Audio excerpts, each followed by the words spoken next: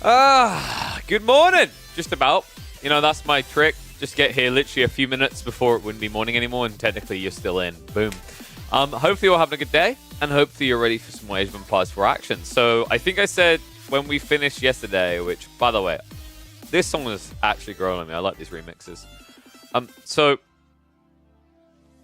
we done, I believe it was 6 series yesterday, right? We done 6 series, and we still have, let me do the quick count. I believe it is about 20 series to go. So we should clear like almost all of them at this pace, which is quite nice. I think there was maybe a few extras beyond that maybe just won't go cast. Like, let me do the maths quickly. So we had what? 4 rounds. Yeah, so that would be 40 games, 10 casts by EGC. We're going to have done about 24, so almost all of them would have been cast, which is kind of crazy, right? I think we said, bar the one Recon series we've done, we're probably going to maybe avoid Recon series. We'll see how that goes. Maybe we'll check in on another one, but probably not, just because, you know, of all the players, like, he's the one who was very clearly ill and not on top form. So, plenty to do, and there's a perfect way to begin this, isn't there? Which I'll get to in a second.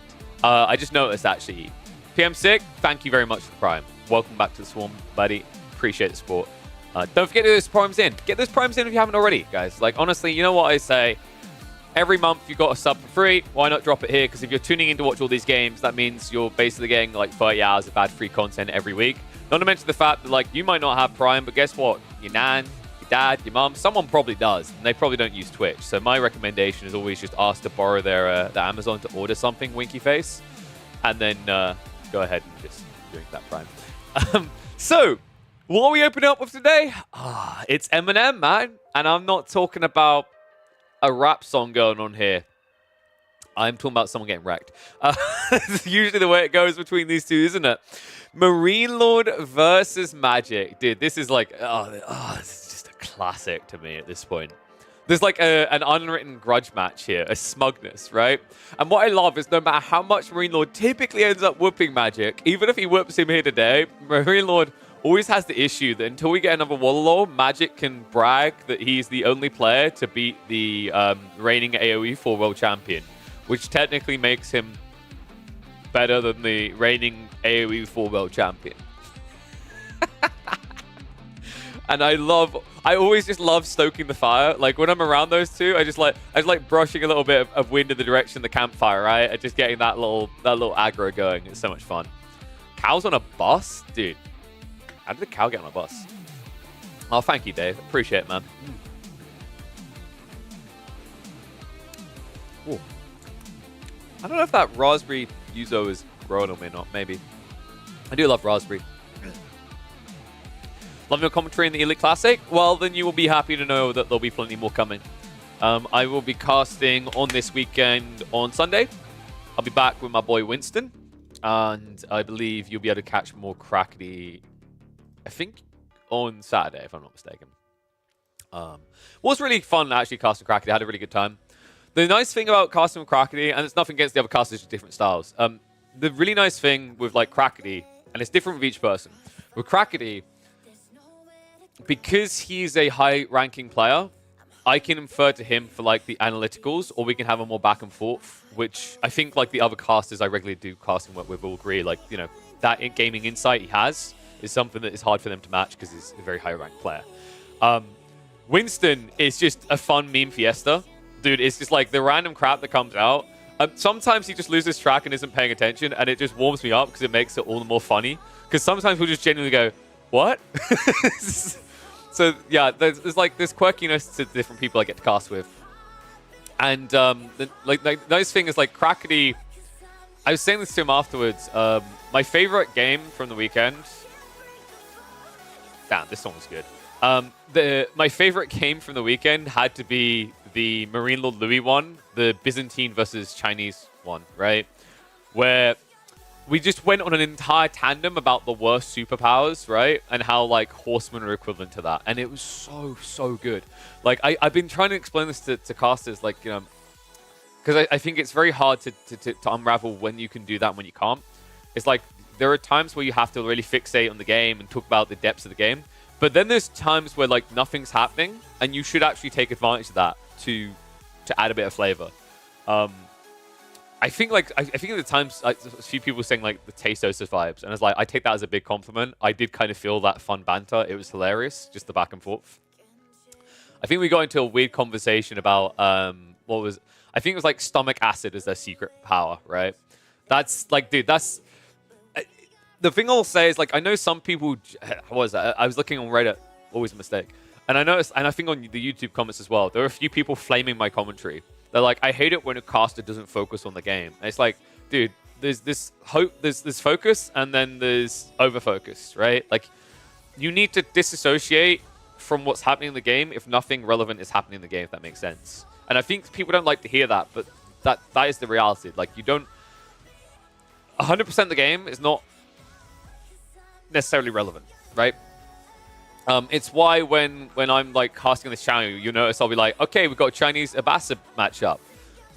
Give it a minute. Okay, they're just going to go TCs. Zoop, go 2 times, because in 5 minutes I can talk about the surrounding spawn, right? It's like, it's how you use your time. And you know, I think Crackety like has a lot of potential there. He's really fun to cast with.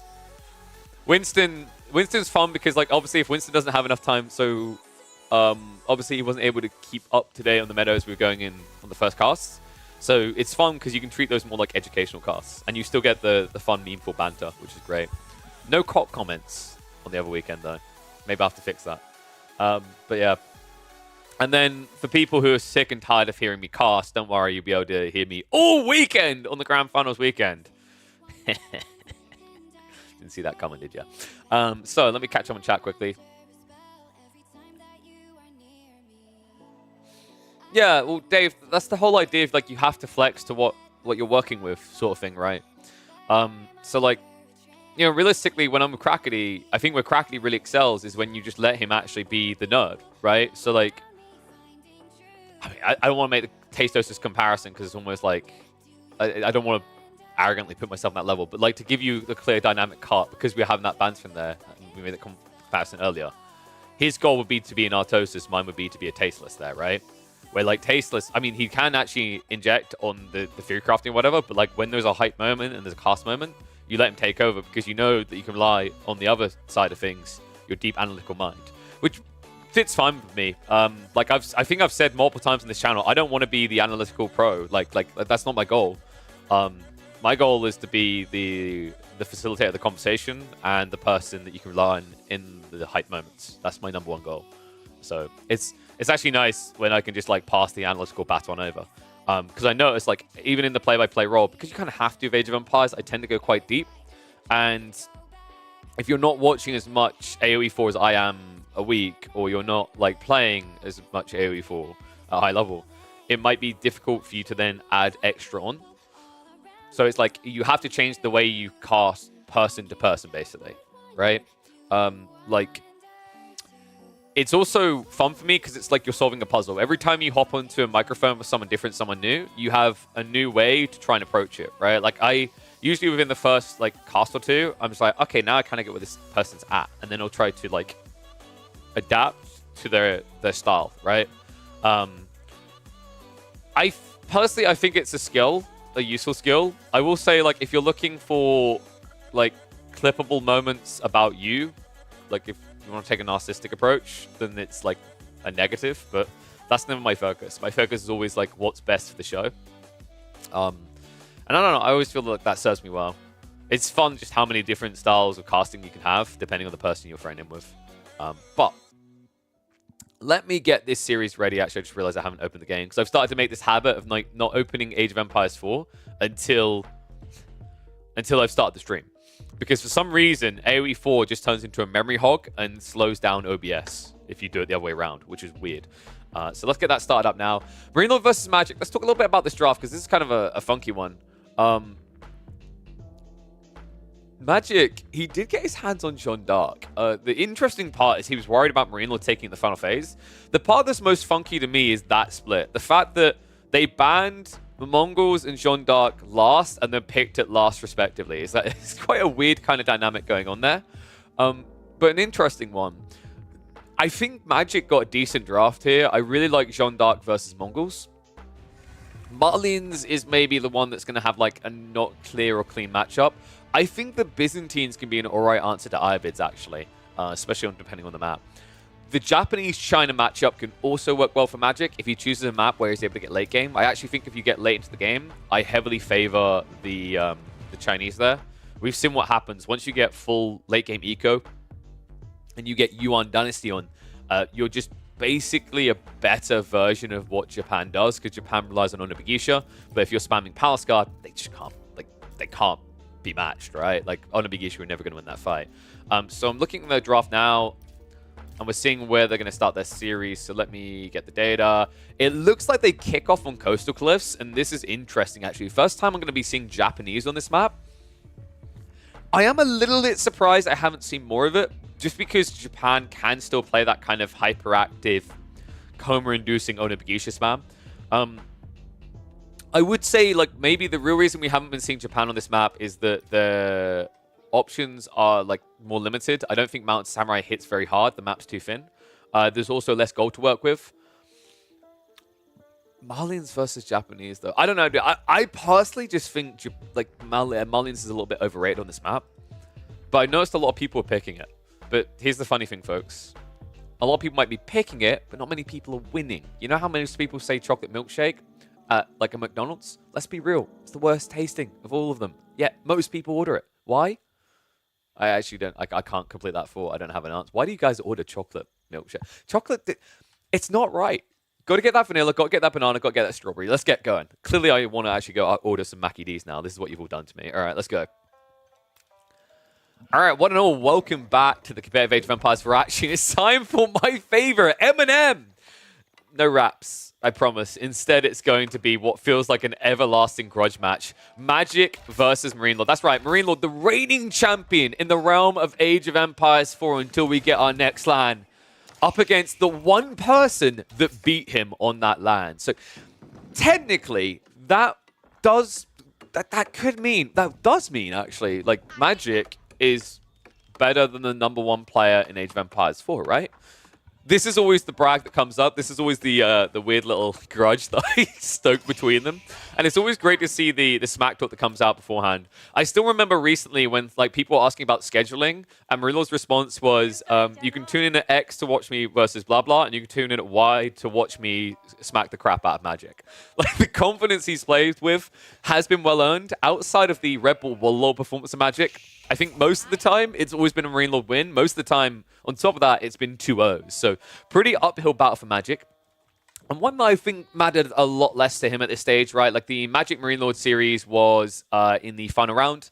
At that point, Magic was mid-pack, but Vortex had already secured an extra win. So, this was the difference between basically getting, I think, 4th or 5th. 5th or 6th, rather. So, it would have been a prize money bump. Pretty impressive to see Magic actually still able to be that close to making playoffs, right? Especially not too far away, especially for a guy who isn't full-time. We have to remember that Magic, compared to a lot of these other players, has less time to grind, courtesy of him having a full-time job. So just talking about this draft, and this is interesting. This is the first time we've seen Japan on Coastal Cliffs, and I think that they are decent on Coastal Cliffs. The reason you haven't seen them so far is there's just better maps for them. And on the other side, I think Marlians is overrated here. To me, whenever I see Marlians thrown out on this map, it's either A, because someone's paranoid about English coming out because their opponent got it in the draft, or B, they don't have a specific matchup in mind later in the draft where it's favorable. I think Marlians and the way they're drafted around Coastal Cliffs is going to change when we move into the playoffs, into best of 7 territory. That's where Marlians are going to be reserved to different maps, because although this might look like a beneficial spawn, this feels like you rolling dice and just getting nat 20s all day long, right? Like, I very rarely see a spawn like this, let alone behind your TC. But even with this placement, there is the negative. Look how wide the tree lines are. This is a very open and shut case of dive in here.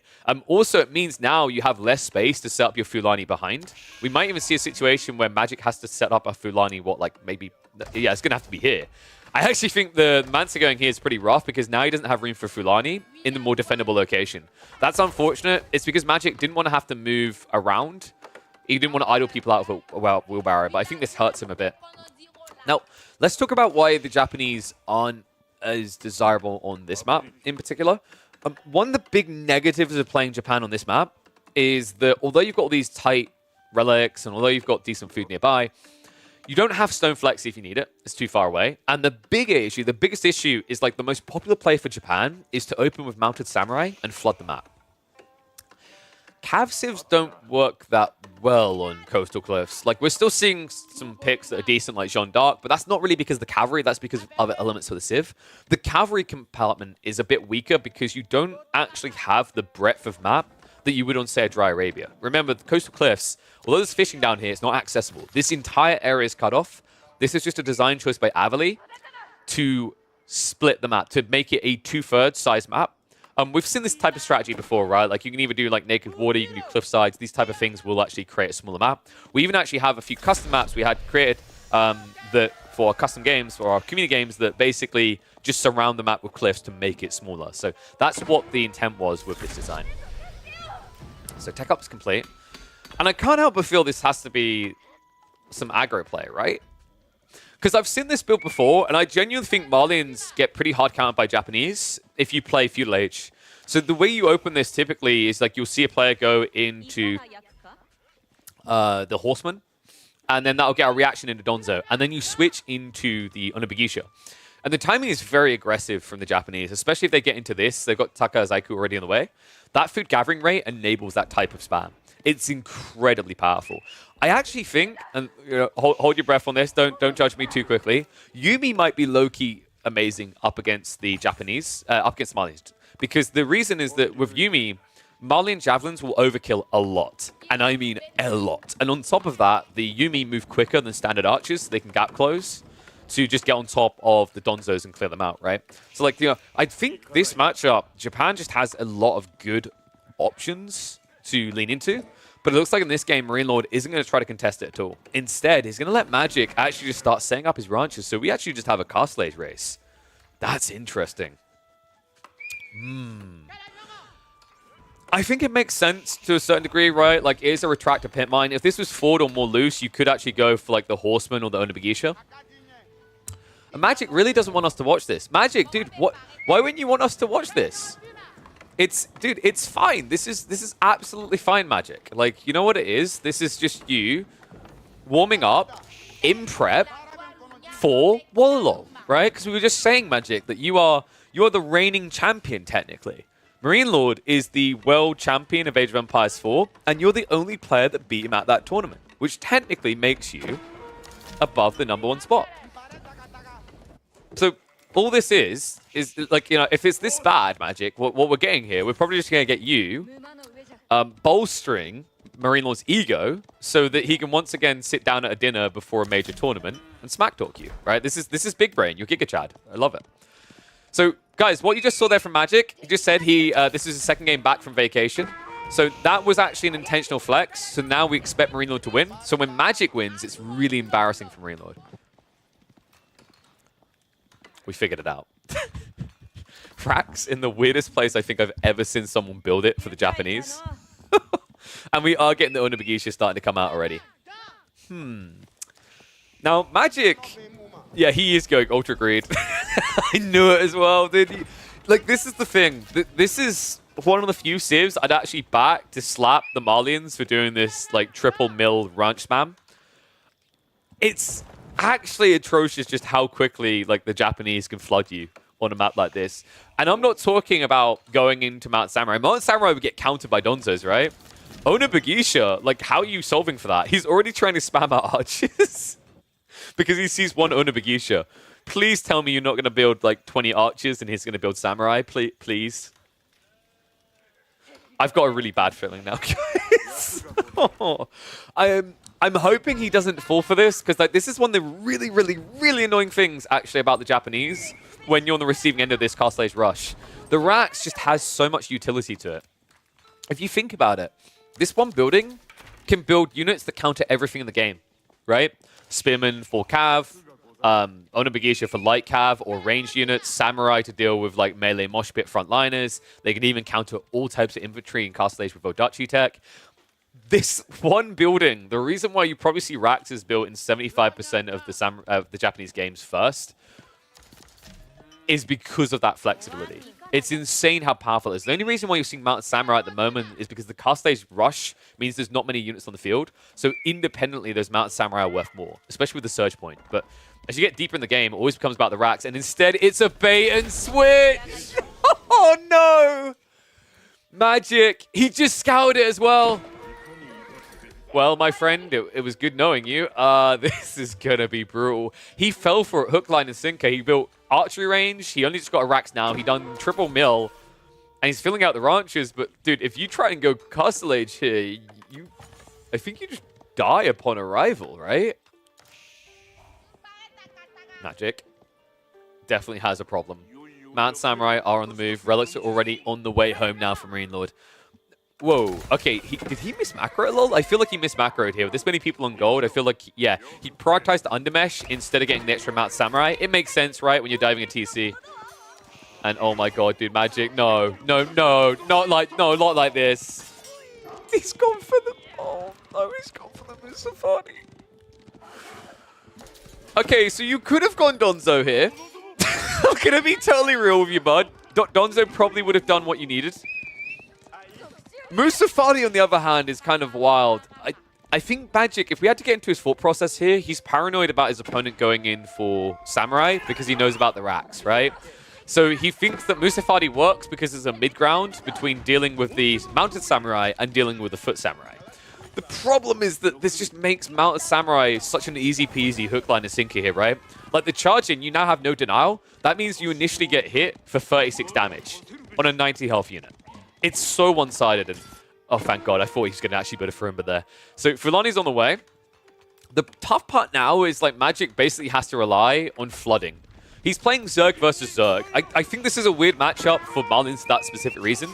Although this is quality right now, Marine Lord can switch into Zerg factor, and I just think Japanese is a better Zergling Civ, right? With the Onobugisha spam, they can just destroy what the Marlins do. And if you plan to go into Sofas, you just continue to Mount Samurai. The Mount Samurai destroys Sofas, so this game is already over, I think. Oh no! No! He got found! Villagers being struck down now. He's going to split up. I love this Marine Lord. He's just going to stick in one location. He goes everywhere, so you can't just out-micro him and use the TC to garrison and hide. Magic. He has got the Fulani online, sure, but with the amount of eco losses he's about to realize here, I don't think Fulani matters anymore. It's more a Fulani in this game. Yep, a Blacksmith will definitely help us. Maybe you could reach in and just slap them around the face with an ambush. It's probably the only way you're going to be able to kill him here.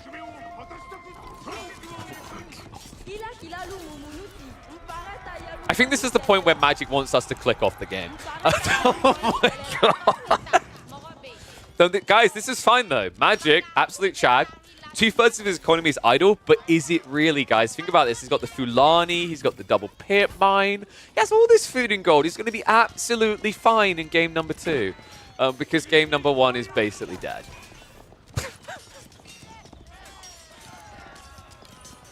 This has that vibe of like first time experiencing a Castle Age Japanese rush. I don't mean to say that to do Magic dirty. It's just the cleanliness with which it was executed. Gets baited. That one choice to actually go in with the Archer opening screwed him. Hook, line, and sinker there. Well played actually by Marine Lord to find that. And you know, this is the awkward thing about this matchup. Like, I think there's 2 ways you can play this. You can play long feudal depending on where the pit mines are, or you can go fast castle, and you see how powerful it is. By having racks and having stables, you basically have your opponent covered. There's nothing they can do unless they rush their Castle Age. I do think if there's one way that you can maybe win this matchup as Marlians, the cleaner way is probably going to be to go for Furimba. It sounds weird, it doesn't feel great, but I think that the Cal setup just takes a little bit too long against the very aggressive timing that the Japanese have. If you think about other civs, the reason why this is different and why it works is other civs can't actually just flood heavy cav that quickly, right? They can't get them out 3 times faster with a stables drop. That's what makes the Japanese such an egregious civ to face off against, and that's what's making the Castle Age build so quick. It's not just the gathering speeds that get them there. It's the fact that when they arrive, they have these premium, hard-hitting units out in the first 12 seconds. There's not really many civs that can brag that. The civs that can, like the French, like the Rus, that's because they build them in feudal, and there's still a delay, like leveling up, teching up, right, where it takes longer to actually get that tech upgrade than it does to pump out those initial knights. So kind of a crazy difference there. Does mean we open up early with a win for Marine Lord. The question now is whether he's going to make it 2 on the board. Our boy Magic can strike back. Now, in Magic's own words here, he said that this was his second game back after vacation, which means this is his third game back. That means that since we last watched Magic versus Marine Lord, he has played 50% more games. That's scary. All right, Magic, he's warmed up. He's whipping out his Chinese. This is a comfort pick, 100% our Magic here. He loves his Chinese. I'd say, like, it's kind of weird to say this, but I would say he's more interested in playing the Chinese than, say, someone like Crackety. It's kind of wild, actually. And competitive, it's always in his drafts from what I've been seeing, unless someone bans it away from him. Chinese versus Ibids is kind of a tough one, though, no? I feel like the Ibid timing needs to be contested. I'm not sure if Song Dynasty is good enough to just get you out of that awkward situation. If I have a look at the stats here, let's see if we can get some hope for Magic going. Chinese versus Ibids. Okay, boom, there we go. It's a win. 57.4% win rate. This is good for Magic. And it's a decent map for it as well, actually. I think Lipany is better than, say, a Dry Arabia for 2 TC play. And I'm expecting a second TC here. You could try to rush Castle, but realistically, there's no value rushing Castle in this matchup. You know, what are you going to do? Build Camel Lancers? Lancers against Camel Lancers? You're going to die. Are you going to build it into the Pass Guard? Camel Lancers will still kill you. You know, there's not really great options, many great options there, compared to just going, like, for a Barbican plus the Imperial Academy. And then I think it's a choice between the second TC, or you choose Castle Age and acknowledge that you're going to have more eco as the game goes on.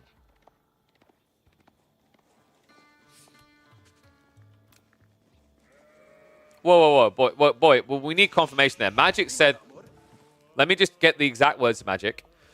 Second game back from vacay. So if the one we just watched was the second game back, that means that this is the third game. So that's a 50% increase since he last faced off against Marine Lord.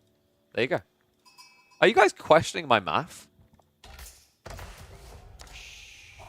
Do you guys realize that we're talking under 10 and I do have 1, 2, 3, 4, 5, 6, 7, 8, 9, 10 fingers? Well, actually, 8 fingers.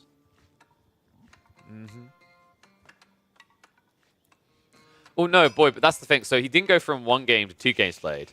If that was his second game back after vacation, that was his second game. So now he's into his third game.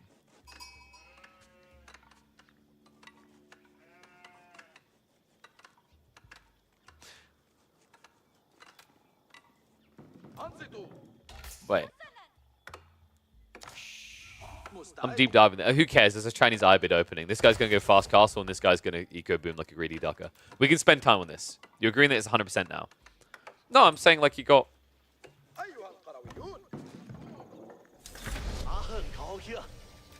Maths is hard. Do you guys know? Okay. You know, maths is very hard, right? Check this. 124, 102, 262, 237. Right? No wonder I struggle with maths. What is this? Huh? Can we just agree this is not my fault? This is what Age of Empires 4 has done to me. Did you guys know that I actually was a premium mathematician before I got into AoE 4? Like, yeah, people actually trusted me to, like, count up at the checkout without actually using a computer, right? And that was wearing gloves. That was wearing, like, mittens, so I couldn't use my fingers either. I was that good. But then I got into AoE 4, where apparently you can have 310 out of 250, which makes no sense. A game where Song Dynasty would, what was it? It would increase you by, I'm trying to remember the exact number they gave, 35%, and that led to a number that made no sense. Same as, like, for example, if you get the Golden Age increase, Tier 2, it gives you a research speed increase of 50%, which decreases a minute timer to 40 seconds. And we're questioning my math right now. There we go, guys. Dude, I'd be a great politician. I just flipped the script. Turn the lens elsewhere.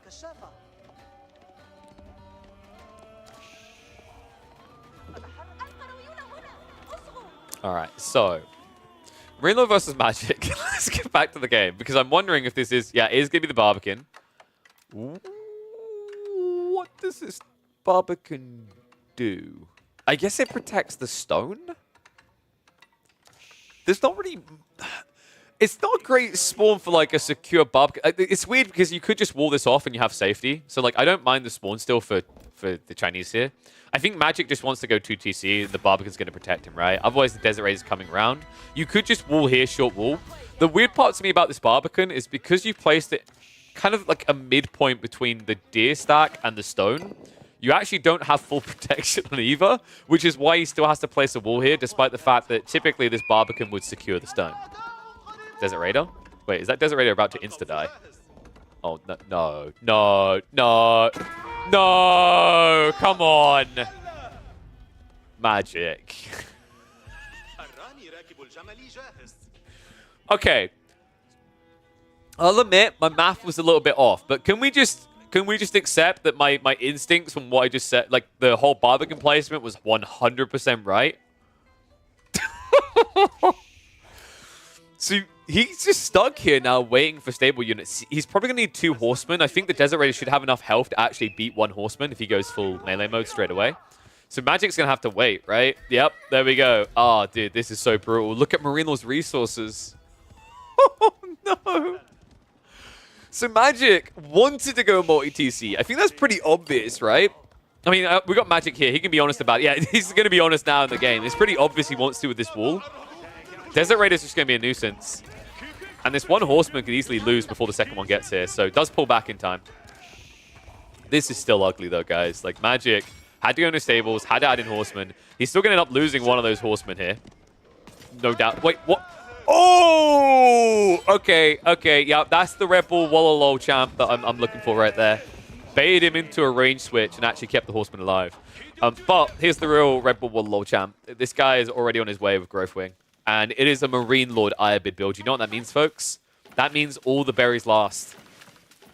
Raise your hands if you're one of those players that ate through the berries. Raise your hands if you're one of those people that, like, mama walks in the room and says, "Who ate my berry pie?" And you've just got, like, red smushed across your face. Not Marine Lord. Marine Lord, he always just dabs it with a napkin. He leaves seconds until later. It means he's going to get an extra 600 food here.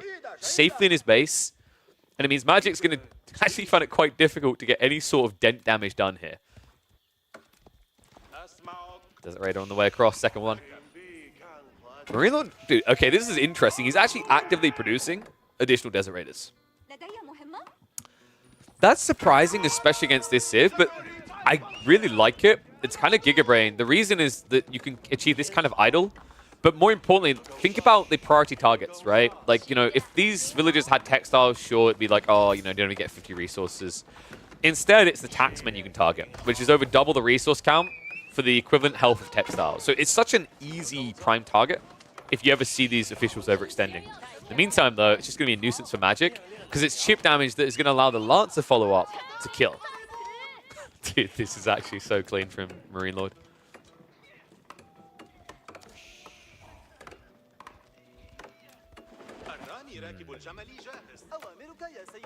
I think Magic's got a serious problem right now. The walls are going up. Like, this spawn did actually help him a lot. This high ground deer is so safe. It's like a bank. He's got berries in the back corner afterwards. Like, there is enough food in this corner to camp. The issue is going to be what you're giving over to the Iabids in the meantime. Every relic is going to be accessible. It's very hard for you to just delude yourself into believing that's not going to be the case. Growth Wing just came in, which means Marine Lord has just offset the value you had from Song 2 TC straight away. That's the power of this Iabid play. And now with additional stables coming in, this is where the pump begins. Other side of this Magic. Gonna need that Blacksmith ASAP. Gonna need the extra little bit of Steeled Arrow damage, maybe to try and chip down what he sees quicker. It's interesting actually he's prioritizing Blacksmith here, considering that actually if it's Camel Lancers, you have no value, right? Camel Lancers start with 4 armor. So Steeled Arrow increasing you from 4 damage to 5 doesn't actually increase your damage at all. I think it's more for the TC fire so that he has a little bit extra firepower coming out there with double TC. But it's still, like, it feels a little bit eh. I'm hoping for him prepping for, say, crossbow transition. Steeled Arrow is on the way. Magic just checked the clock and realized his Chugan Rush may be a few minutes late. Marine Lord on the other side. What have we got resource-wise? Oh, dude, are you kidding me? Oh, that's insane. That's actually crazy. He got 3 berry stacks basically on one screen. And that's really important because it means that he doesn't have to guard 2 flanks at once as he gathers and grows his eco. He can just move out with one swoop in one direction. Magic now start to stockpile a bit of food, but still nowhere near that cast stage timing. He can't even fight this. I mean, I'm a little bit shocked we didn't see Spearman sooner than this. Oh man, he's going to lose additional eco. 3 Desert Raiders, this actually stings. He hasn't upgraded them. That's the interesting part. As Marine Lord has 3 Desert Raiders, but no upgrades at all. They would be killing so fast with these as archer attacks at this point. This is tough. Scout goes down, but here's the thing. When you're up against the Ibids, them losing a Scout isn't really a negative. If Marine Lord loses that Scout, it's like, okay, that was my tank. Realistically, the Scout going down doesn't hurt you because these Raiders and the Lancers have great vision anyway. They see so much more than their opponents. Well, Lancers specifically. Desert Raiders, I believe, still get like 1 tile extra, but if I'm not mistaken, Lancers might be 2. The reason for that is Lancers, they need a long vision to be able to charge, otherwise they're an underwhelming unit. But yeah, damage done. Magic's been kept in his base, he's been kept in Feudal Age, and now we can see the relics are on their way home. Marine Lord is going to be going in for the Desert Raider upgrade. I love this. I think actually this is significant range damage. It's kind of interesting that more people haven't done this, right? It's like, it's a mobile archer is the way you have to think about this. Now, one negative of when you do this kind of build is typically when you initially went up, the Golden Age 2 wasn't there. What I love from Marine Lord is he waited to get the Desert Raider tech until he had the level 2 Golden Age. So it meant that he got that upgrade much quicker, which means less idle time, ergo more time spent building Lancers.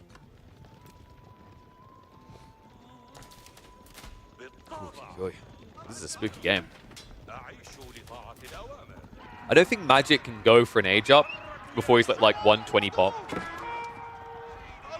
That's combined military eco. Eco needs to be about 80, 85.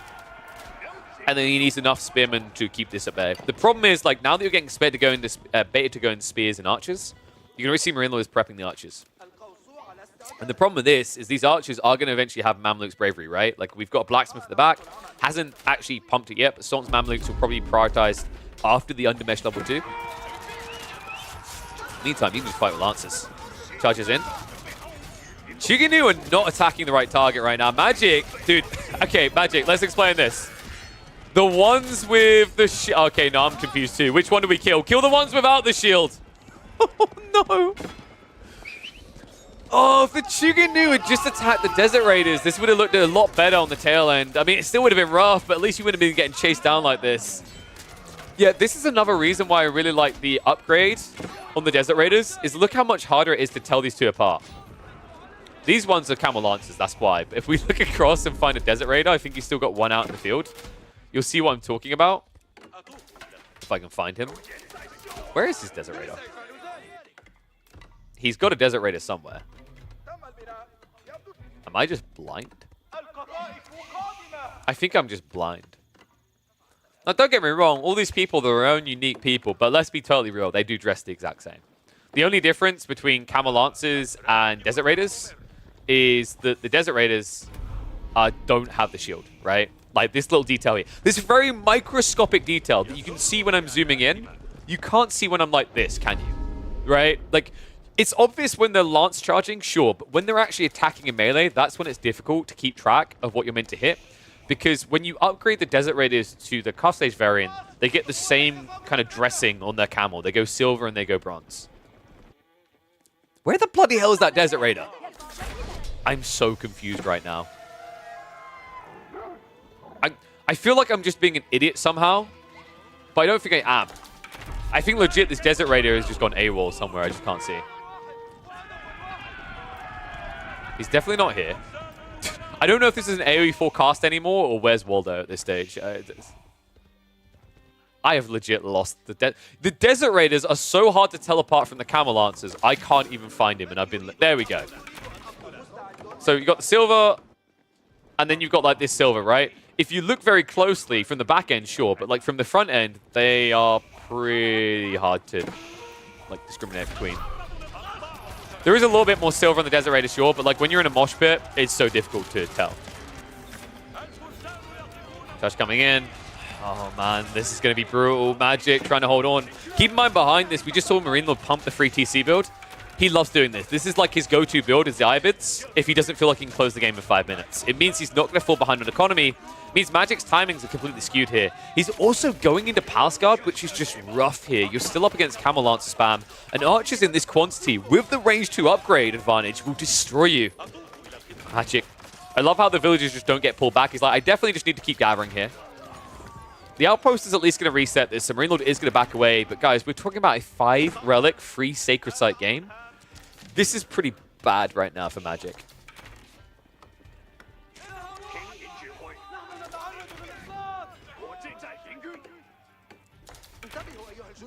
Okay, now we're getting too deep in the immersion. I like this. Do you think it makes sense that camels debuff enemy camels but not friendly camels? Do camels have a sense of nationality?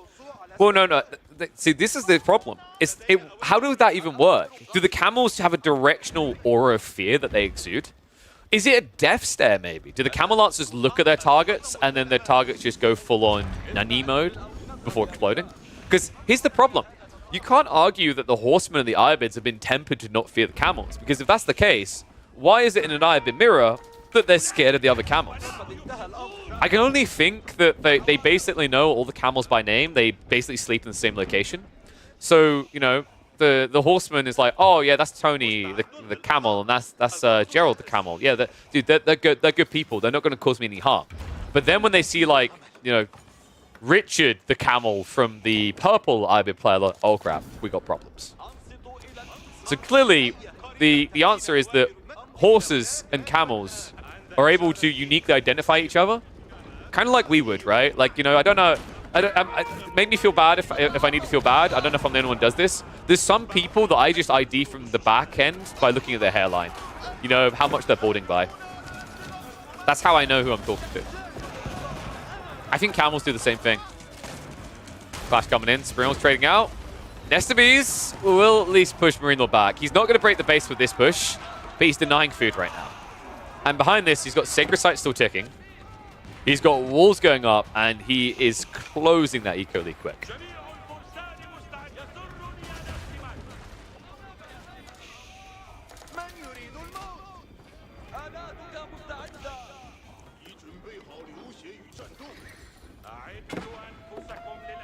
See, my real question, though, is like, how does the Sultan's Mameluke work? How did these guys know who gets the buff? Do they have like a Call of Duty kill feed? You know when you're like, oh yeah, Big Dongle XX69 killed your mama Bagel 52, right? Like, and then like, yeah, I get the buff.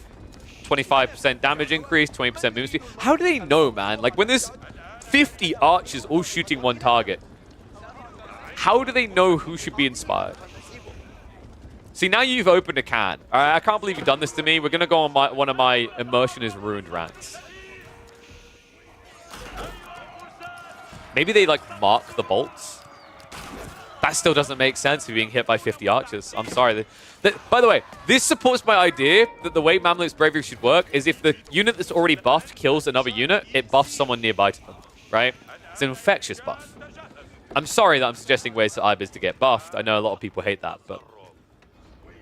let's focus on the state of the game, because we do need a recap. Magic has, of course, caught up in age. He actually has the full farm transition going. So if Magic can survive the next fight, he starts to look pretty good here. It's still a 5 relic situation. It's still a Sacred Site timer. So he's going to have to fight probably sooner than he'd like here. And if we're being totally real, this isn't exactly scary army. Maybe if you could, like, load the Palace Guard into the Nestabees and shoot them at the enemy, that would be more fearful. But right now, he doesn't really have the mass to protect these.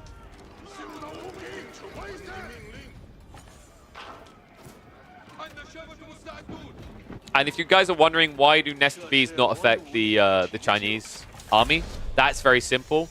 From a young age, Chinese children have like little firecrackers thrown at them to train them to mold their bodies so they aren't actually impervious to rocket fire. It's a very strong strategy that one day will lead to Chinese people ruling the world. Our missiles will just have no effect.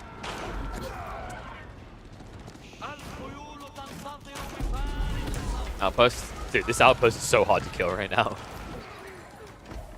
And he's running out of time. I think Magic needs to split the map and just try to find a quick decap. The problem is these walls are stopping him, and there's also archers prepping to hit his eco. So Magic basically has one location he can try to decap, but this is going to be incredibly difficult. Oh my dear God, the Horseman! Oh, this truly is the apocalypse coming for Magic. Outpost trying to assist him, but the Nest Bees are not going to be able to hold on long here. Archer's tanky enough to live on through it. And this front line is breaking. Crossbows are now going to be exposed to the Horseman. Siege is going to get cleared up, and I think Magic is not long for this world anymore. Great micro as well. Marine Lord, he splits the archers wide, so he's not fully exposed here. It means these Nest Bees actually don't get much value at all. It turns out that Marine Lord, all of his children have been training with firecrackers too. And here we go. Oh, yeah, I killed this one. No, I killed this one too. This guy's greedy. He's killing all of them, apparently. So all these villagers going down as well. Magic now behind by over 10 economy. Army has been reduced to practically nothing. He doesn't have any siege sitting behind this. This was a sick timing by Marine Lord, and it is disgusting that he made it look so clean for a guy who's on limited resources. Guys, this isn't farms. He can't do Horsemen non-stop. This was a, if this fails, I'm in trouble. But being him, being Mass Horseman, it's just a checkmate. And we didn't even check in. Did he go up with the... Yeah, he went up with the advancement wing. Oh, that's sick. Oh, I love this build so much. I mean, the game looked like it was almost over already, but to get advancement wing, saving so much resources just for the Horseman upgrade, the Archer upgrade, shows you the difference it makes, right? Free Nest of Bees was not able to break this due to the health difference. And now, the kind of crazy part is with this build that Marine Lord just shoot us, you literally can deal with Palace Guard. Because the Palace Guard don't actually have enough ranged armor. They naturally have less armor overall. And the elite archers just hit so hard. And this is before we even seen Incendiary Arrows coming in. Dude, this is an insane build. I think Marine Lord is just showing us how absurd Iobids can be. Whether it's greedy or aggro matchup. Magic. I guess he's going to stay to the bitter end, right? You might as well in this situation. This was the final series of the entire group stage. Magic doesn't have anywhere else to be. He just got back from vacation. After this series, he's probably going to want to go back on holiday.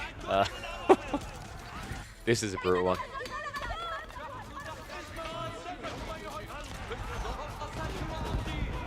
Magic. What's his play here? He's going to go for a stone keep drop. I think he's going to look to pull probably 20 villagers and just drop a keep. That's his one hope here. We're 2.5 minutes away. Incendiary Arrows is going to be there by the time this fight starts, though. Remember, that research speed increase affects university techs. It's actually pretty absurd for Iobids at this stage in the game. Check this. Takes them a minute instead of a minute and a half to get these unlocks. Dude.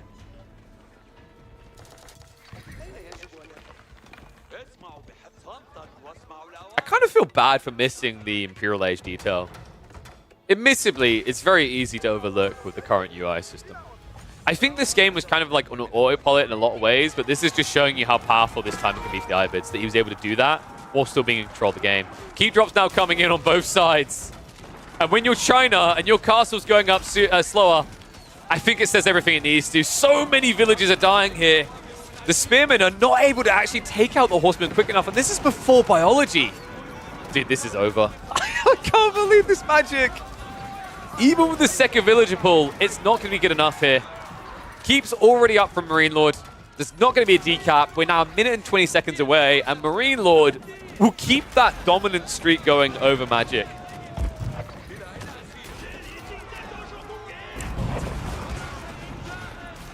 President M versus M Lord. It turns out M Lord's just a little bit too strong.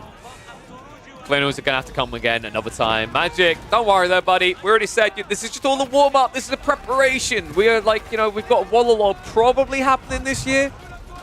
This is all you just getting all the strategies out of Marine Lord now. So you just pulling them out of his brain.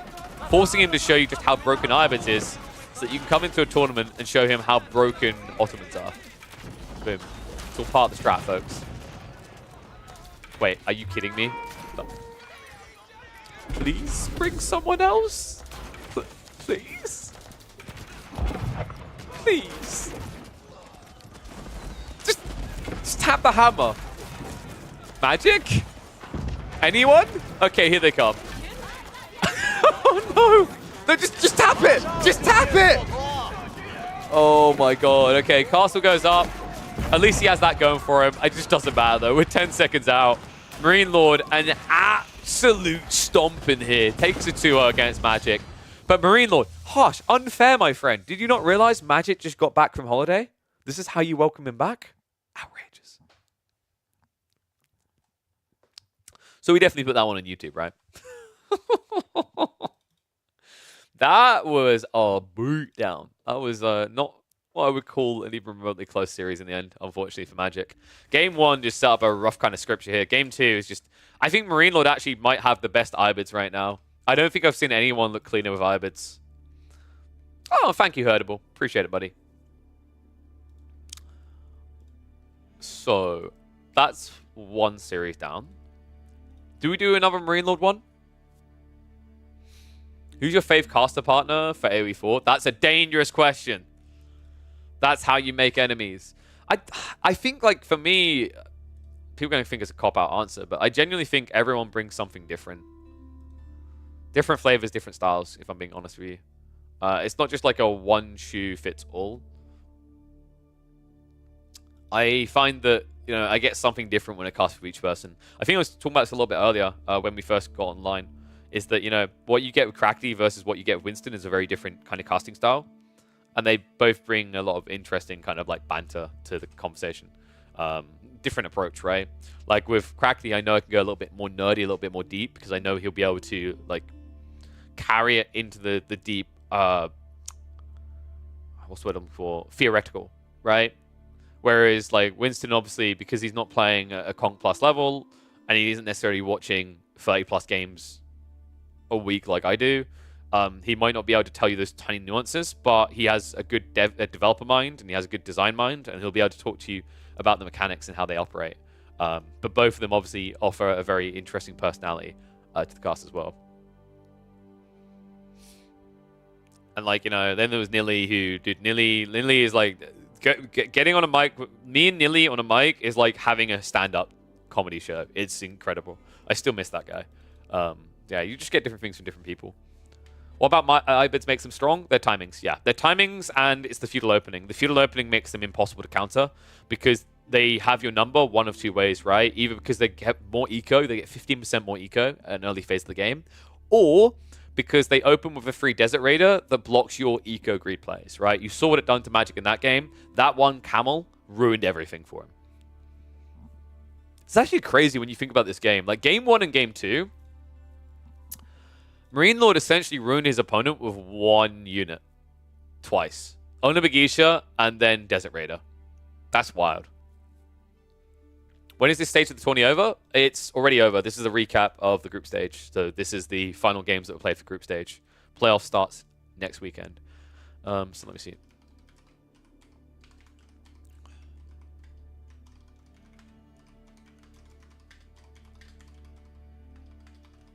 There we go. I'm trying to think. Do you guys want another Marine Lord series, or do you want a Beastie series? Beastie or Marine Lord? Or B, actually. Got some B series, too, I just realized. B would be interesting to check out because he had those series that like mattered a lot, right? Because he barely made it through. So it'd be interesting to see how we got to that situation. Or we clear the Marine Lords now. I don't know. I feel like you all tune in very quickly when I have Marine Lord in the title at the start of the stream. Maybe I save the Marine Lord CSO series for Thursday. Actually, let me check. Has Marine Lord been playing on that account? If he has, then we need to rush. If not, we're Gucci.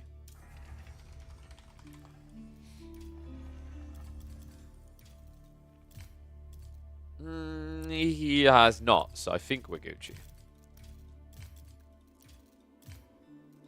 Wait, where is the CSO game? Oh, there it is. Oh, maybe we should do it. I just realized it was one of the earlier series, so... Oh, wait. We might have a problem here.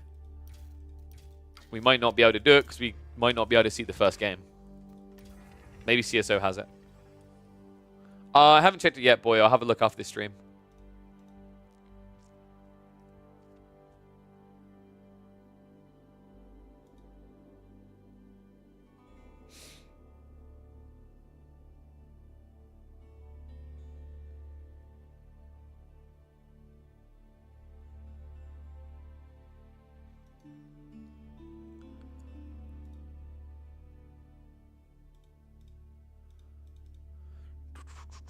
How's my kid doing? She's fine. She's running around inside.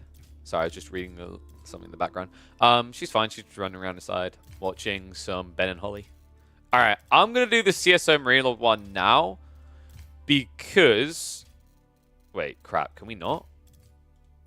I don't think we can. Crap.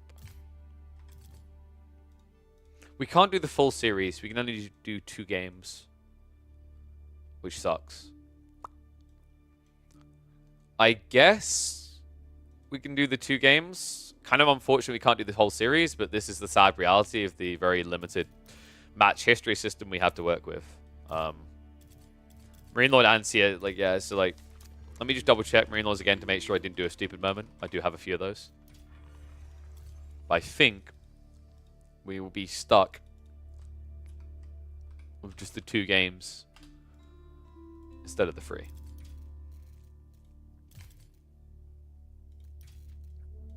Yeah. Okay, so we can do 2 games. We can't do 3. I will do the 2 anyway.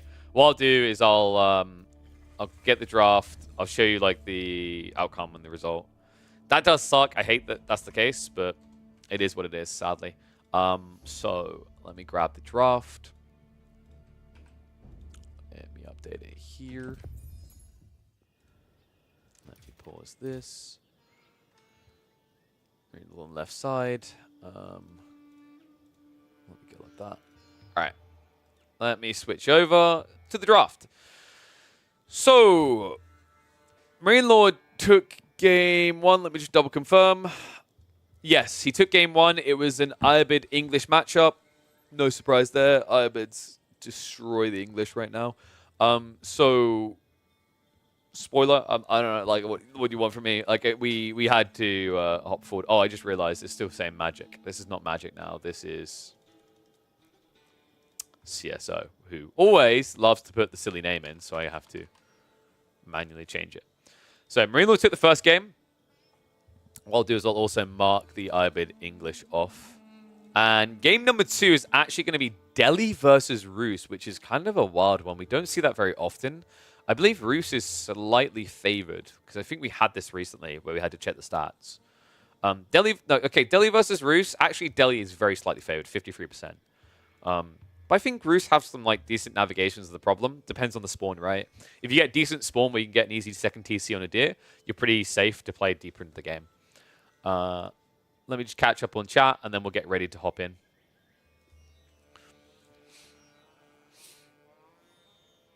Healthy amount of banter is needed. Well, here's the thing as well. Like I've said this before, and I'll say it again. Like for people who want you to talk about all the minute details of AoE 4 in every game, with the pace of AoE 4 and the amount of games that get covered, you're going to be a broken record. And also, even if you did do it, there's still going to be dead air because AoE 4 games are naturally slower than most other esports games. I've said it before about the first 5 minutes being quite the snooze for most people watching. So, like, actually having banter, having these moments, especially in a game where, like, it's kind of obvious to you that it's over. You can talk about how it's not obvious to the person, but that takes, like, 30 seconds, 40 seconds. What do you talk about then? Banter, like, yeah, like, the interesting conversations is a really integral part. Even games like StarCraft need that, right? The fact that Tastos are so revered shows that exact statement, that, like, that type of funny back and forth, entertaining dialogue is, like, insanely important. You know, if you're talking about faster games like maybe CSGO, or you're maybe talking about like Dota 2, you can get away with just focusing on the game for sure. I just don't think that's true for most RTSs.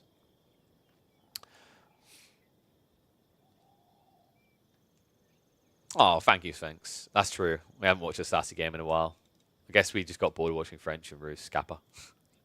Why Ibid destroys English? Camel answers. The Ibids destroy the English because their cast stage timing is uncontestable. You just set up like one outpost, it blocks the longbow play, and then you have to play into castle. And if you're playing into castle versus the Ibids, you don't have any advantage because of those camel lancers. Also, the opening is really annoying because like they're not going to go Desert Raider because they know you can't play eco. The issue with English is like their 2 TC builds are not very impactful. So Desert Raider wasn't even needed by the Ibid. So instead, getting 15% more eco is just putting you a mile ahead. It's just it's kind of insane how powerful it is.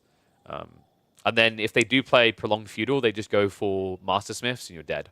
Master Smith screws you because English dominance is all about blacksmith timings. Any civ that can mirror or beat the blacksmith timings has an advantage.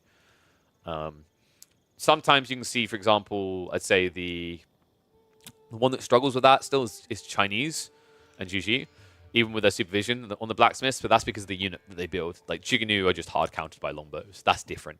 For, say, like Ibids, they can build horsemen, they can build archers, they can do a lot better. All right, let's get ready to hop in, though. Make sure the score is set up nicely. And we can get underway.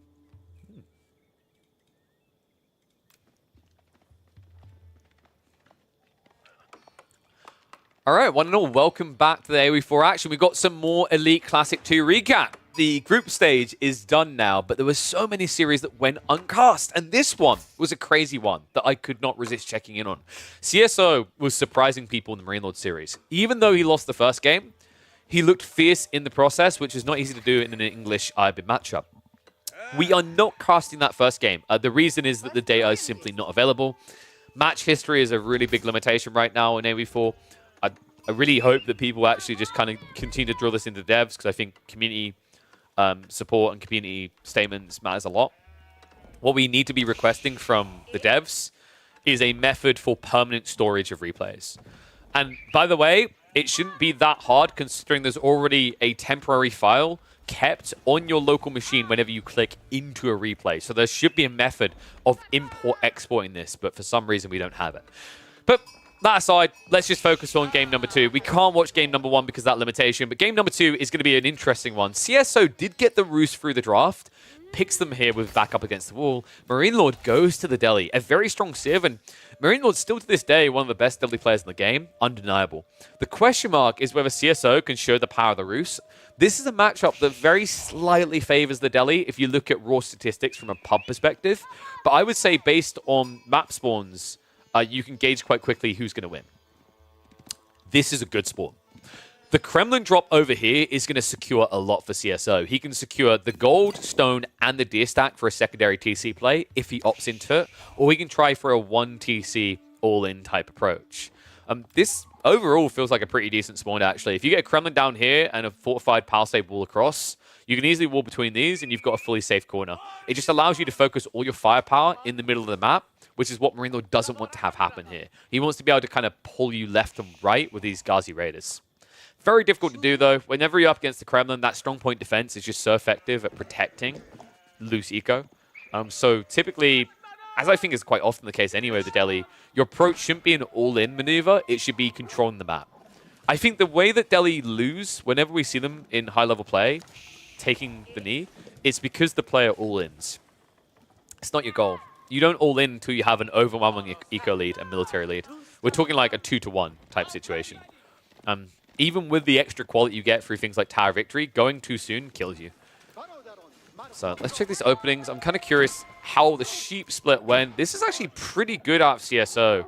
Marine Lord had to go into the second scout, as you often do up against the Roost, so that always gives a lead over to the Roost, right? Because you build yours out the TC, they build theirs out the hunting cabin. But even with those delays on getting those extra scouts out, the focus on the deer, we can actually see it's not a terrible game necessarily for CSO. He gets 11 sheep. He hasn't admittedly been able to get wheelbarrow, but considering how close the stone is to this Kremlin, it's not going to be much additional walk time, and he can still come back for wheelbarrow in prep and have it before the second TC is being built. Does need to find one more wolf, ideally, here, though. Hunting cabin will get you there gradually, but it's a 19 gold hunting cabin, so that would take 3 minutes. And there we go. He does find it. Yeah, I was going to be shocked. My jaw was going to be dropping if Marine Lord had denied that much wolf away from him, so he will find one additional puppy over here. That might still not... No, that's not going to be enough. 20 gold. He's going to be 3 short, so that's really frustrating here. You could walk one villager out to guarantee the gold, but at this stage with the timing, if you're CSO, I think you just accept you're not going to have an optimal timing on wheelbarrow and look for just a quicker TC drop, right? Like, because if you go for wheelbarrow, you're also going to spend wood now. You can optimize your eco to have the TC ready to go a little bit quicker if you forgo going for wheelbarrow entirely.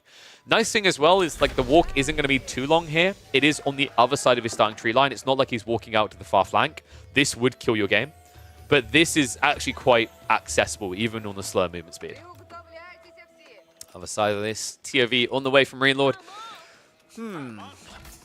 how do you want to open this? Because it's interesting because I feel like we just don't see the Roos Delhi matchup very often.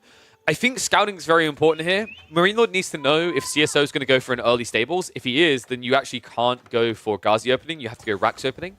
But if he sees no stables, then you're free to go Ghazi and set the tempo of this game.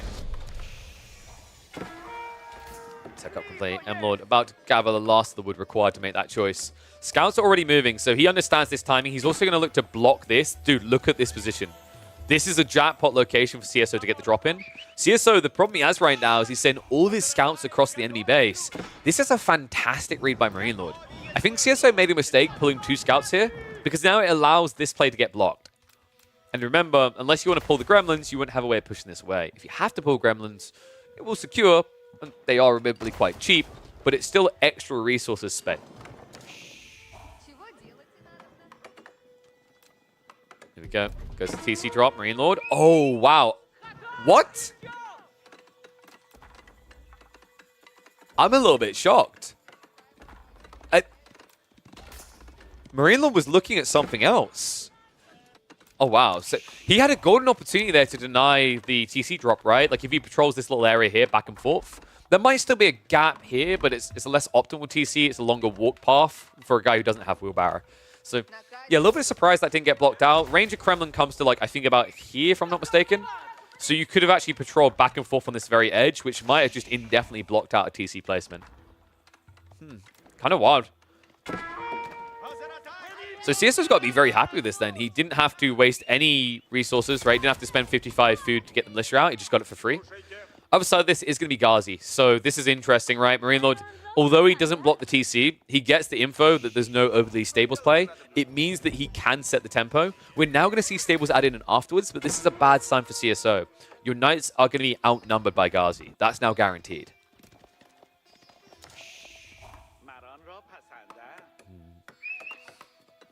And the interesting thing as well is, like, once this Scholar gets dropped in, it's going to be even worse. Interestingly enough, Marine Lord hasn't done that yet. I'm a little bit surprised by that.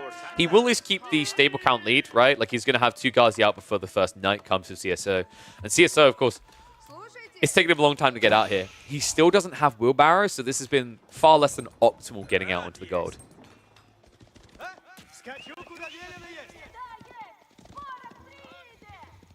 Scout. He's going to be chased away. So good little bit of restriction on the map, trying to just strip him vision.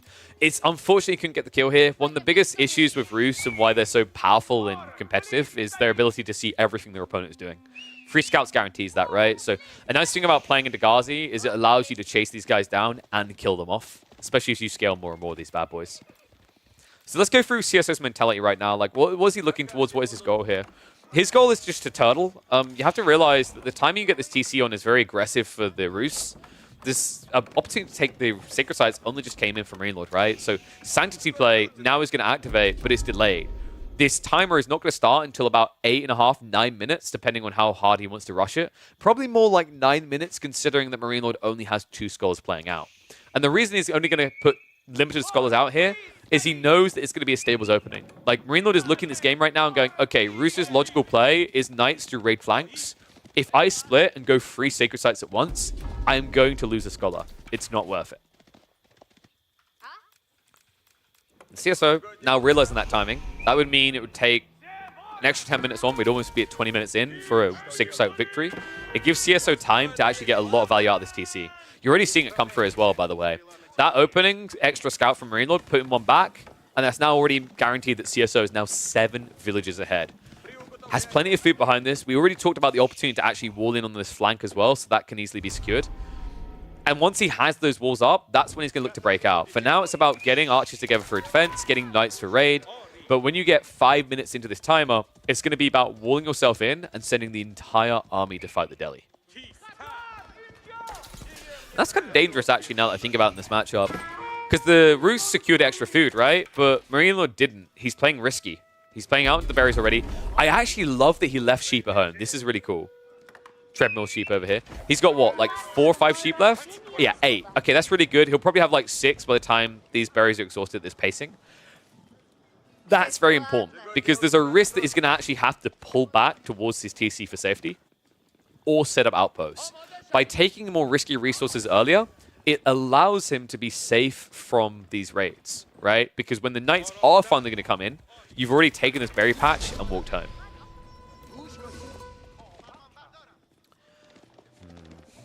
Sacred Sight's now locked in. So 9 minutes and 30 seconds is when we triggered it, as expected here. Walls are also going to come in. Always the benefit of getting something next to the edge of the map, right? Like, you just get that little bit cheaper of a wall, a little bit more guaranteed. Less kind of vulnerability points, less pressure points. And also a lot wider, a lot more difficult, right? Like, this is one of the awkward things for the Roos here, and I like that Marine Lord's taken this approach. He's looked at this comp, and he's gone, okay, this is going to be mass archers and knights. That means you don't have many torches, so if I build walls, you can't actually break in quickly. And if you want to break in, you now have to spend so much resource of your available army to burn through, right? Like, if you think about it, CSO is spending 3 times the resource count to get the same burn rate as a spearman comp on a wall. That's a crazy thought process.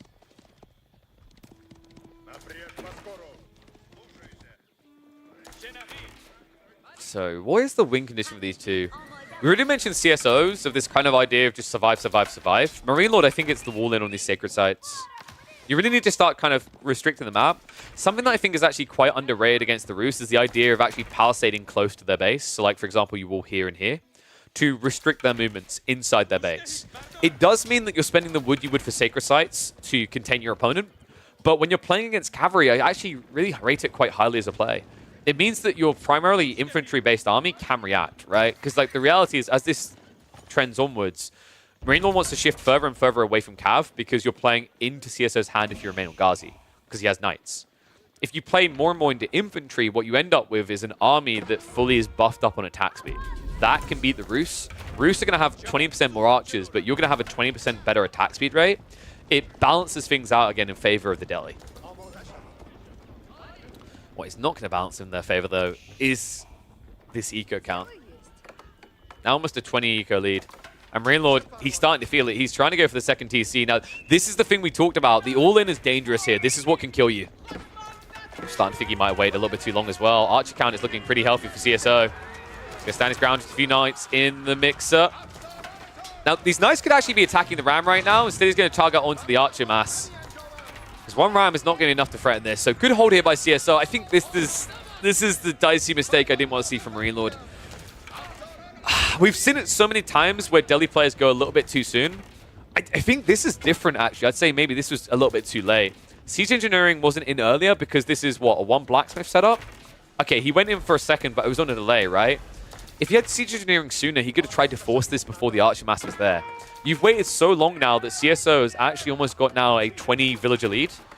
It means he's caught up. It means that this TC's paid for itself, and now he's at a positive exchange.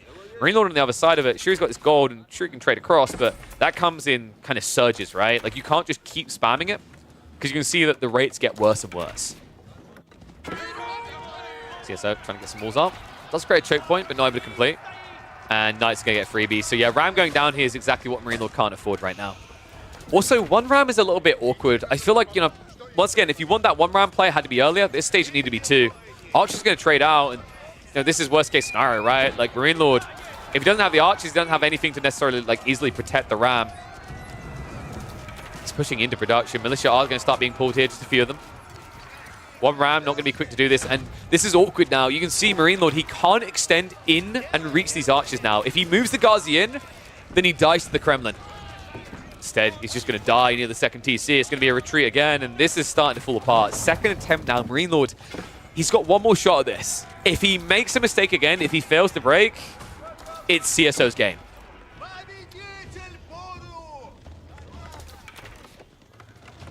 Oh man, this is a tough one right now. So Marine Lord, his full process has got to be like a refocus, right? It's awkward. You've got to kind of accept what's happened here, and now you've got to try to lean into the sacred sites. But the reason why this is now a problem is Marine Lord has only walled in 1 of them, and he still has the 2 unwalled ones split as far away as possible here, right?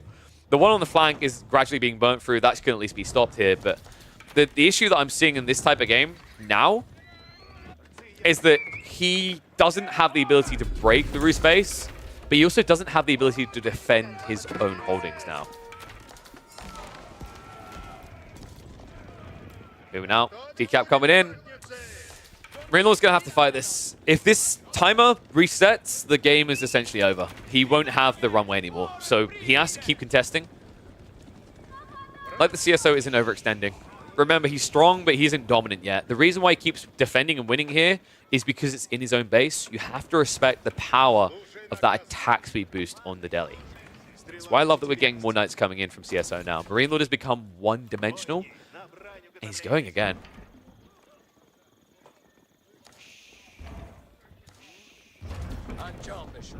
I can't help but feel, once again, some forward walls would be great here. You're playing against Knights. Like, Knights is the one thing you're scared of here from the Roost, and you're going full Archer. If you had some walls up here, the Knights can't do anything, right? You just wall here, they have to run around, you get kited. Instead, it's going to be a commitment with the Rams first. Moves in, Ghazi, tanking a lot of fire here. Archer's getting phenomenal trades. CSO backed up entirely there due to the Spearman. This is a great trade from Marine Lord. CSO has still got production on his side, but now no longer has the Knights. They're all dead. Wow. Okay. So this time this might work. CSO has to pull the villagers ASAP. Archer's trading out in the meantime. Rams are now going to just retreat temporarily, but the damage is being done here, folks. This trade out, remember, due to that attack speed buffer, it's always going to favor Marine Lord at equal numbers. 24 to what? 21 remaining. A few more Ghazi arrived. Knights have arrived as well, though. TC is going to be kept alive. Dude, CSO is doing a phenomenal job here. These Rams are going to go down. And now it's getting too expensive, right? So that is now 600 wood down the drain. The trade-out continues to favor the kill count for Marine Lord, but it's the mass that's worrying me now. With a 24 eco lead and us getting deep into field age, CSO actually has a fully flourished economy. Marine Lord is getting worse and worse trades whenever he sells over this gold. I think you have to tech up now. Like, there's no option left. I'll give it to him, Marine Lord, like he made it look tight, but can't take anything away from CSO. He actually done a phenomenal job of not losing economy. This is the thing that usually we see as a mistake coming out of people defending against Delhi like this, is they end up losing like 8, 10 villagers trying to stop the Rams.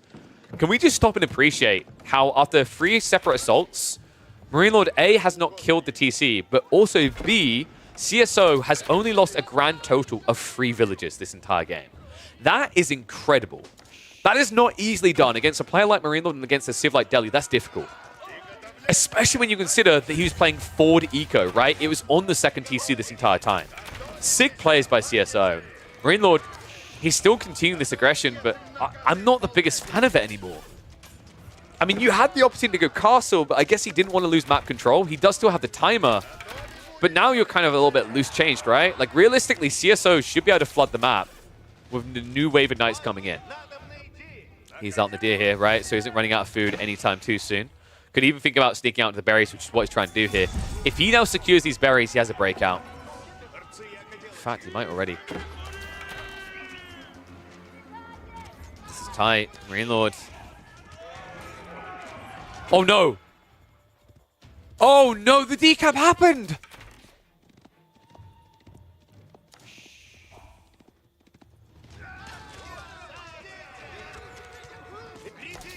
Marine Lord has a big problem now. This was going to be really close on trying to defend the Sacred Site win condition with 3 minutes left as it is. Now, you're not teching up. You're not actually pressuring with the timer. CSO has options here. Like, realistically, he could think about going Castle Age in a rush now. There's no longer that pressure, right? And if Marine Lord has to tech up behind you, this army's not being upgraded anytime soon. Villagers are going to have to pull away, though. Farms are now being added in by CSO. In fact, he's getting ready for a mass farm transition. A lot of archers also being added in, but a lot of wood still being floated. Oh my god, dude, it's already underway. This is crazy. 19 farms up. CSO, if he reaches 30, he can actually attack and tech at the same time. Oh my god, the other awkward detail about going this hard into archers from Marine Lord, you now don't have a way of burning through these already more tanky walls. I can't believe that. Dude, if Marine Lord actually had just kept that locked in, if he sent a Ghazi over earlier, I think this would have still worked. Like, CSO would have had some punts, some opportunities to spread out and still go for a decap, right, with Knights, but it would have made him uncomfortable. Instead, now, CSO is on full autopilot. He's still 2 TC. Delhi is still on 1. And Delhi, by the way, are running out of food quickly. Deer's about to exhaust, Berry's about to exhaust. He now needs a farm transition. And the difference is the Roost not only have a bigger economy to do that, they also pay less, if you think about it, right? Like, it's still 75 wood, but in a way, you're getting a 20% discount due to the influence effect giving you 20% more wood. Dude, this is wild. I can't believe this, man. I mean, Marine Lord, I actually think you had a surefire shot of winning this. Like, I was a little bit hesitant to commit to this idea that it was over at 3 minutes. If it wasn't for that decap, though, I think it was. Because CSO couldn't actually get enough food in. But now this farm transition that usually kills people is going to be his savior. Unless you're going to be pulled. Ram's getting pushed away. Archimass just looking a bit too big to contest here. Now CSO has all the time in the world. We are 9 minutes away from a Delhi victory. CSO, with just a few more farms added in, the age up will be coming through. And if that does happen, Marine Lord's dead. So I'm sure he's aware of this. I think he did get a glimpse of the farms being set up. We might see him now just back up and look towards Castles. In fact, with the fact he's adding in more scholars, suggests he's already prepping for exactly that. Decap coming in again. Dude, this game is crazy, actually. I'm impressed with how close CSO's made this. A reminder that CSO has not been looking great in the group stage, right? He's been getting roughed up.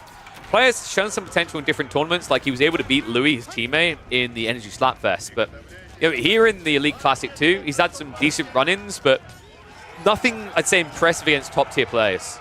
This game number 2 against Marine Lord is showing something. Knights wrapping around the back now. If CSO actually just goes after the economy at this stage, he could force an end state. Instead, he's just going to use the Knights to waste the time in the melee mass. Funnily enough, this is actually winning in the fight. Oh my god. Dude, these Knights have been attacked the entire time. Marine Lord doesn't have the numbers on his side anymore. It's what, 30 archers versus 45? 20% attack speed is not going to help you there. He's about to get wiped. Oh, dude. I think we're about to see Marine Lord going down, and Owls, he's trying to go for the tech up now. Compounder Defender on the way, but in the race to see who would blink first. CSO, his eyes might be red. I don't think he can even blink anymore. He duct taped them open. It's Marine Lord who's the one who shudders away from the fight at a point now where he has to add in farms and also tech up. Oh, man. And the deer stack is about to exhaust as well, so he's about to be food locked. Nice continuing. CSO. Remember, he can keep this up ad infinitum. He has got permanent food. He has got plenty of wood. This is not going to stop. Archer counter A. Takes a pause. Look how quickly it's going. 1,800 food at this stage. So tech up's complete. Now CSO notices he's going to turn around and go back in with the archers because he was a little bit hesitant here. He'll still trigger his tech up because it's too late to send more troops, but he's going to be able to quickly upgrade an entire army of archers. Marine Lord can't. It takes him 2 minutes. By the time he has his veterancy for free, CSO would have had his for a good 20 seconds, and that's including the fact he hasn't even teched up yet. High Trade House now on the way. Knights, archers hitting the front side. 57 villages. Good God. Oh my God. I think this is it. He doesn't have food. Like, a small group of men-at-arms and lancers isn't going to change this, right? Like, look how quickly they die to this many archers. Villagers now being sniped down. Oh my God, Marine Lord. Well, I mean, I'll give this to him. They are tanking. They are actually giving a win to his archers, at least. At least temporarily. Second wave now on the way. Marine Lord is about to be picked to the bone. He knows it. GG gets called the moment the tech up comes out. CSO is able to take a game away from the unbeaten Marine Lord. Question now is whether he can take an entire series, because that's going to bring us up to 1-1 apiece. We've got one more game to go. We've marked off the used civs here. Final pick-wise, let's see. What are our options? So we could be seeing either Mongols or Japanese. It's Jeanne d'Arc or Chinese. This is you pick Japan. You pick Japan every day of the week. This is a Japanese pick, 100% from Marine Lord. You can't risk Mongols against Jeanne d'Arc. It's a really bad matchup if it's a trade-based map, and I'm assuming they drafted something like probably... What did they draft? Probably would have been Rocky Canyon? Let's see if I'm right. This draft reeks of Rocky Canyon. Dude, it's Rocky Canyon. I swear I didn't even look.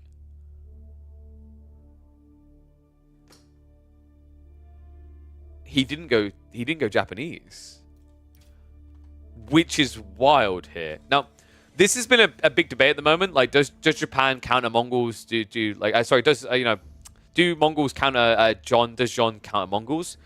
It's situational. It depends on whether the player wants to trade. But if you're playing Mongols and not trading, like most players don't feel comfortable. The logic is you need trade to get Keshiks. I think if Marine Lord goes for a Deerstone build here, he could look very strong against Jeanne d'Arc.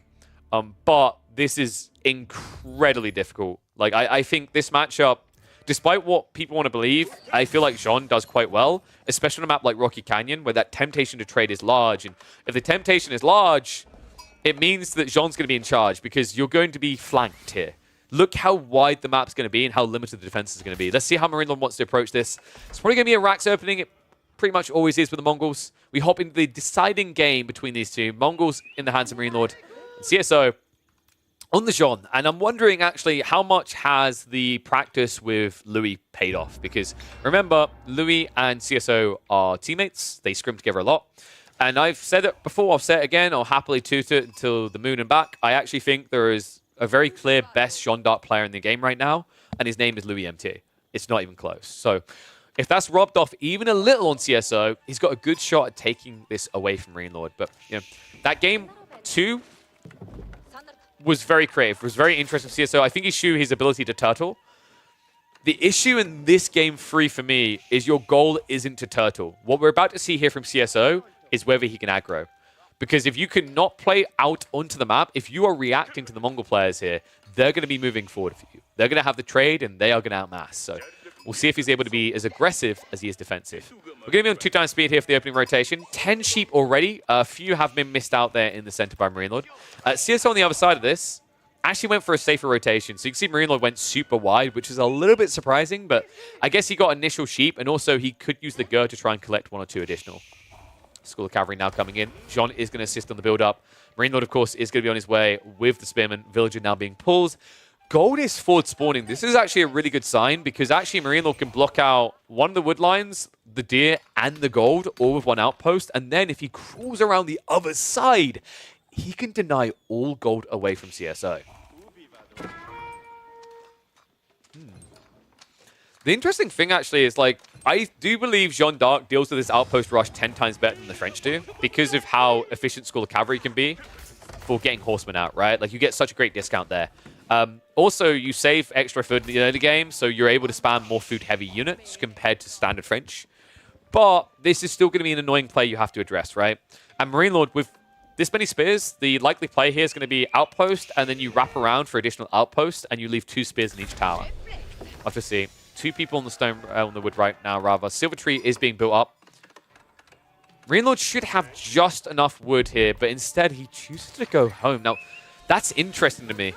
I guess he's worried that if he leaves only 2 spearmen here, then you could rush out with villagers and a few horsemen and burn this down. And speaking of the horsemen, that's exactly what CSO is going to be opening up with. Rax to follow as well. So funnily enough, this is like actually, in a way, a very good combo for Jeanne d'Arc. The reason is that, sure, you can argue Knights are always the best thing, but it's the cost efficiency here. By going for stables and using horsemen and going racks and pumping spears, if you consecrate these buildings, you're getting a really good discount rate compared to Knights. Knights cost 240 resources. Only a little bit over half of that is actually food. So that means you're only discounting about, what, like 60%? The problem with that is that means you're not actually getting a 25% discount on your cost, right? By comparison, with the Spearman, 60 food, only 20 wood, like you can see it's much more heavily skewed towards food. Same with Horsemen. It means anytime you consecrate and build these more food-heavy units, you're getting more of a true 25% discount. Horseman, able to deny this archery range going up. That's actually really well played. That delay could be important. More horsemen are coming in. You can still strike at this. The timing on Jeanne is going to be too late, though. It looks like CSO did miss micro her. She's just sitting here. That's unfortunate. I think if he'd actually moved her straight away, with the Divine Arrow Charge, you could have contested this villager. The archery range wouldn't go up, and you would have punished Marine Lord for what is ultimately a greedy play here. I think setting the archery range up straight away at the Uvu is very dangerous and quite often expensive. Instead, he gets away with it. Double arch bump on the way, so that means CSO has to back away entirely here. Other side of this, we've still got the Spearman guarding the gold. They even patrolled on the other side. And Silvertree is in the corner. So, interesting choice made here. Like, we got a highlight. CSO did go for the Archer form over the Woman at Arms. Makes a lot of sense here. I'm actually a big fan of this.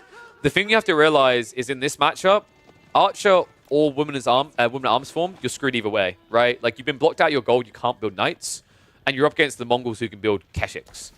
It's better in that situation to take the Archer form than it is to take the Woman at Arms form, because this has better scalability. Early game, sure, you can argue Woman at Arms is going to be much better for brawling, but late game, when you're talking about the ability to snipe out Siege for free with this unit, insanely powerful tool. And if CSO has been screwing with Jean in matchups against Louis a lot, he'll be very familiar with the late game situation. A situation where actually range form is just better. Outpost is going to end up getting torched down here.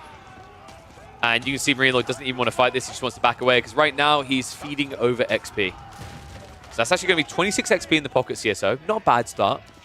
This is also another part that kind of makes the Mongol opening up against Jeanne d'Arc a bit weird and less impactful compared to the French, right? It's like you now have this investment that when you lose it, and you're always going to lose it eventually, Jeanne is getting payday. She's getting XP in return, right? Like, I guess another way to compare it is, like, imagine if a Mongol player Outpost rushed a Mongol player, and then that Mongol player was like, I'm going to burn this down now and get paid resources. It's a similar logic there. CSO with a 2TC build. Yeah, so at this point, we can actually kind of we can craft the entire mentality of CSO in this game. He's turtling again. This is 100% CSO saying, I'm here, come remove me. I'm not the greatest fan of that against Mongols. I think Mongols, when they're going trade, it's dangerous to make that statement. Because then they can play a little bit more greedy, right? Like, usually, if you think about it, whenever you're in an aggro-civ matchup, Mongol players don't just activate the traders. Like, we can see right now, he hasn't built a single one. If I'm Marine Lord and I see the second TC, which I can scout and confirm with the mining camp, I'm now approved to start building traders. And, yep, straight on point, Marine Lord goes for it. And the problem here is, because of that second TC investment, the delay on the gold as well, you know that the first Knights are not going to be out before you have double Keshik. So, like, you can actually kind of mirror and contest. Also, another nice thing is because this trade route in Rocky Canyon typically goes through your base, you can easily set up an outpost very close without much idle time walking there to give you that extra Yam effect, which allows Keshiks to basically react quicker. We often talk about the defender advantage of, like, for example, if Knights have to shift from left all the way right, making an arc movement like this, being the defending player, you can go like this, a straight line through.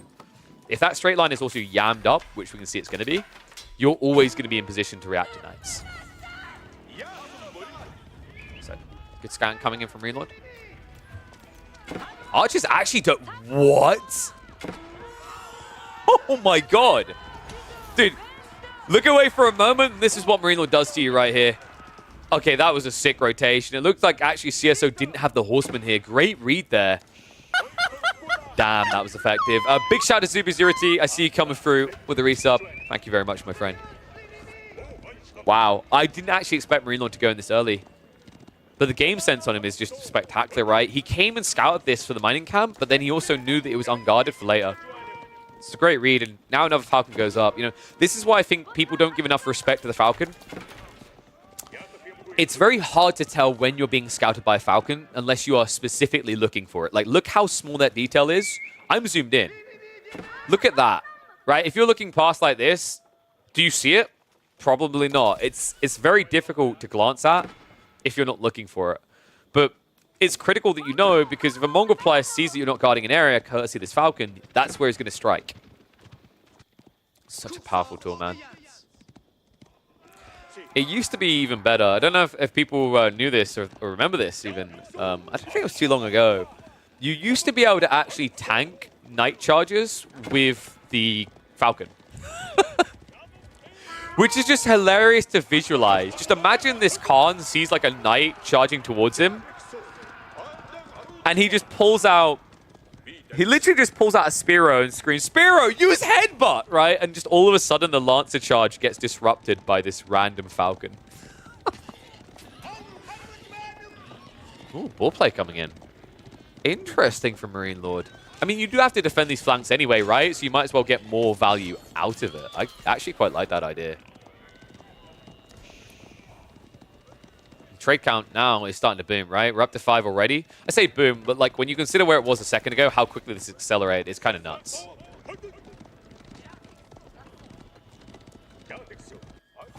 The problem now for CSO is night count isn't exactly scary. Spearmen are mirroring him out. I think the issue for CSO, and this is kind of the weakness when you go 2TC, is you don't have as many knights, so you're not able to split between the two ends of the trade, right? You become a little bit more predictable. And if you're seen heading to one side, it means that Marine Lord can always be in position.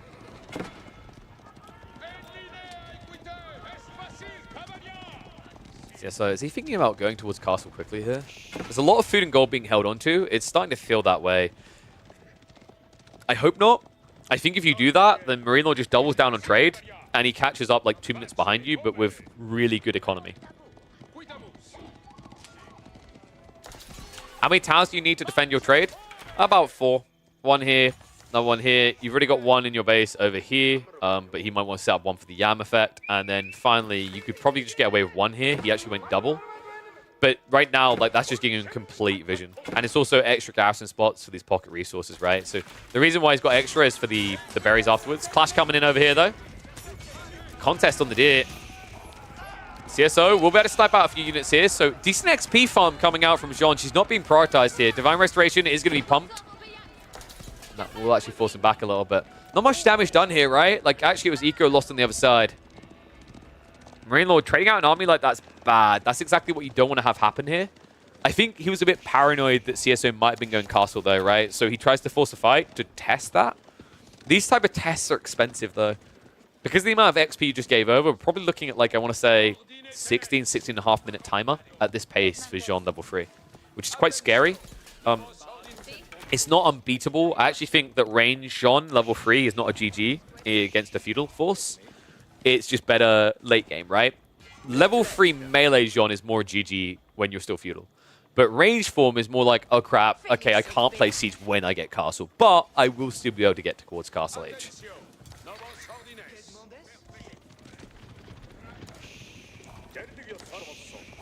Marine Lord, how are we looking? We should be at 11 now, right? Okay, about to get the 11th. This is really big, remember? It gets you that full Silk Road effect. Really important that you escalate into this. It's such a powerful element for the Mongols. So yeah. A few more, then we'll be in the 15. It's nice, the extra gold. I think the food and wood is actually more important than the bonus gold here. Just because at this stage in the game, food is becoming a little bit awkward for you, right? Like, you can see that by the fact that Marine Lord is playing onto berries. Right now, Marine Lord's thought process is, I need to keep building as much military as possible because he's doing the same. If I build pastures, I'm going to lose the game. Because what you have to remember is they're both spending on villages, in a way, right? Like, you're spending less as Jean. Meanwhile, you're spending less on traders, which gets more value than the villages, right? But it's still more expensive. So, like, this is an interesting thing about Jean compared to French, is that the balance on the cost is more even between Silver Tree and these consecrated TCs. It's what's allowing CSO to remain a very big threat, and it's keeping Marine Lord honest here, instead of having him do something greedy like a tech up or, say, go for a pasture. Nice little raid in here, though. Keshik split off. CSO's actually sending the entire army out. This is dangerous because he has no one left to defend at home, so these Keshiks could wrap around on the secondary wood line. A lot of damage could be done there.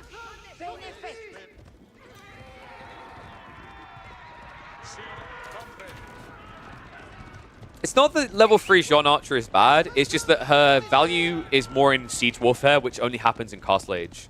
You have to think about the impact that this unit has compared to the Woman at Arms if your opponent is still feudal. If your opponent is still feudal, you have this melee unit that has huge cleave implications, right? But if your opponent is still feudal when you get level 3 Jean, you still have the men at arms, which are very strong to pump out. But as an individual entity, unless you're against a Civ that has high value snipe targets, which I wouldn't really say Mongols have like a very clear emphasis on, you don't get insane value at this timing. Like, sniping Keshiks isn't too bad, right? But it just means that by having this Woman in Arms form versus Hunter form basically says to the Mongol player here, when you do tech up, don't go siege, because I will kill it. Speaking of the kills. Oh, she's gone. Oh dear, CSO, dude, you can't use Divine Restoration like this. This is the exact reason. That animation, you can't cancel it. It just kills you. And this now allows Marine Lord to just keep on fighting. CSO does at least have the momentum on his side, so it looks like it's going to be a pushback. Marine Lord needs to get more troops out here. Keshiks will also chase away, but that means most of the Knights are not here. However, CSO, with 16 Knights in tow, has what it takes to take this engagement. Marine Lord, dude, he was doing the greedy. Look at it right now. I'm wondering why he didn't have more Keshiks. It's because he was trying to get towards an age up. Definite mistake made there. Now Knights coming on his flank to punish him there as well. So trade is blocked out. A move out onto the Deerstat location as well. I mean, CSO could find additional kills here. Marine Lord made a big mistake. He misread the timing. Now he's paying the Popa. CSO now has two choices. You can either choose to double down, just go full feudal, or you now go for your age up. Considering the way that CSO typically plays, I would not be surprised if he halts all production now and heads towards Castle Age. He's very much a player that is content with the idea of going towards Castle. And actually, Marine Lord is going to force him there anyway. Kurotai now on the way for the Mongol player. Knights do get some raid opportunities because of this though, right? Like, you haven't produced more Keshiks yet. So a few more traders are going to be taken down. And CSO now with over a 10 eco lead. Trade's still blocked as well. This is why Marine Lord went for the tech up, by the way. I actually agree with it. Marine Lord's thought process right now is if I build more army to fight you, I'm actually just going to lose the game. Because at this stage, I have now got 13 eco units that aren't doing anything. So what I need is my discount Castle Age straight away, and then my full Castle Age afterwards, right? And that's what you get with this. You get Archer upgrade into Kurotai buff. That will allow you to push back. And all upgrades are going in. So it looks like we're going to get the Keshiks as well as Archers being upgraded soon. Knights in the meantime. Archer's going to be chased away. Yam means you can actually gap close on these Knights with Keshiks. CSO now looking for to farm up a further storm here. He's got level 3 Jean. The problem with having level 3 range Jean here in comparison to melee form is melee form right now would be able to dive into Marine Lord's archers and clear them all. This form, even with the range damage reduction, tries to run in. Like, you've got no armor to speak of, right? You still take significant damage. CSO. We have gold issues. Wow, he missed macroed big time. Look at this. 2,000 food. So he exhausted the gold at the worst possible time there. This is really good for Marine Lord. It means that CSO, although he's shutting down the trade still, he's not actually reaching a comparative tech up. It means he's going to have to consider backing away entirely, as Marine Lord now does actually have the premium arm. The trade is coming in, baby. Woo-hoo-hoo! Not as good as the long length map, but you take this, right? Like, CSO condensed his entire army to one location. And this is detail that Marine Lord had because he already started to wrap in again with these Keshiks. Keshiks that actually could easily find an additional 3 villager kills. Archer's being chased onto. CSO, dude, the miss macro is a problem here. I don't know why he's building more Knights at this stage. I think this is getting out of control. He has 3,000 surplus food. Finally, he pulls the trigger. Royal Institute is on the way, but this was a critical mistake. Like, he had a huge advantage going into that age up from Marine Lord, and it's been thrown away by his miss macro. 2,000 surplus food. I mean, there's no way you can quickly spend this either. Even if you queue up all the Knights, you don't have that many stables. Keshiks are just going to commit. Remember, this is kind of like a weight lifted off your shoulder. One of the nice things about Jean reaching level 3 is Marine Lord doesn't have to worry about these weird fights anymore. Mecha Jean could happen, sure, but like it's so much XP compared to level 3 that you shouldn't be afraid of fighting. Marine Lord turning the tide now. Military mass is big and scary. Spearmen are chasing the Knights, so it means even when you come home with this force, they're not going to be able to contest. The TC is being targeted. Keshiks will burn this quickly. Just a handful, I'm sure, but they are Castle Age torches, right? So they hit pretty fast, pretty hard. And remember, that's a Consecrate. If you lose that, that's an expensive loss. They take a long time to recharge. And there's only so many you can really guarantee X minutes into a game, right? So this is like a very heavy hit. The savings you're making may not seem like a lot, but actually saving, 39 food a minute, pretty decent. Especially considering this is a building you always want to produce out of. So CSO is going to lose the secondary TC. He's also going to lose the villagers. Mistake made there with the misclick. Archers could even start diving towards the farmlands here. Spearman now arriving as well. It's not just the TC being taken away, it's the fact that Marine Lord is getting paid for this. Kurotai is about to unpack as well, so that's going to be additional firepower. And these houses, man, I actually think you just target all the houses down. Instead, it looks like he wants to find more economy. Outpost and mill. This is actually so expensive. Like, Marine Lord is getting paid. 25 food, 25 gold, each building going down. He's even now going after the Royal Institute. Okay, this is overextending. The Kurultai is out of position here. Marine Lord needs to consider what he's doing. Start step back. Archers begin to trade out. Veterancy has come through. The Kurultai is still not buffing up. Finally starts to clip in range. Movement speed arrow is going to be used. So Spearman able to quickly gap close, but need to retreat away from this. Marine Lord, please, for the love of God, move this Kurultai. I can't believe it's just sitting there still. Night Clash comes in. Royal Bloodlines is still not there, though. Oh my God, this is so expensive. He has only 6 knights left over. Royal Bloodlines is a waste now. You should just cancel it. Archer's now exposed. Marine Lord puffing out his chest and looking like a big boy here. I cannot believe this. This game.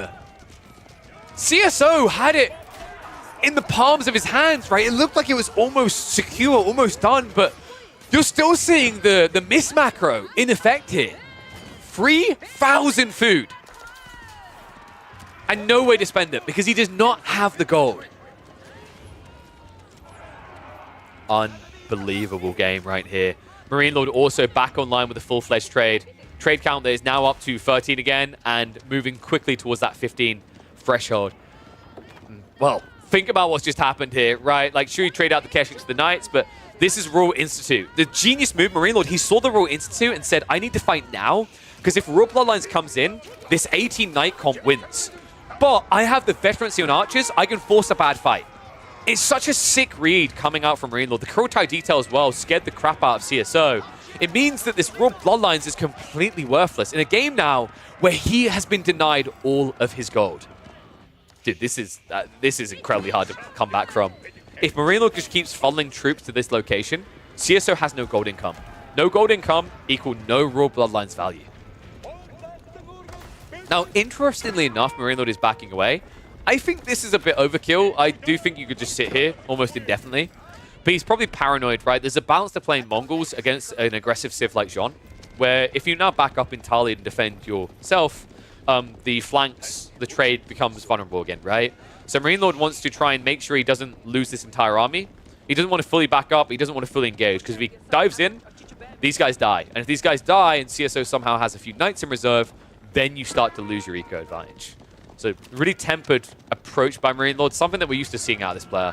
He always says, if I have a small percentage advantage, I'll play that into a bigger percentage advantage over several minutes. I won't try to play for all the marbles in one gamble.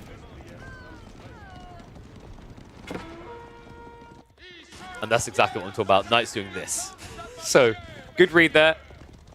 Marine Lord keeping his army alive in case there's a main force ready to dive out now. Jean will be able to block this. A little bit interesting, actually, that he sent a trickle of troops out, but he didn't want to expose his eco at all. And he can still just start torching down his houses again. So more payday, more pay dirt. CSO.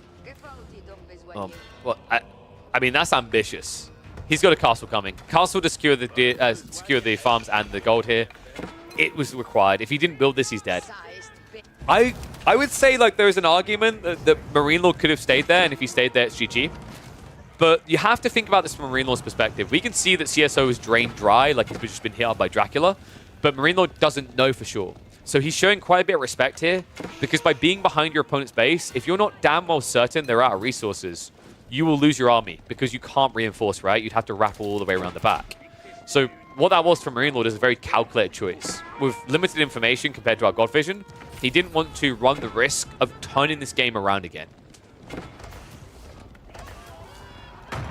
He's about to discover now that there is a keep here, so this is going to stop these raids. You just can't dive a keep here. This would be how you would lose the game. Baiting a fight isn't bad, though. These horsemen are still not upgraded from CSO. Wait, did he really only just queue it up? Good God. It tells you just how gold-starved he was. Find this, I can guarantee someone is not gold-starved, and that is going to be Marine Lord. 20 traders now. He's even dropped the marketplace to flurry in additionals here. Actually, made that 23 traders in total. 26 even. Bloody hell. All right, we're fully online. Outpost crawl is not going to work out. CSO just paid his opponent. Horseman now trying to wrap around, but guys, that is not enough Horseman to do anything. In fact, he doesn't even pull them fully away. Mangonel, Divine Restoration to try and make sure they can push through. We'll be able to break it here. But the Kurultai just makes this so difficult for Knights to dive. Even with the Royal Bloodlines, the crossbows and the archers hit so insanely hard. CSO will be able to recover his base for the moment, though. Marine Lord did not rally all the troops across. Remember, he's playing against Cav Civ, so he has to keep some at home. When the second wave gets here, this is a fight that CSO realistically should not be able to win. Good backup timing there as well. Marine Lord will back up the Kurultai just before it befriend. Really important he doesn't lose this tool in his arsenal. Usually when you're playing against Royal Institute as the Mongols, Jeanne d'Arc is quite heavily favored. Kurultai is your X factor though. This buff up, the damage increase, the health factor in fights allows you to kind of offset the power of Royal Bloodlines.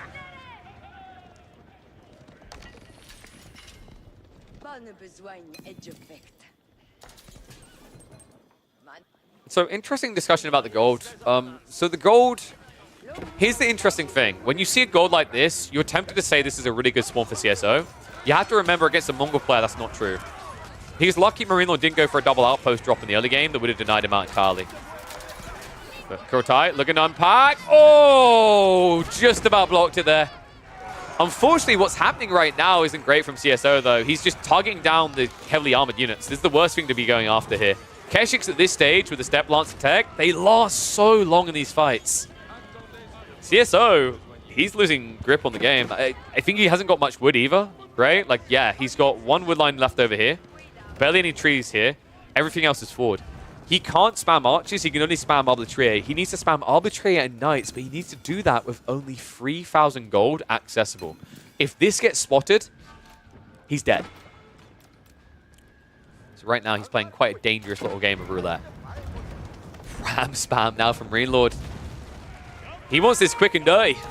And I love it, right? Like, this is actually pretty cost effective now. Here's an interesting thought for you guys. You know how Rams got nerfed?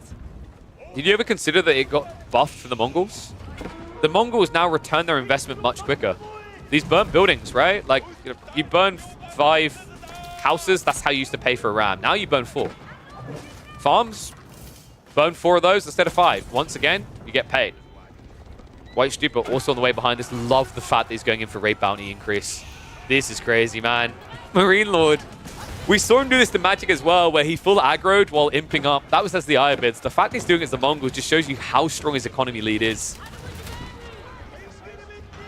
CSO's dead in this game. There's no way that I can see him turn this around. He's not just going to forfeit overwrite. He'll play us to the bitter end. You know, it's still valuable points. Remember, CSO, I think he was mid of the groups at this stage, so every point can be the difference. But there's really not much left on you here. Marine Lord is picking you to the bone. Kurultai's now moving up. Should look to unpack straight away here. With the attack speed arrow as well, it should be a one-sided fight. CSO, even if he got Mecha Jeanne now, it wouldn't matter. The lead is just too big. Speaking of, she's in. But once again, like, the problem with Mecha Jeanne in ranged form, and this is what I love about Marine Lord's build, no siege. He built 1 Mangonel in total in this game, so actually this Jeanne form doesn't really do much. Sure, you can say she hits hard as an individual unit, but the biggest value of playing ranged Jeanne is when you're against siege civs. And I think CSO made the right choice going ranged form here, right? Against the Mongols, they typically do go into siege in the Imp Age because they have the improved shutter triggers. But you can see Marine Lord has just stayed away from that this entire game. Bar that 1 Mango and the Rams to boot.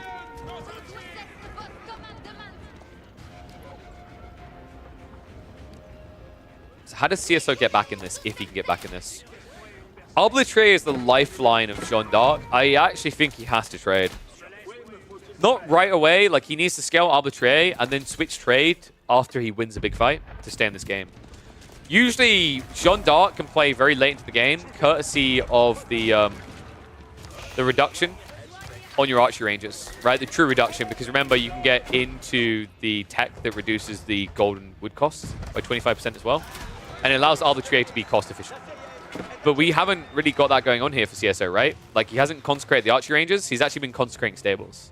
So he's going to run out of gold very quickly here. Ordnance Company, I don't even know if he got it. Even if he did, it's not being used in the right buildings. Marine Lord is going to back away. Have to remember, you chose to tech up over just all-in your opponent, so he does have a window here. Does also have the cannon now coming in. Love how he goes after the card. The 540 HP card out of all things you could target here. Nice pushback. This all feels quite temporary unless CSO can hit the economy, though. Remember, Marine Lord is an age ahead. He has now got White Stupa with these pastures here, so he's never running out of sheep. Actually, he needs more villagers to gather it. On top of that, his trade count is now up at, what, I want to say 30? Yep, 30. And Incendiary Arrows is now on the way. So this is the game breaker. Arbitrary are incredibly strong, but they cannot match up against the power of Kurultai plus Incendiary Arrows. Remember, these type of things scale really powerfully together because you're going to get a percentage increase, and then after that's calculated in, you're going to add another percentage increase. Flash now coming in. Elite Spears are in as well. No Gambesons and no Crossbow Stirrups means that this is a pretty bootleg Arbitrary army. Dude, this is so harsh, man. If you had a little bit more gold coming in, I would love to have seen Crossbow Stirrups here. You're at 37 of these crossbows. You've got Jeanne d'Arc. You have Valor's Inspiration. Like, this is the time to get all these unique techs. You have got Royal Institute, but the weird part, and I don't know why, CSO is not using it. This is crazy. If he was using it right now, he'd break this army. They'd already be dead. Instead, even without the Kurultai, Incendiary Arrows is coming in just a few seconds. So Marine Lord will just continue the meat grinder. Behind this, he has infinite gold. That's never running out. Elite Army Tactics is also on the way. We can see Veteran Horsemen being queued up also. In CSO, food income is still not great, right? Like, what, 20 farms, I want to say, at this stage? Okay, sorry, he has 41. He has actually caught up there, so well played. Just doesn't really feel like it when I look at the food income. Oh, no wonder. He's missing the level 2 food tech. CSO might have an opportunity to get Imp here. One thing to keep in mind is, like, gold long-term is still an issue, so I don't like the idea of just seeing Imperial Age as your recovery arc. It's step one. CSO's mindset should be, if I'm going to get back in this game fully, I need to start to take some map control, and then I need to secure trade. Because without trade, against the Mongols who have it, you're playing a gold-heavy Civ with an inability to get gold. Because remember, this was not a Guildhall build. You don't have that miraculous, I hold 9k gold, look at me, run again type situation, right? When you're out of gold veins, you're out. So I'm going to move in for the trade. Army mirrored in the movement, though. The Yan means they're quick to gap close. CSO. We'll be able to get away. It's going to be chased down here, but there's more upgrades coming through. Like, you can't help but feel that you're on the clock at this stage. Marine Lord will fully understand at this situation, this matchup, what he's waiting for is all his tech upgrades. And then if CSO techs up behind him, if he hears Imperial Age go, he's rushing to the enemy base. Because CSO will not be able to afford, let alone get all those techs quick enough with what's been happening in this game. Oof. Wood is also now starting to become a bit of a problem. Marine Lord is doing a fantastic job. Look at his vision on the map here. Pretty much sees everything, right? Good God. Yeah, CSO can't really make any bold moves. It's going to be a defensive Red Palace in his base. This will defend the west side flank, but I'm more worried about the north side. Your gold is up here. A castle will hold you for a bit, sure, but against mass horsemen? Downfall is going to hold long. Cantled Saddles being queued up is kind of worrying as well. CSO is playing on limited gold, but he's trying to now go into Knight. So he's trying to play a pop-efficient game. I don't think that should be his goal here. The pop efficiency, the quality is your arbitrary. You just need cannon fodder. Building into Knights gives more value to spears. Even Stone Bounty coming through, good God. Marine Lord now getting into the Rams again. And these Rams, I don't think have lightweight beams, so we haven't actually upgraded them yet. But my God, does he have production on his side.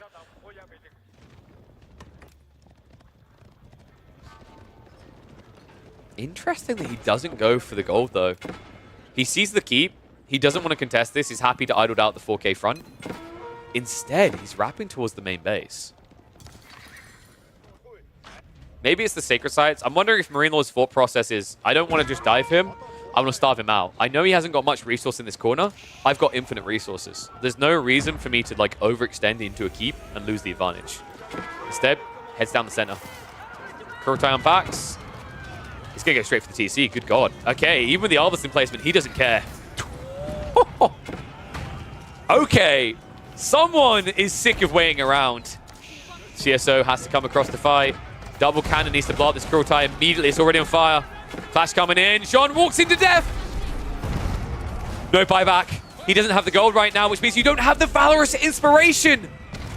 No crossbow stirrups either, right? Nope, never upgraded it. This is it. I don't think this is going to hold. Arbitrary Mass stands their ground. Archer's crossbows assisting on the side. Looks like he will be able to push him back, but you know, behind this, we're now talking about a situation. No Jean for the next wave. No crossbow stirrups. No Gambusums, even. Horseman Spam's going to win this. CSO needs more. University now being dropped. That means you're a minute and a half away from your Incendiary arrows. And Horsemen are fast on their way. Hand Cannoneers now also being added in by Marine Lord, and this Arbitrary count is not good enough anymore. He's got 40 together, but no quick way of rebooming it. No cheap way either. Oh, dude, this is rough. CSO, I think he'll be looking at this game and feeling that this was a recovery arc for a good 15 minutes. But the mistake was how he even got here. A very dominant position, forcing Marine Lord to go for that tech up. CSO just completely mismacroed.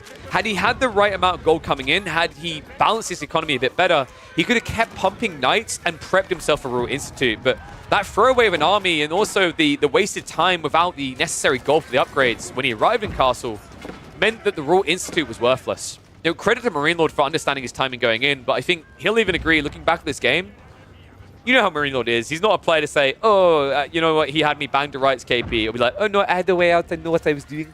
But we all know what happened here, right? Like, Marine Lord, definitely not out of the game when that Castle Age choice was made, but in a very uncomfortable position. But CSO, I think he just got distracted a bit much. Had he macroed a little bit better, had he balanced his economy better, I think we'd actually be looking at a 2-1 storyline for CSO. But now, it feels like the writing's on the wall. Horseman, a decent counter up against the woman at arms, right? Oh, not woman, sorry, the markswoman. She's a ranged form, so she takes decent damage there. Horseman able to poke and prod away. On top of that, the hand cannoneers are now here. And you don't have Arbitrary Mass anymore. Jean won't be able to take this on. This is done. It's going to be a 2-1 storyline in the end for M-Lord. I don't know what happened to the UI there. Apologies for that. But you know what? I'm impressed. Like, CSO, being an age behind this long, actually making it look even remotely close is not easy to do against a player like Marine Lord, but shows you the potential he has. And it's something I'm happy to say is that China is rising up, right? Louis MT has made playoffs. CSO, unfortunately, will not. But I'm excited to see what this player could do in future tournaments. The scrimming with Louis is definitely paying off, and we're getting more than one beast rising in the east. But for now, this beast is going to be slain. Oof. Yeah, a little bit of a rough one there. I think...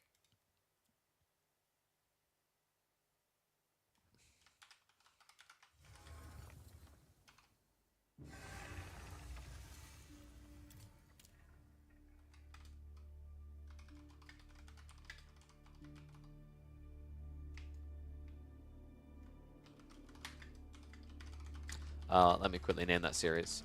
Sorry. I just had a thought. Probably call it Marine Lord hates a good turtle. So, pretty cool series overall. I'm a little bit bummed out we couldn't see game one, actually, to be honest with you. I'm wondering how well he handled that opening game, that English Ibid.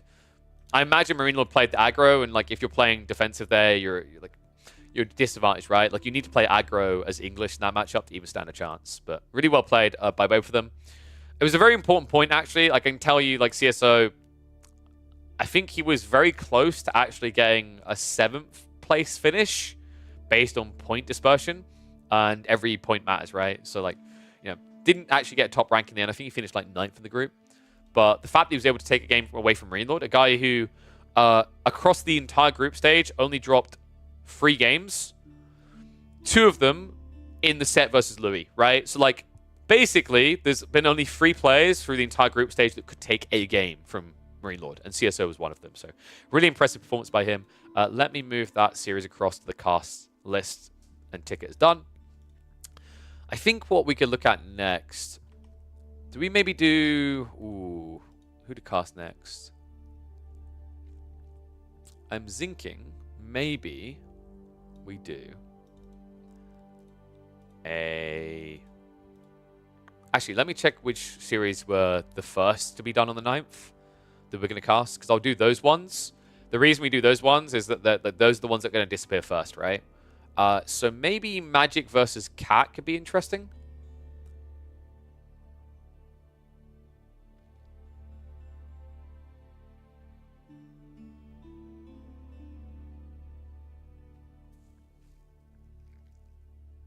Or Puppy Paw versus Numedan, actually. Was Puppy Paw versus Numedan cast anywhere? No. Okay, we'll fix that. Let me get the draft, see what we got here.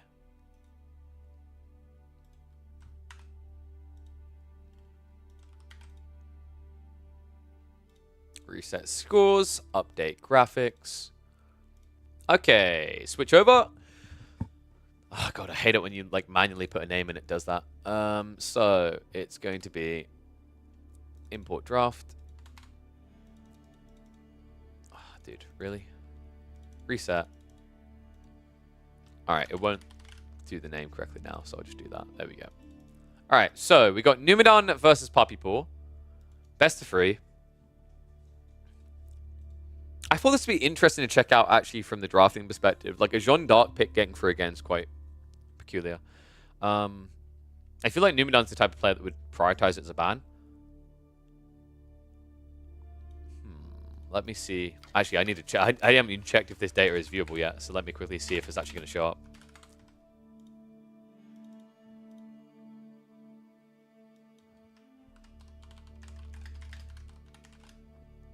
Let me update the details. So, Numedan, check his data for it. So this was the first series. Let's see if we're in luck. It looks like we are. So yeah, we've got Coastal Cliffs as the opener. English versus Chinese. I actually think this is a really good matchup for the English. Spawn dependency can like ruin it a little bit. Like minute, if it's like a jackpot spawn for a Barbican drop, then the Chinese player can be safe. But overall, I feel like English should be pretty strong here.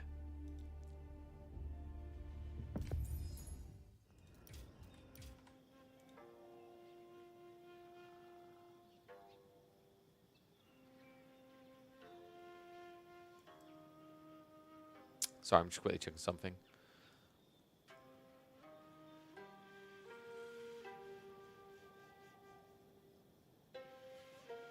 Okay, awesome. So, let me get rid of game number 1. Oopsie, that's not the right thing. I just realized, guys, I'm going to run 60 seconds of ads so you guys don't have to worry about interruptions in the game, okay? And while those 60 seconds of ads are running, I'm going to eat this breakfast bar I got. These are delicious, guys. They are white chocolate, raspberry, and shortcake breakfast bars.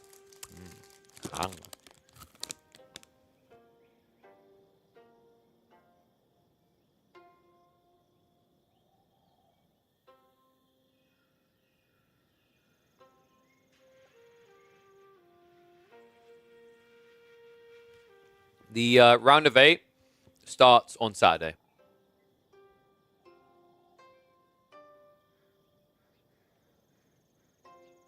Let me know what you think, guys. Do you think English or Chinese is favored on Coastal Cliffs?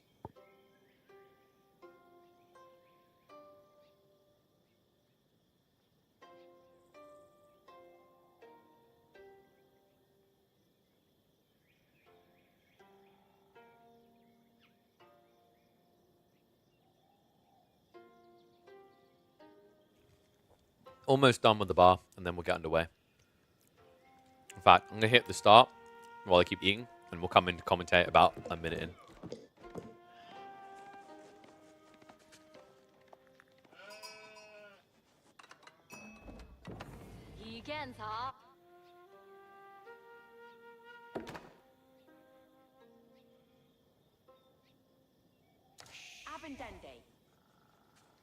All right, you all ready?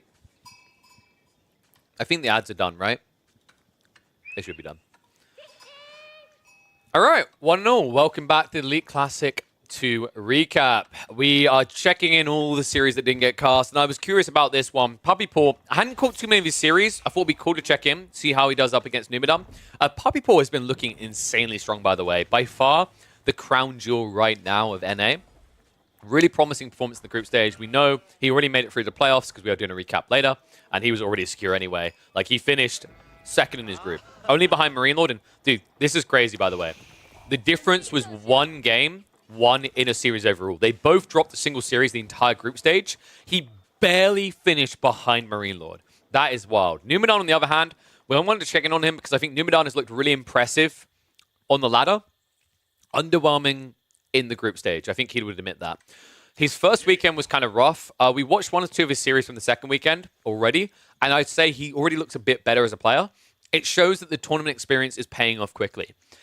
I'm not expecting him to take a win in this series. I would be really shocked if he manages to. But if he can actually look competitive here, if he can maybe get a game against Puppy Paw, I think that's very promising for his future in the upcoming tournaments.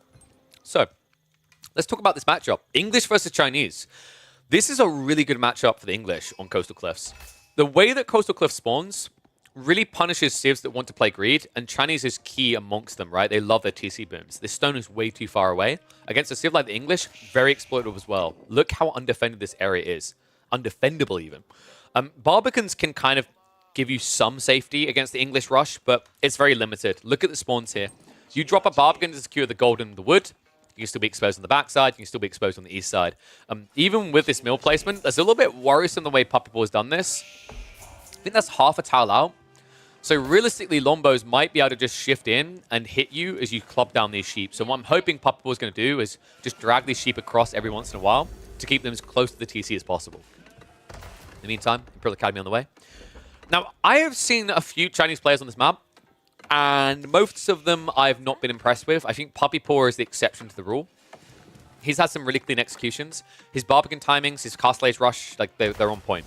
I've even seen Puppy Paw, I think it was against Dumu. He was able to beat Zhu Ji as Chinese, which, for those that don't know, that matchup is like 75% favor towards Zhu Ji, even after the nerfs. The Shiganu spam timing is just too good. But Puppy Paw is very good at navigating these defensive setups against aggressive civs. And most notably, I've seen him do it a lot on Coastal Cliffs. So although I would usually go in and already say English is a default win on this map with this matchup, I think if there's a Chinese player that I put faith in, trust in to get through this, it would be Puppy Paw.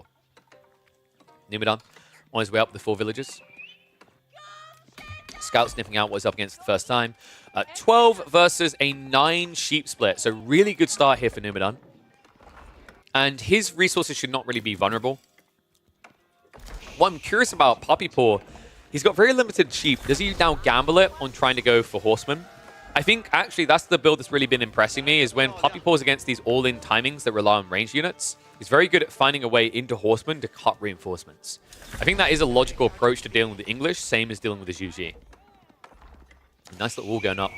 So this is really important. Everything that Puppy Paw wants to do, life essence is in the wood line, right? If you want to build stables, you're going to need wood to build them. You're going to need horsemen. They're going to require wood as well. If you want to go Chiganu, you're going to require wood. You can get food from the sheep here. You can get gold from the taxation. But you can only get wood from one location. And that actually is the #1 reason why English has been dominant on this map, is their denial on the wood lines. Typically, your wood spawn loose on the side or forward of you in a way that punishes you. And that's what the English are very good at exploiting, is the fact that you can't whack wide, you can't sneak out your base, and your resources are a little bit too congested. But credit to him here. I think this is one situation where Puppy Paw is not going to feel too pressured. Because Numidan, the only thing he now hit is the gold. Oh, this is bloody crafty. He didn't even have to go in for the Barbican, which is usually kind of like a mandatory here to protect you, right? But it doesn't feel great going Barbican against Lombo English, because you can't necessarily protect many resources. Like, Barbican's something you want on the deer or the boar, and you'd have to place it in an awkward position to deny Longbos, like here, for example. The only other option is dropping a Barbican forward to the gold, but that wouldn't stop Lombos now wrapping around the back, would it? This instead, prioritizing the stables into the horseman play, I like it a lot here. It guarantees that the horseman will be there to scare him away. Numidan now has an issue. He hasn't added in spears yet. His 4th longbow has achieved nothing. This 4 longbow opening has basically been worthless, and it's giving Puppy Paw the breadth he's needed, the space. Another thing that's kind of wild you have to think about is the increased efficiency we're already seeing. Puppy Paw, he gets these IOs cheaper now. That's the buff the Chinese got. It makes him a lot better at surging in the early game. And it means that he's so much more efficient. His entire economy is being buffed up by 20%. Because he's split between food and wood and tax to fill out the gap. So right now, they aren't actually 23 and 23. They're not even the 23 and 26 here. It's actually 23 versus 28. Close to 28. Because of that extra resource coming in. Ball play coming in. I like this from Numidan.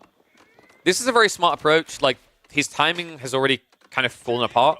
He's not able to reach the base quick enough, so realistically, you need to be getting better gathering rates. If you're adding in farms right now, you're already losing the game. Even with the farms being dropped, you're not as efficient as the Chinese are with the extra 20% drop-off, right? Like, you match it, but you don't exceed it. And that's bad because your opponent, well, is paying a lot less, right? Think about it this way. For Puppy Paw, he has 11 villagers here. He's paying 105 resources to buff 11 villagers. You pay 37 wood per villager to buff them up, and then you also still need the mill. Which, if you think about the mill with 8 farms around it per, that means that you're actually spending 42 wood per villager to get a comparative buff rate to the Chinese. It's not a great trade. Undermesh now on the way from Puppy Paw. Okay, this is very interesting. He doesn't even bother with Chuginu, and I love it. He hasn't got a reason to, right? The only reason why you go Chuginu in this matchup is if your opponent is playing into Men-at-Arms, but we're 7 minutes in, dude. This isn't a 20-minute Feudal Age play. There's no way Numidan's playing Men-at-Arms, so the choice to go into Archer and Horseman is just more cost-efficient as well. Like, this is cool because it means the taxation could just be used to prioritize blacksmith techs, and then all of the food and wood is being buffed up, right? So like, if he went for gold, the issue with going Chuginu here, like, one, you need enough gold to get Barbican, then you actually need enough gold to afford Chuginu Mass. That's not cheap when you spam it. This is cost efficient. I love this build from Puppy Paw, man. Dude, this is why he's one of my favorite Chinese players to watch right now. I think he's the best Chinese player. Some players are going to, like, argue that, but, like, based on tournament play I've been seeing in this tournament so far, he's been cleanest. And I don't think anyone can really argue with that. If I'm not mistaken, I don't think Puppy Paw has dropped a single Chinese game at all. And every time I've seen him pick him, he's been looking absolutely dominant. So, Puppy Paw, now starting to march forward. He's not going to rush this dive, right? Like, once he sees the longbow mass like this, he'll calm it down a bit. Might even consider going back for the Barbican, right? Like, realistically, you are going to be running out of food soon, so you either go berries or you now play onto the deer. I'd love to see him play deer and boar. You have map control now. You're against a Civ that also can't play flank. I'm sure there's not much flank to play here, but you literally have to go down the center if you're Numidan. Guys, you're all wrong. We need to buff Ottomans.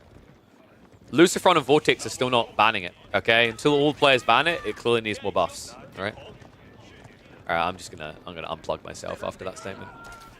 I'll just move it in. Horseman get baited out. Oh, this is really bad. Numidan, that's an expensive loss. Free Spear's left over. He's going to have to vacate the ball, and without Wheelbarrow as well. Archers are going to find a freebie, so Villager goes down. Last of Spearmen are being cleared up, and this is problematic. Numidan, he gets caught a tech behind. Oh my god, dude. I think Numidan was considering Castle Age. This is a lot of food and gold. Puppy Paw's instincts was so on point here.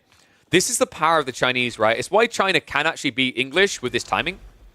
I think the thing that I've been kind of tuned to people is I think English are S tier with this map rotation with things like Cliffside and Coastal Cliffs. But if you want to beat them, you need to pick civs.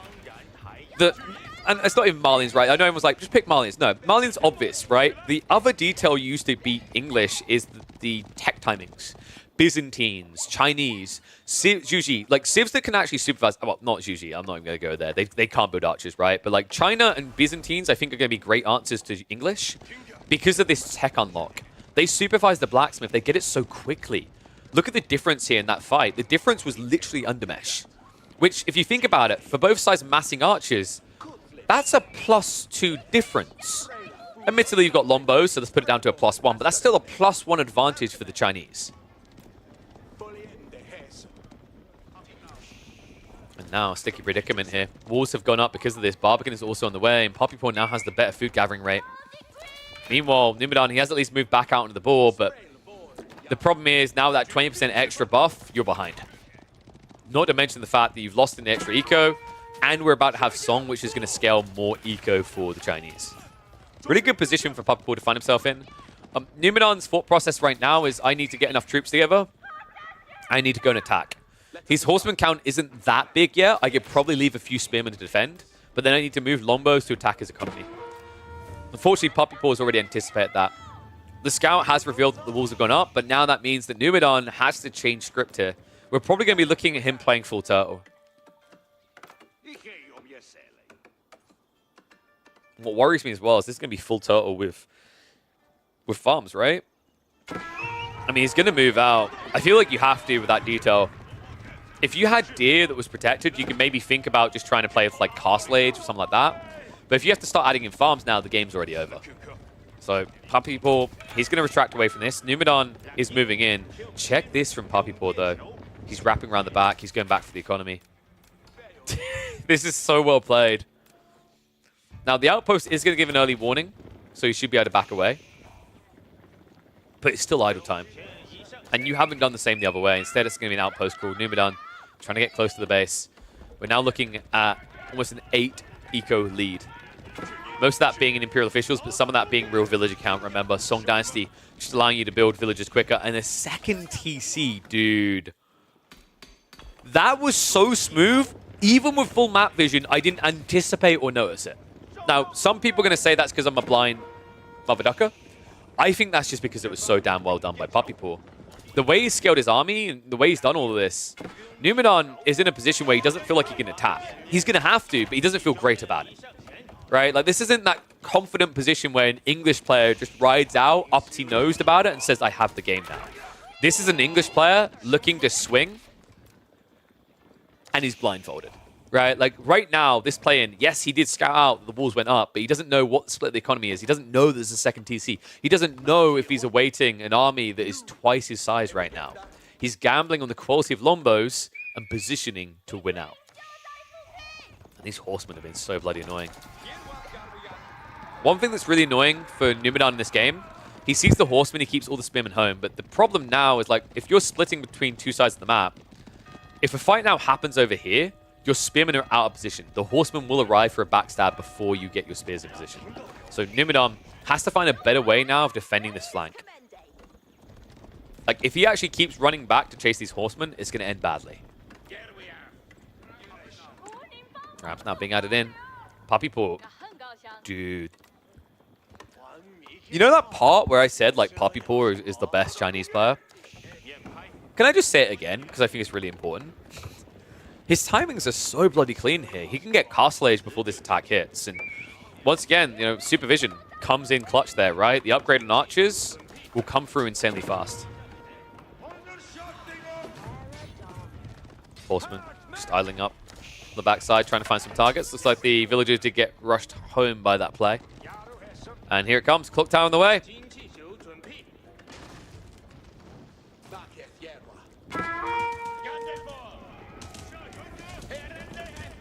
You guys ever wondered, like, what kind of dog Puppy Paw is?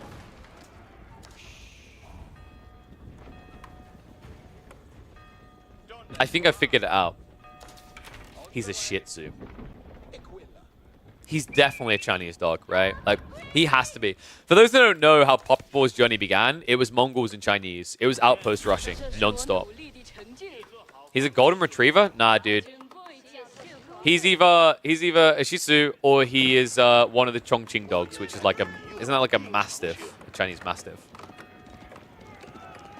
Wait, what if he's? Okay, pause that thought. There's a fight going on.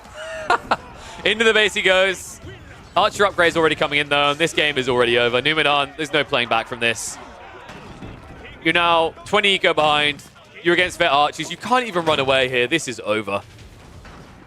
Puppy Paw, dude, every step of the way, just so clean in this game. I don't feel like he made a single mistake. This is maybe one of the cleanest Chinese English games I've seen from the Chinese side. It's unfortunate as well. Numidan was rushing into the farm setup now. If he got like 4 farms deep before the tech up came completed, maybe. But now you have I'd say, unaddressable problems. Numinon is at least going to try to catch up. You know, he's no stranger to the late game. He plays it a lot. He's a big believer in English comebacks in late game. But I just don't see how you're meant to contest this anymore. It's now a 25 eco lead. Obviously, -4 of that for Imperial officials. But even in the military department, it's an absolute stomping.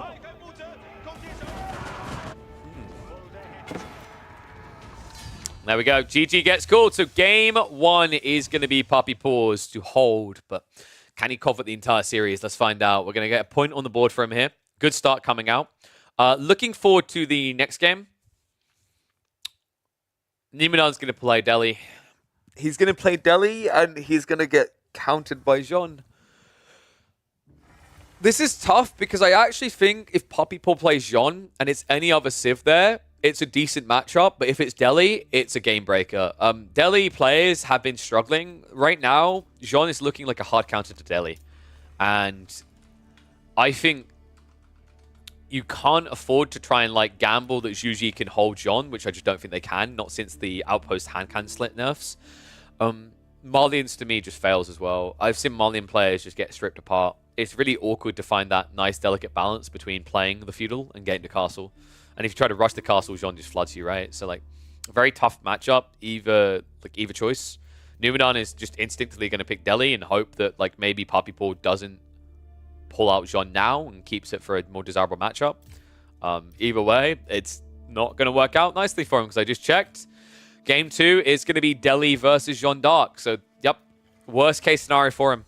By the way, let's recap that dog fort. Puppy Paw. Is it a Shih Tzu? I feel like it's a Shih Tzu. Or he's a Chow Chow. There we go, guys. We figured it out. Actually, no. I've decided he's Jazi. Shazi. Which is a very adorable looking dog. It's a little bit like the, what are they called? Little cottage dogs. Yeah, I've decided that's what he is. All right. The hell is a Chow Chow? A Chow Chow is like... Where is it? I think they're like a very kind of fluffy dog. I would say he's more of a Jazi. Chiaser, or rather as it's pronounced. Chiaser, which is... I'm trying to think what dog... What dog am I thinking of? It's like, you know the ones that are typically white and kind of raggedy, and you see them on like the dog adverts? That's what he is. We figured it out. That is the Chinese dog that he is. All right, anyway. Enough of this weird segue. It's not even a segue, it's just a weird rant. Let's get into game number 2. So here we go. Puppy Paw versus Numidon. The draft is not getting better for him. Numidon goes to Delhi. His last hopes of trying to recover this series, and it's a bad matchup for him, folks. Puppy Paw read him perfectly. He outdrafted him. I think it's becoming very clear now by game number 2. Jeanne d'Arc. A lot of players strongly feel that this is the ultimate counter to Delhi. This is the way you shut them down and out of the game. And I got to agree, based on the games I've been seeing, this is hard for Delhi. The problem with Delhi is you want to play into mass army, mass blob, and mass fight. Jean wants you to fight. Jean thrives on fuel age fights. And what makes it worse still is, you know, when you're playing as the Delhi, you're going to build Ghazi. You're building Ghazi against cavalry, which are superior to you already, and you're building Ghazi against a Civ that wants you to use more expensive units, because every single one killed is worth more for her. I think I was saying that the one way that I could see maybe Delhi being able to win this matchup is by going Dome of Faith and spamming Scholars to heal. I think that's the one way you can maybe recover, but it's so risky because the way you have to heal can't really be in the fight, because if you bring the Scholars to the fight and the archers target them down, remember, this is going to be a lot of XP as well. That's going to be 13 XP per kill. And these units have no ranged armor. So this idea of like going Dome of Faith, although I think there might be something in it, the way it has to be played is awkward because it just benefits Jeanne d'Arc Mass Archer. But if you go TOV, you're going to have to add in Ghazi either way. And the Ghazi is still going to be the Farmville for Jeanne d'Arc. We're going to hit the 2 times in the early game. Looking at the spawns, there's even an option for like a very optimal second TC for Puppy Paw if he wants, and I don't mind that against Delhi, but I think it's a bit too greedy to rush. We might see it down the line though, especially with the 4 deer like this.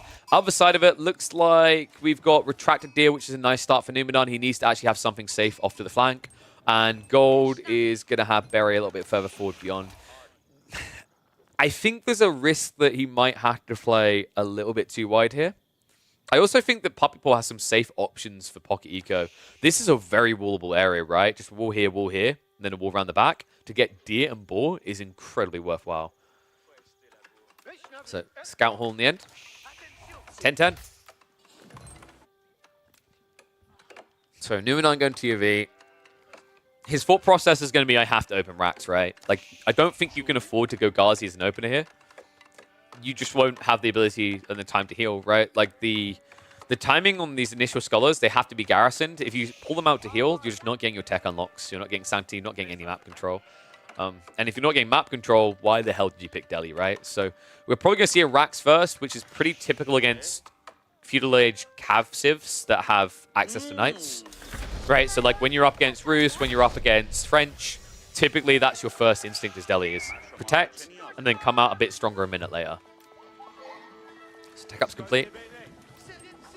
Numenor not quite ready to get the big bad girl yet. We should be looking at Woman Arms form here. There's no real reason to go towards Archer form.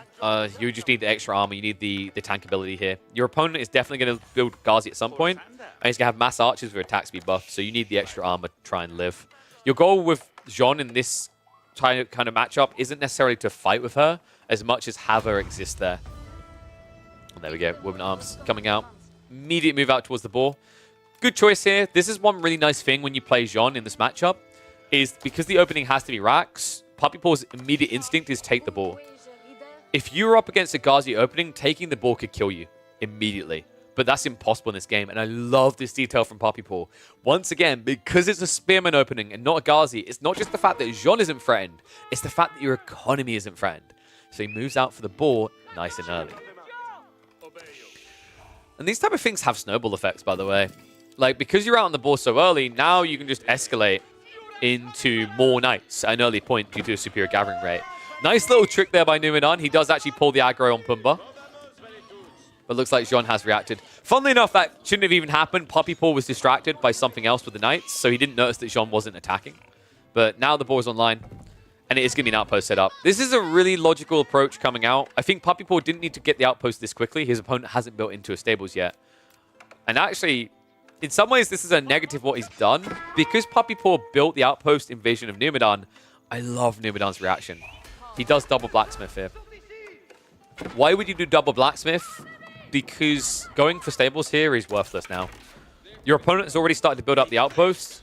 You just need to focus on defending, even more so now than ever before, right? Because there's no targets for Ghazi. Now, this does mean that Puppy Paw will get the second ball, and there's nothing you can really do about that. But it also means that Numenor gets to be more cost-efficient with his army. He's actually leaning completely away from Ghazi now. And if there's one way that maybe Delhi can make it work with TOV, I think this is the way. His entire army is now going to be buffed up, right? The delicacy of this is you need to find a way of gradually walling the map and moving out, right? Because right now, the Delhi aren't really impressing. Because they're not doing anything. They're not getting sacred sites. They don't have extra gold. They've got the berry gathering rate, sure, but like they've already exhausted half of that. So as a Civ, you don't really have much advantage in terms of economy, at least, until you now move out for these sacred sites. And I think that's usually, once again, why we see Ghazi so often. It gives you a little bit more flexi to control the map because you can react to things happening. Archer, Spearman, we've seen it before. It's like Benny Hills.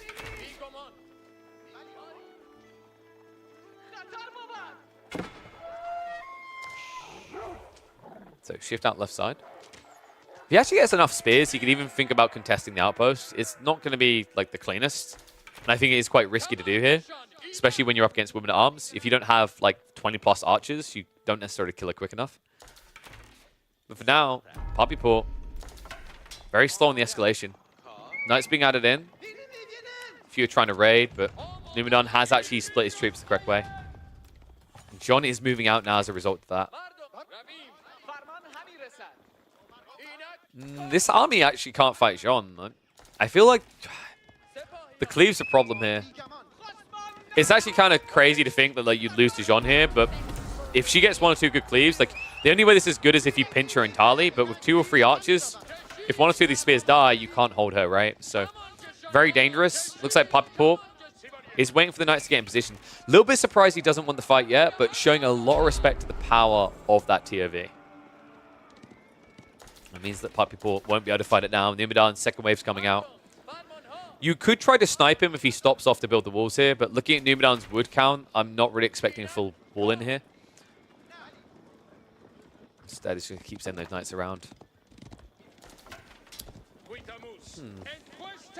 This is actually looking pretty decent for Numidan so far. I really like his pivot compared to what we've been seeing out of a lot of players. The choice to not go Ghazi is not an easy one made, right? You're giving over, like, you're surrendering the idea of your most powerful unit. I think Ghazi are legit the best thing that Delhi have. But by doing this, although you're more immobile, you're untouchable right now. And that's the worst case scenario for Jean. Sure, she might be able to raid him with the knights and find 1 or 2 kills, but for Jean, it's not about raiding and chipping like that with the French, right? Where French do that and then also have better production speed on their villages. For Jean, it's how is Jean getting to level 3? Where is she fighting? When is she fighting? Right now, she's never fighting.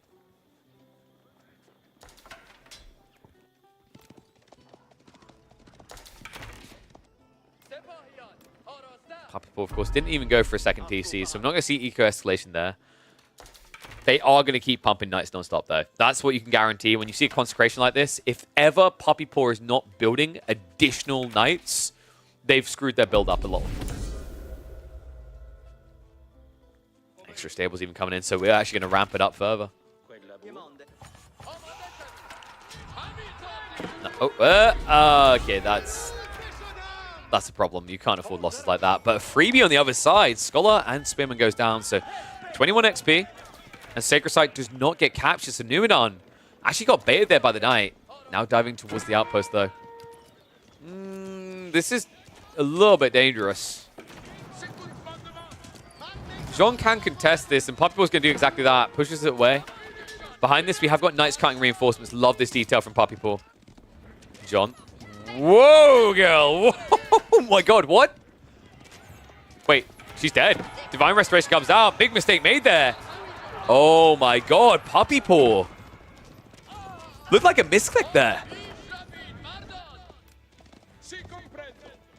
So that's a big problem. This outpost, you can't defend it now. He's going to try, but if you do, you just die here, right? So the issue as well is Puppypaw didn't pull the villagers straight away. He can't get out. So that's going to be 5 eco losses. Archers start to target him down. Spearman will just chase into the back line here. Okay, credit to him, Puppypaw. It does cost him a bunch of archers, but he at least keeps 3 of the 5 villagers alive. So not the complete loss there. Jean is now back in action, though. And this army has split up a little bit. So Numidan needs to target her down again. No Divine Restoration, remember. This time, Puppypaw a bit quicker to react. Knights are on the backside trying to chip away at this, but limited targets for them. It looks like it's actually a move on to the berries in the forward. And Numidan being very respectful here, actually, setting up the double outpost so he can't be attacked there. Puppypaw, the good news is he does at least have the deer here, right? Like, starting with a boar on the risky flank, you have the safe resource near your base. And you kind of get away with this for free now to a certain extent, in that Numidan doesn't have Ghazi to now wrap around and punish you in these flanks. But the problem I am seeing is Puppypaw doesn't really have a great army for fighting directly. He's finally realized that he's been playing behind the blacksmith situation, right? Steel Arrow now on the way.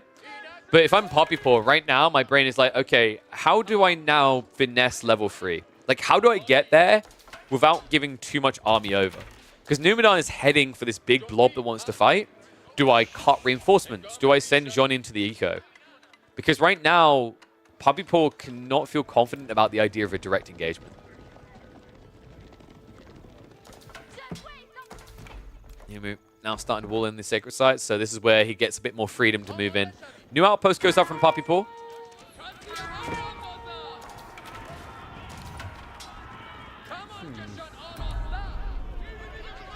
Who do I favor the longer this goes on? This is one of those weird matchups where the Sacred Sites definitely add a lot of gold for the Delhi, but you have to remember, as long as this keeps trekking on the Feudal Age, Jean not only eventually guarantees level 3, but she also is buffing her economy by discounting her military, right? So with these stables pumping out knights that cost 25% less food, that's 35 food savings. Think about it this way. By having a stable's consecrated, every knight you produce, you now have the extra food for an archer. That's pretty crazy, right? So like that's something that's very beneficial for Puppypaw. I think Numidan needs to find a way out of Feudal Age. This is the problem with the Delhi in this matchup. Even if you dominate at this point, Jean will eventually get level 3. And when she does, in the melee form, it makes it a completely lopsided engagement. Diamond Restoration gets pumped. Archers do get the snipe, though. Decent number of spinmen taken out, but Puppy Paw still not able to like contest this quick enough, right? He's going to have to back off again. This is also one of those spawns where it's actually been beneficial for Puppy Paw that one of them spawned far off. Numinon can't reach this. If he sends the Scholar out, a Knight will go and kill him off. So, like, that's a no-no. This is, like, the weakness of this comp, is you can only defend 2 Sacred Sites. So, remember what I said about long feudal being better for Jean?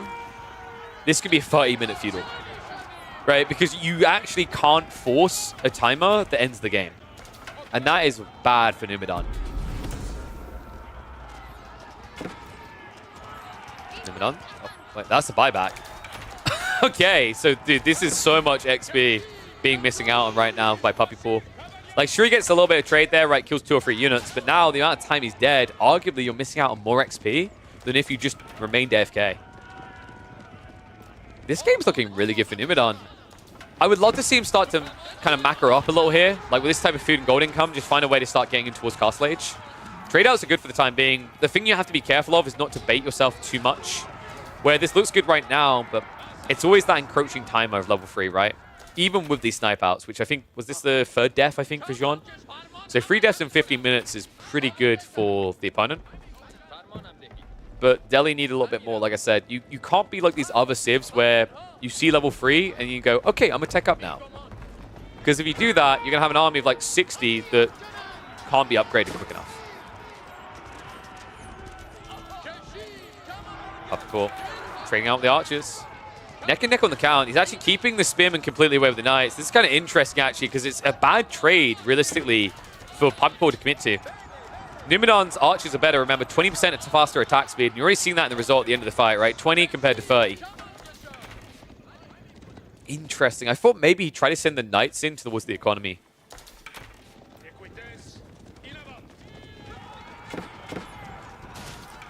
Wolves continue to go up.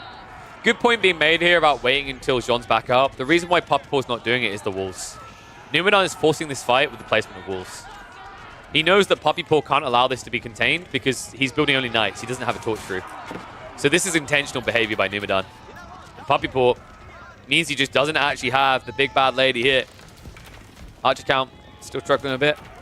Knights do at least have chivalry, but at this type of archer count, it doesn't really count for much. If you get close, you're dead, right? I think Numinon does need a few more spears, though. That's one thing that scares me a bit, is he's slowed down on spear production. Puppy Paw, you're seeing on the count right now, right? He's queuing up another 6. Go through. One thing that I do favor about the Jean faction in this matchup when this continues on is, like, if Numinon is being skimpy on the spearman count, because of the way you ramp up production and the quicker production speed of your knights, you're able to just send out 6 or 7 instantly. And there's no quick reaction that the Delhi can make to fix that, right? Even if they suddenly pump 10 more spears, they have to run, and it takes a much longer time for them to arrive. Straight out continues. Spear count is down to 17, and Jean is level 3. Okay, here we go. This is it. This is breakpoint. For the last 17 minutes, this whole game has looked one-sided, like the Delhi has been building a lead, but that lead has been completely forfeit because deceptively, in the background, Jean has been leveling up. Spearman count low, splits the fight. Jean soaking all the fire. Cleave comes out, and this should be it. She doesn't even die. This is it. Numinon, he's out. He couldn't find the timing. This is the difficulty that Delhi have. It's something that I don't think I'm expecting to see solved for in this tournament. It's going to be something that's going to take a lot longer to figure out. Jeanne d'Arc right now, these bloodbaths, even when they look like they favor the Delhi, they do anything but. Just an almost impossible matchup, I feel like, for the Delhi. Impossible game, an impossible series for Numinon. It's going to be a GG, a 2-0. And Puppy Paw, dude's looking unstoppable, man. If this is what we're getting in the playoffs, we might finally be able to crown a Canadian. Whew. Yeah. Delhi not feel too good there. Let's just put it that way. GG. I think Numinon, like, I actually think his execution of Delhi there was, like, really good. From a micro perspective, he was just missing that next step. It's, like I say, it's something that's going to take a while to solve for. All right, so 3 series done. Let's grab another So I think... Do you guys want some Beastie or some B?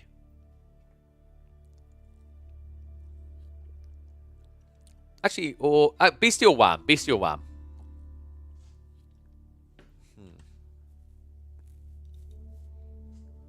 Because I've got a Beastie Avli series, I've got a Wham Zerton series, I've got a Wham Avli series, and I've got a Wham Baltoon series.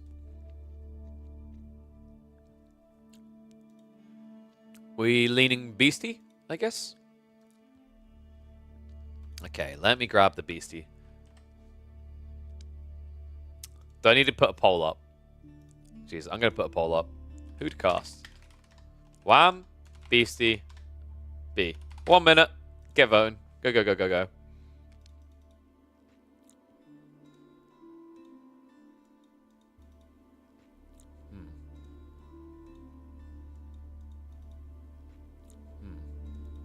Huh. It's kind of a weird several second delay on Twitch. I'm not sure why. How are you YouTubers doing? Hello, YouTubers. I do see you all.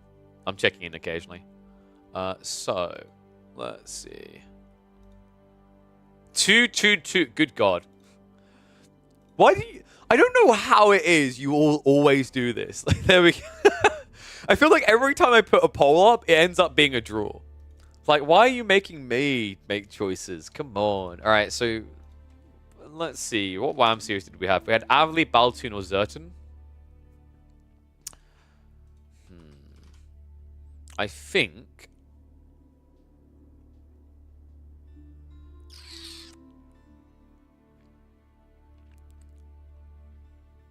Let's do a Baltoon. We haven't done... I don't think we've done many Baltoon series. I don't think we've done any Baltoon series this week so far. Yeah, let's do a Wham Baltoon.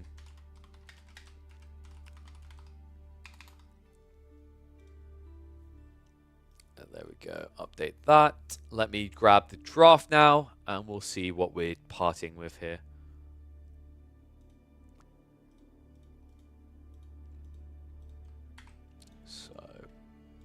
Update.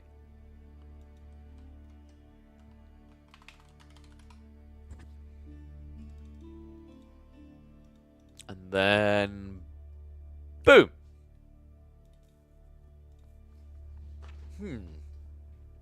So let's break this down. We got Roost auto bans to be expected. Very big difference on the second wave. Like the approach from Wham, bans the Mongols as the third, and then picks as their last. This is a really strong strategy that I'm expecting more players to do. You want to block secure, right?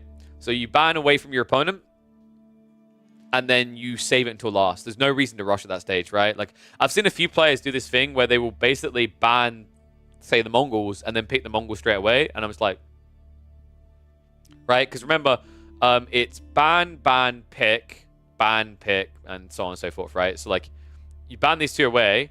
If your opponent's not picking Mongols there, then you ban it, and then you leave it until last, because you should be getting a higher prior pick, like the Ibids next.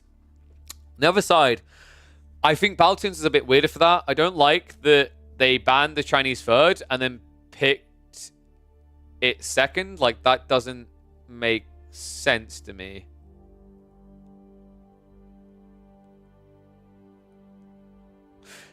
So here's the thing. It's almost like he's trying to bait his opponent here. By picking the Chinese, it's almost like he's trying to force a counter-pick reaction to the Chinese, which I'm assuming for Wham was the Byzantines later, right? This is an example where I would look and see what you've done, and I'd feel like your strategy kind of failed a bit, because realistically, like, I don't see Jeanne d'Arc as the counter to Chinese, right? I see Byzantines as that counter. So, like, Baltoon's advantage by picking China there was meant to be his opponent has to knee-jerk react with a counter pick. And then the logic for Baltoon is, like, what? Next phase, you just, like, get a more desirable pick? I don't know, man. I don't think that worked there. One thing that kind of surprises me, actually, is, like, I wonder if this should be different, is that after the second pick phase, and you get through the bans again, maybe the next pick should be for the person who picked first. Wait, so we got a first pick. Oh, no, they do it correctly. Ignore me. Yeah, the pick ban like process is fine. But I think like Baltoon got a little bit too creative midway through this draft, and Wham tricked him. Like Byzantines is really good against Chinese. Japanese, have they got a water map in this? No, that's interesting then. No water map. What is the Japanese pick for then? Mongols maybe? I don't mind Japanese versus Mongols actually. I think it's kind of like it's harder ever since they nerfed Koka Township. It's not as strong, but it has some viability. Maybe this is about. Oh, it's Jeanne d'Arc. Dude, it's Jeanne d'Arc. Yeah. Japan's like really good against Jeanne d'Arc. The reason is that you just basically rush Castle Age, and then you can either go Mass Knights and you beat French Knights, by the way, or you go Onimusha and you snipe them down slowly. Like either way, it's a win though. Zhuji versus what? Probably Mongols? No, it has to be Malian's Mongols. Malian's Mongols is still kind of a 50-50. It's more skill-based.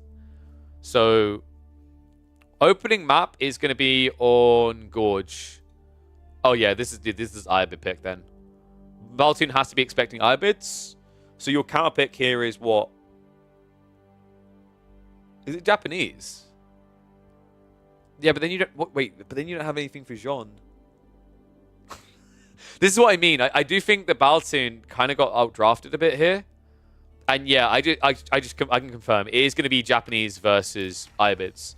This is one of those weird situations where, from a drafting perspective, you look better on the first game, but then you look a lot weaker because of the opening pick. And I think that's what's happened here. His Baltoon's opening pick is really good here. He can actually like win that quite easily. But then his next two games, he's kind of weaker because Jean now doesn't have a great answer. Zhuji is kind of weird at the moment ever since their nerfs. I don't think Malian's is a good counter to Jean at all. And China's like, I guess you could hunker down. That might work. But yeah, we'll start off and see how this one goes. Japanese versus Iobids game number 1. Let me load it up now. How do I feel about hybrid maps with Jean? Dark Age Spear Fight with Jean? It's not worth it. Like, the problem is, like, the collective XP you get is low, and then she attacks really slow. The only reason you use Jean in Dark Age to fight is to build outposts. She's terrible otherwise. The only other reason you might use Jean in Dark Age is to, like, attack, defend, as in, like, Mongol spears are coming at you, and shivs out, right? But, like, realistically, the only value in combat that Jean Dark Age has is her health pool. Everything else about her is bad for fighting. All right. Let's get this ready to go. Not everyone's playing chess. Some have a set of checkers on the board. I mean, but this is the thing. If you're like drafting like this, it might seem nitty. Like, oh, you know, why are you talking so much about him banning Chinese and picking it straight away? Because it's a low value situation. Like, I can probably explain what his thought process was, and that's that he was worried that his opponent was going to pick Chinese. Right? Because if we remember back to the draft, it was second pick. But like Jeanne d'Arc is already a high value, and it's not been picked by either. I don't know. I think maybe Baltoon just didn't anticipate the Jean pick, and he was worried that Wham was going to pick Chinese. You know what probably happened is Baltoon didn't look at the name of the player. He just looked at their portraits. He's like, oh no, it's Poppy Paw. I need to ban the Chinese. All right, should we get ready to go? In fact, I'm going to look. Let it start moving, let it breathe. Ooh, different biome gorge. All right, let's get to it. All right, one and all, welcome back to the Elite Classic 2 recap. It's time for more Age of Empires 4 action. We have got Wham versus Baltoon. This is one of the series that happened at the very end of the group stage of the Elite Classic 2. At this stage, Baltoon was already guaranteed to not make it.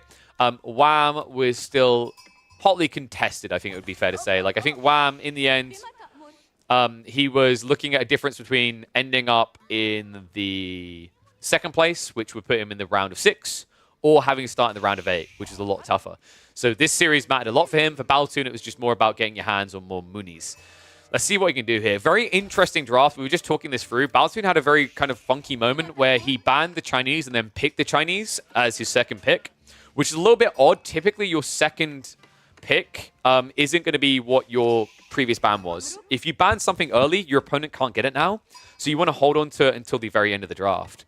It's kind of surprising to me that Baltoon picked it in there. The only thing I can think is that he was trying to force his opponent to react to the Chinese pick early.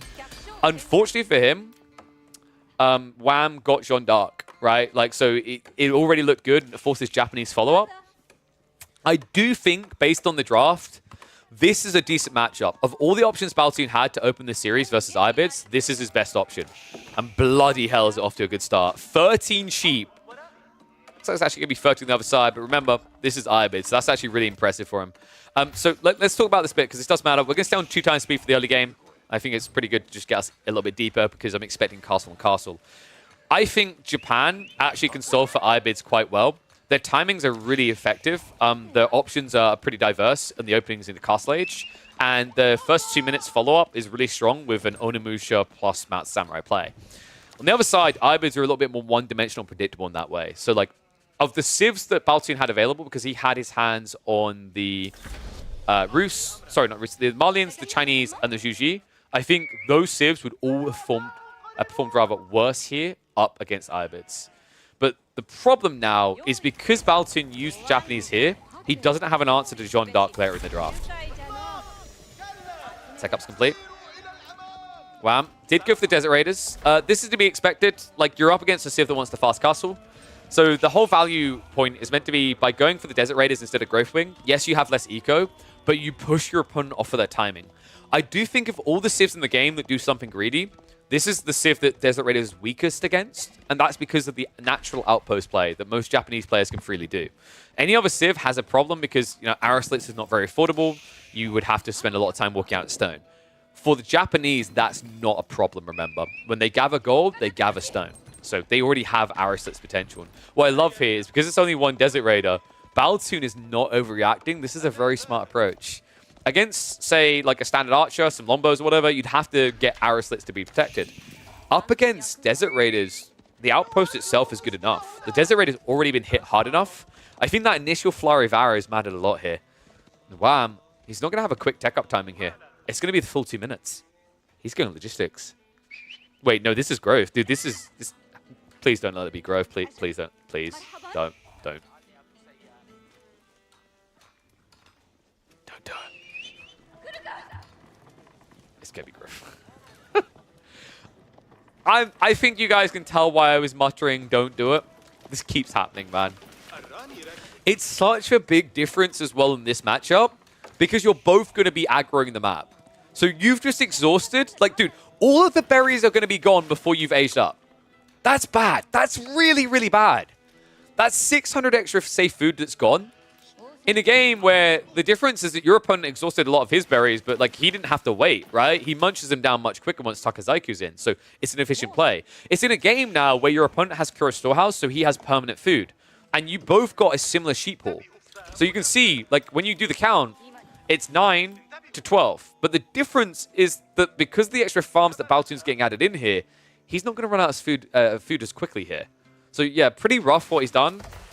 Sure, you're going to have extra villagers, great. But like these extra villagers now have to play out onto Ford Berries and Retracted Deer in a matchup where we should be looking at stable versus stable. Let's see which way Baltoon's going to go. Floating Gate now on the way. We're being gathered up. I like this approach where people don't start building the production building until they're almost done. You don't want to reveal to your opponent what your choice is earlier than necessary here. All right, guys. Wham. Is he going to even have a single berry left over? I think he might actually luck out here. 30 seconds out. This, dude, I actually think this berry is going to be gone. It's 3 villages, right? Okay, no. Okay, safe. He's home. I mean, it's still 300 food gone. It's still a heavy loss. But that house actually just saved him. If he didn't build that house, it would already be gone. Luckily, because some of these guys are dropping off, this many villages on the one berry patch is not going to lose him out. I'm being a real nerd for this, but it does matter. Thank you for the gifted sub, Fatlop. Appreciate you, buddy. Oh! 9 food left over. And now we see the wheelbarrowless move out onto the berries. What I love about this on the timing is wheelbarrow is going to complete when he reaches the berries. That is so frustrating. Baltoon on the other side has now teched up. And he is going to be immediately going into the Onimusha. I like this. This is interesting. It's a little bit dicey because Desert Raiders and Camel Lancers still counter you. The reason they counter you, remember, is the Camelonese hits your base damage, but it doesn't affect your bonus damage. And the Kaburaya, dude, that is a sick detail. Can I just, golf clappers are all around for Baltoon. Baltoon in the chat, big shout out to him. Giga Chad Baltoon. I do not see people get rushing Kaburaya, and it's why every time I see Onimusha opening, it looks bad. You can't open Onimusha without Kaburaya in cavalry comps. Because if you do, you just get killed. Like, this is a glass cannon right now. A Camel Lancer will chase you down. And although you can usually turn around to offset the Camel Lancer damage, right? Because the starting charge is lower. If you let the charge longer, it gets bigger. You still now put yourself in range to be hit twice. So you get hit for like 40 damage by each camel. It's terrible. But by going for Kaburaya, you can now run away. You can now run in and then run away quicker. You can chase these guys down and kill them. It just gives you so much more Omni flexibility that you otherwise wouldn't have with this unit.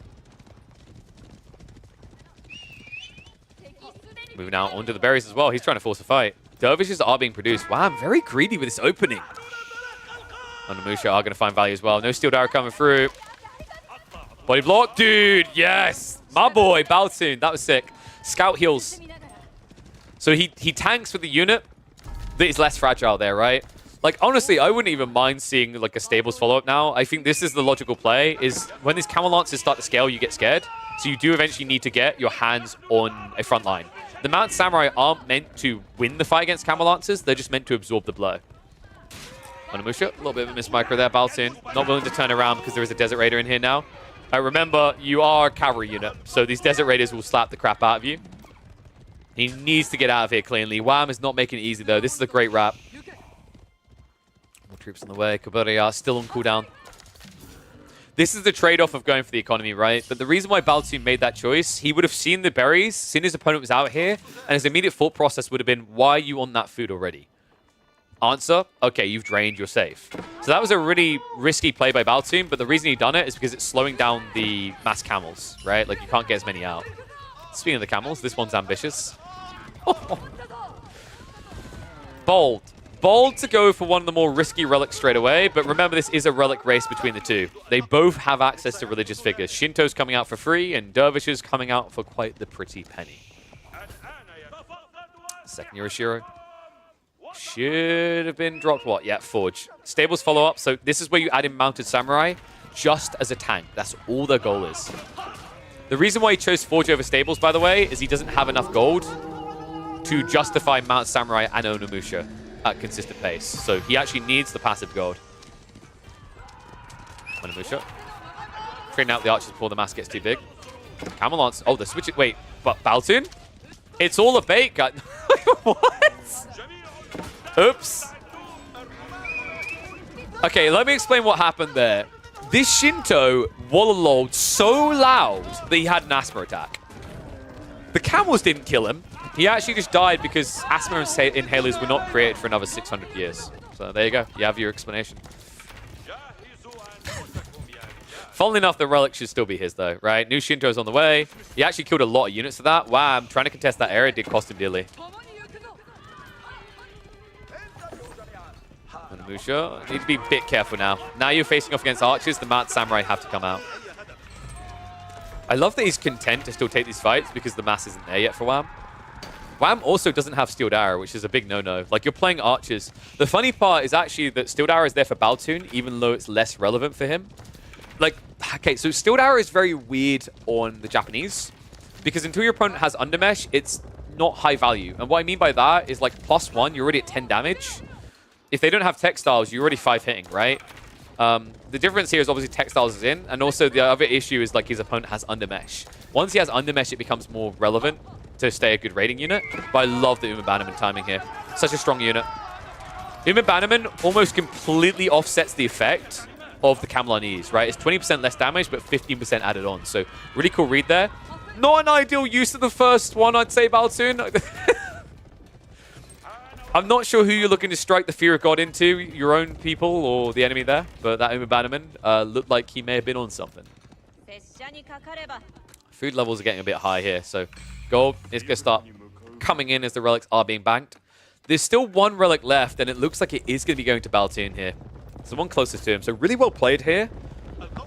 This is why I like the Japanese, though, right? Like, when you play full Cavcom with Onimusha opening like this, you actually can contest the rapid pace of Iabids. And the sick thing is, like, this Civ, Iabids, it's not just about their tempo on the reaching this castle age. It's the fact that the dervishes are so much quicker. That detail is pretty irrelevant when you consider how rapid the Japanese opening is and how they immediately have a Shinto. While the Iabids would have to build a mosque and then they'd have to wait an additional 40 seconds. So sick read there. Baltoon with a good economy behind this. Wham! Actually now just blinking first. Goes for a second TC. Does make him weaker for the engagement here. You can see most of his army is cheap crap, right? It's just mainly archers. Archers aren't exactly a bad choice here, though, considering you're up against mass Onimusha. I'd love to see Baltoon consider a second TC as well. Like, he should read this matchup for what it is. An Iabid player who cannot close the game immediately after the Relic race will look back towards Eco. And typically it's 2 to 3 TCs, right? So Japanese going 2 TC matches that quite well. And here it comes. There we go, on the deer. It's a great read. Baltoon is now saying this game is going to go into Imperial Age. And Baltoon has to have a little smile on his face, because I actually think this particular matchup, going Imperial Age, heavily favors Japanese. This is not the Abbasids. They don't have that great late-game economy that their sister Civ does. On top of that, you're going to be playing into a lot of units that get pretty hard counted, right? Like, if you're going to be going into anything but Horsemen, Adachi Samurai is a problem. Onimusha, Onibigisha are a problem as well. Like, this game right now is being dictated by cavalry, but when we get into Imperial Age, expect infantry floods coming from Baltoon. Ranged armor level 2 coming in. Oh, no ranged armor level 2 for Wham, though. Not as important now. The melee is a bigger issue. He doesn't actually have any melee armor whatsoever, which is always worrisome when your opponent is scaling into mass melee now, right? Mountain Slimer is coming. Like, realistically, Wham's thought process should be, I'm up against the Japanese. They are going to start moving towards infantry at some point. And when they do, I need to make sure that I've got melee armor to contest that. What's my rule about Gorge? Anyone in chat, do you remember my rule about Gorge? There's one thing I always say. Gorge plays out one of 2 ways. What is it? It's either a fast game with no walls, or a long game with all the walls. And that's what we're now seeing set up. So both of them seem to be accepting their fate is going to be in the late game here. I'm wondering what Wham's thought process is on how he can test that. Maybe Atabegs could be the game breaker that we've been waiting for. We've just not really seen it look good so far because it rarely comes out. But Atabegs with mass, what, Spearman? No, I don't like it. Mass hand cannoniers, I guess, is your goal. Interesting choice from Mr. Mountain Samurai. Even the wildlife is against it. Wham is posturing. I like to see this. He's got a very strong kind of static stationary army right now. Baltoon, because he went full cavalry, very expensive. Not going to be great at trading directly into this army. His goal more is to look on the flanks. And also, with the Manjanique there, the Onimusha are now hard counted. These are glass cannons. They move fast, sure, but they have 80 health. If anything coughs or sneezes on them, they die. We are getting the switch now. Mass Onibigisha is going to be the target. I like the walling from Baltoon. The timing is really good because he needs to now secure onto the deer, onto the berries and the boar. And this is going to give him that timing. He's not ready for a full-fledged farm transition yet. If he does that, he dies to this dive. The question now is whether you rely on Onibigisha to clear out the siege or if you try to go Springles. Springles is pretty decent here. You're playing a fairly static fight, but it's quite expensive on the wood. And I don't feel like Baltoon is gathering that hard on the wood line right now. All of it is being expended elsewhere. Setting up the racks over here, right? Yep. And he needs quite a few of them. Like, when you play Onibigisha, it's all about reaching critical mass. You can't skimp on the amount of racks you have here. Rams now knocking on the door. Stable's being targeted. So you'd think, why is he not going after Yorishiro? This Yorishiro is kind of riskily deep. This Yorishiro is worthless right now. I do question why he's not attacking these. I think Wham taking out this double farmhouse, you pop block Baltoon and you take away 75 food a minute. This would have been a great target for him. So definitely not optimal. And now going off the archery range, like, this is the thing Baltoon doesn't need anymore. Like, he's counted in the Archer form, right? There's nothing to build out of that. So, blowing these down, much more important. Houses finally being targeted. Wham. Moving deeper. So, Yorishiro down. Another Yorishiro about to be down. That is going to be 3 Yorishiro lost in less than 30 seconds. I say that, it's actually stopping. Mass coming in. Baltoon willing to fight now. Onimusha in the mixer. So many Mount Samurai, and Wham, he may have overestimated this. He doesn't have a front line. Oh, no. We've seen this many times before. Onimusha tickling us down as they chase. Wham misread the situation. He prepped for the siege, but he did not prep for the melee mosh pit. Onimusha able to keep pushing this back. Mount Samurai will be able to chase this down, and Wham is learning a hard and fast lesson about why you never count the Japanese out. Great timing there by Baltoon. Sacrifices the arm for the body, right? Loses a few production buildings, sure, but it buys him time. He doesn't care about the Raxes anymore. He doesn't really care about the archery ranges. All he cares about is the Raxes, all being built up far away from the front line. Now, losing the Yorishiro here, definitely kind of painful, but another way to look at it is you just get extra free units coming up. And also now, because you're getting past that phase where food's kind of like more delicate, right? You're probably looking more towards spamming farms. You could even consider just dropping the additional Yorishiros into forges instead, which is just better for you long term.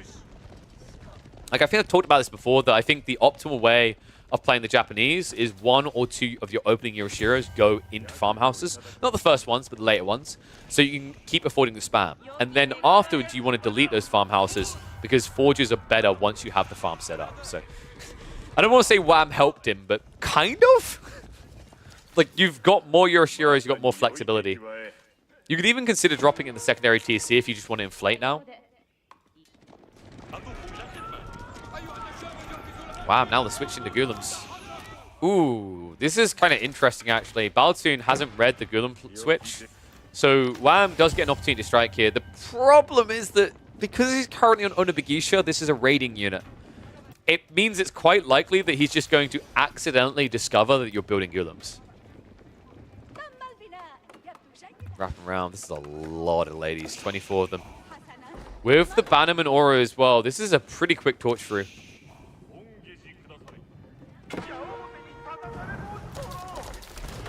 3 flurries of torches, and it's basically going to be gone. Okay, Wham has a problem. Oh no. He'll shift away quickly here. Army's completely abroad though, so far reach to get back here means a lot of idle time in Wham's base, and also still going to lose some economy. Golems do get scoured. Okay, there it is. That's what we were waiting for. This is really important. Baltoon, that's the freest haul of info you could ask for. He gets the raid off, what he's looking for. He reveals the Golem, and now immediately queues up the Samurai. So Wham, at this point, is thinking, crap. It got seen. Like, Baltoon is a smart player. He's not ignorant. There's no way he didn't see that I've gone into Golems. Now I have to anticipate my opponent is going into Samurai, which means I can't really play Golems. I have to probably play into Horsemen, which requires a lot of farms. And I don't think Wham's there yet. He only has 22 farms in total. Onimusha just so quick to move away. This is the thing that I've been talking about before, actually, with Onimusha. I think putting a Katana Bannerman with your raiding Onimusha is a mistake. You will burn through a wall quicker, but you'll also wrap slower, right? Like, it's actually a big difference, 1.38 to 1.5. If you don't think it's a big difference, watch Archers versus, like, Lombos on gap closing, right? Like, the pace at which you get on top of targets is pretty crazy. The only reason Lombos can usually hold their ground there is the extra range to begin with, right? So, good little raid here. Bunch of villagers get killed. That was Wham's eco lead. Oh my. Man going to the center now. I mean, Archers will at least get rid of it, but dude, this is a problem. The Onimusha are still alive in the back of the base. The Golem spam has been halted. Wham, with that hit onto the deer, he didn't even react to it. And now the second wave Onimusha comes in. This is a bad trade. Half of his army are crossbows. This is terrible. So here's the other problem about Mass Onimusha versus Ayabid Mamluk's Bravery. You're overkilling, it doesn't matter, right? Like, even when you get Mamluk's Bravery against Onimusha, you're still overkilling. Oh man, this is bad. Baltoon also with Stone to actually go for the Daimyo levels. We're going to get a full-fledged Zerg spam going in the next 2 minutes. Mango's also coming in. This is actually sick, man, dude. Balatune is being so calculated in his approach to this. He's not over-investing, right? Like, you know, one's in chat, if you would have been the player that spammed an extra 50 Onibagisha right now. I'll hold my hand up, I'll admit it. I would have done it as well. Look at the army comp and think about why Balatune didn't. Because Mangonels counter the entire army, right? This is so much smarter because now Wham has to react with Springolds, and then you go back for Onibagisha. And it means that Wham now has less crossbows, less Golems, because he's got more anti-siege. I love how he's just forcing his opponent to make adaptations he doesn't want to do. And what's worse still is Wham, now seeing these elements, right, seeing the second wave of Onibagisha, he's queued up the Golems again. Balatune still hasn't revealed that he's going into Mass Samurai, right? I think he shoot like 3 or 4 in that fight, but that doesn't look like Mass Samurai. What we're about to see in the next minute will look like Mass Samurai. Remember, on the side of this, we've got, what, 6 Raxas? Make it 7. That's a lot of spam. Balatune is making a mistake with his TCs. Like, he's not upgrading them still. Like, that's quite neglectful. You've got 1200 stone. You should be going Daimyo level 2. It's actually a very big difference, especially when you're trying to spam these units. So, definitely not very clean. I don't know what Balatune's saving for. Maybe the greatest wall that the Japanese have ever built. Marches for the clash, though. Onibagisha, they're going to get Springolds, and they're gone just like that. Mango's still alive, which means Wham has to keep backing up. Start Step is helping him a bit here, sure, but once the gap closing commences, it never stops. Oh, dude, this is brutal. Wham's economy is about to be so much weaker. I'm sorry, I say, when Balatune notices his stone, it's about to be so much weaker. It's just... Yeah, Balatune has definitely forgotten about it. Farms on the other side, count is now up to 42. Meanwhile, for the Japanese, they are already pretty fat here, right? They must be at like 40. Yeah, 39. If he just gets those Daimyo levels, if he goes Shogunate, this is going to be uncontestable. I mean, it kind of already looks like it, right? Wham's army count is shrinking. Golems are at least baiting the main army, but the Mangos are becoming problematic. Not to mention the Odachi. He's reaching in. You're noticing Wham's hanging around a little bit too long. It means the Odachi is actually starting to get his impact. So Balatune is going to back away. Are you actually... Okay, one's if Balatune is going to actually get a Shogunate castle before the end of the game. Two's if not. He has 1,400 stone now. He's building stone wall. That's the best part to me. He's actually looking at his stone and going, oh, that's quite a bit of stone. And then he's building stone walls.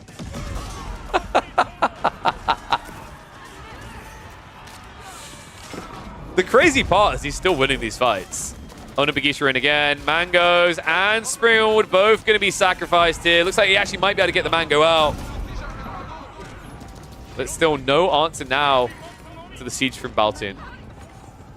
Oh my god, dude. He's going to end up with 2,000 stone before the end of the game.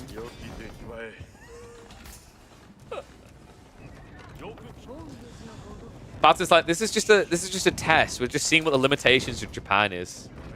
It's only fair. We're in the late game. He picked Ibids. It's not like it's a Bassids. I can't be full eco tech. That would just be Imba.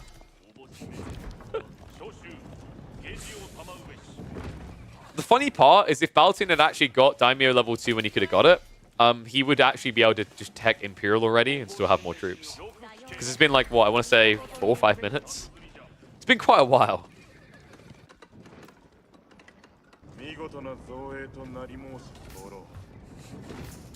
Balatune's like, I don't know if I should upgrade this TC or this TC. More snowballs going. Surely he's going to notice by the time he's built all the stone walls. You know how you can tell Balatune is your classic Japanese player? You know, like, AoE players typically look up and they see 4 resources, right? Japanese players, I can tell you, I played Japan a lot. You don't see 4 resources. You see 2. Food and gold. Like, what are these things, right? Like, you know, you're a Japanese player. You turn up to the stockpile, you see all this wood and stone. And you're like, how do we cook these? Or like you look at the stone, you're like, how do we embed this in our ornate samurai armor? Hey, there we go. Time me on the way. The best part is like, this is at least the good feeling. Baltine right now is like, oh dear. But now the smiley face moment is like, but wait, Imperial Age and back-to-back 25% increases on farm gathering rates? Cha-ching. Oh man. Imperial Age now coming in. Well, has he started? Yeah, so he went with the... Was that the... No, that was the advanced... Oh, God, he done an advancement, didn't he? Yeah. So you got the cheap attack up. This is usually an advantage when your opponent isn't imping as well. Unfortunately, that's not the case here. And guess what, guys? Oh, that's going to be a good food gathering rate. Shogunat's coming in. Oh. All right, tech up's now queued up. That's an area where WAM can get an edge, right? Is that you can actually unlock your techs quicker with the Golden Age when you have level 2. The negative here is that your opponent is going to have enough time still to get them before you try to break him, right? Like, you're a little bit late to move here. Your army isn't really that scary right now. It's puff its archers. It's kind of the weird thing about Baltune's army. Like, I'd say if there was one thing he probably doesn't want in Imperial Age, it's actually these guys, the Onimusha. Or these Gao, shall I say. Like, everything else is things you would typically use in Imperial Age as the Japanese. I love the way they hold their weapons as they walk forward. It's almost like a kid walking with scissors trying not to trip over and hurt someone. It's like, oh, oh, Psycho Mode! Murikari Banzai! Straight in. Gulem's not going to last long. There's no front line here. Wow. It's mass ranged. And this is the comp that always makes you feel deranged. Mentally, and also just you don't have any range because they get close so quickly. Onimusha are in. You can't even tell them from the samurai anymore. They're just all wearing teal at this stage. Wham is about to be wearing white for a white flag to surrender. This is looking like a GG here. Baltune, he's got Oda tactics coming through in just 26 seconds. The hand cannoneer choice by WAM may have been a bit too greedy. It's just, there's not enough of them here. And this is just wave 1 of the zombie apocalypse, remember. Japan, they never stop. So reset, he'll get it together and look to go again. Bombards are also coming alongside this. Remember, we still do also have the Tanegashima Gunsmith that will eventually pump out whatever you need. Oh, look at that. Apparently, you need a haircut. We've got the Uzitsu coming out. Which, funnily enough, are actually pretty decent against the hand cannoneers. They outrange them. And hand cannoneers tend to clump. Another thing to remember is this was not Atabeg's, this was poor man's Imperial Age. He doesn't actually have the increased health. So these hand cannoneers actually do disappear quite quickly. I'm setting up for a clash. Castle is not going to be involved in this. We're also seeing Bundore on the way, so an extra 2 Yorishiro are going to be coming out soon. That means more forges being Yorishiro'd up. That means more gold. And both of these players are racing gold right now. Right, both of them rely on it to sustain their army. It means that WAM is playing in a meat grinder where he can't win. The game is rigged already. Gulam just never doable here. Like, this is literally one of the worst civs to build Gulam against. But he needs something, he needs a front line. I think Horseman might have worked better for WAM, but it's too late for that now. This is the dive that kills. Siege is at least going to be held back for the time being, but that doesn't matter. It's the main army that does. Hand cannoneer account has not been able to really grow that much. She's up to 21 now, but she's not really seeing its full firepower because it no longer has anything to absorb the blows. Elite army tactics just giving so much extra health means you always reach him here.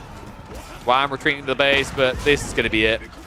Bombards, they've reached the production line. Hand cannoneers can defend miraculous things, but when they have nothing to defend them, that's when it gets dicey. In this case, slice and dicey.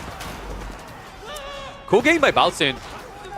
Definitely not the cleanest game, I think you'll agree. Like that Shogunate detail, like that stone hall. If he got that optimized, this would have been a much cleaner execution, but can't criticize him on the other game. I think he played that really well. This Onimusha opening against Ibids, I think actually is the dog's bollocks. Because there's nothing that Ibids can cleanly do. If they don't build archers early on, if you see it being a fast castle race on both sides, it's an easy win. The only way it's counterable is if the Ibid player reads it and builds archers in prep. But you can scout for that. And if they do that, last second you just drop a stables instead, right? Because they're adding archers, that means they've got less camel lances.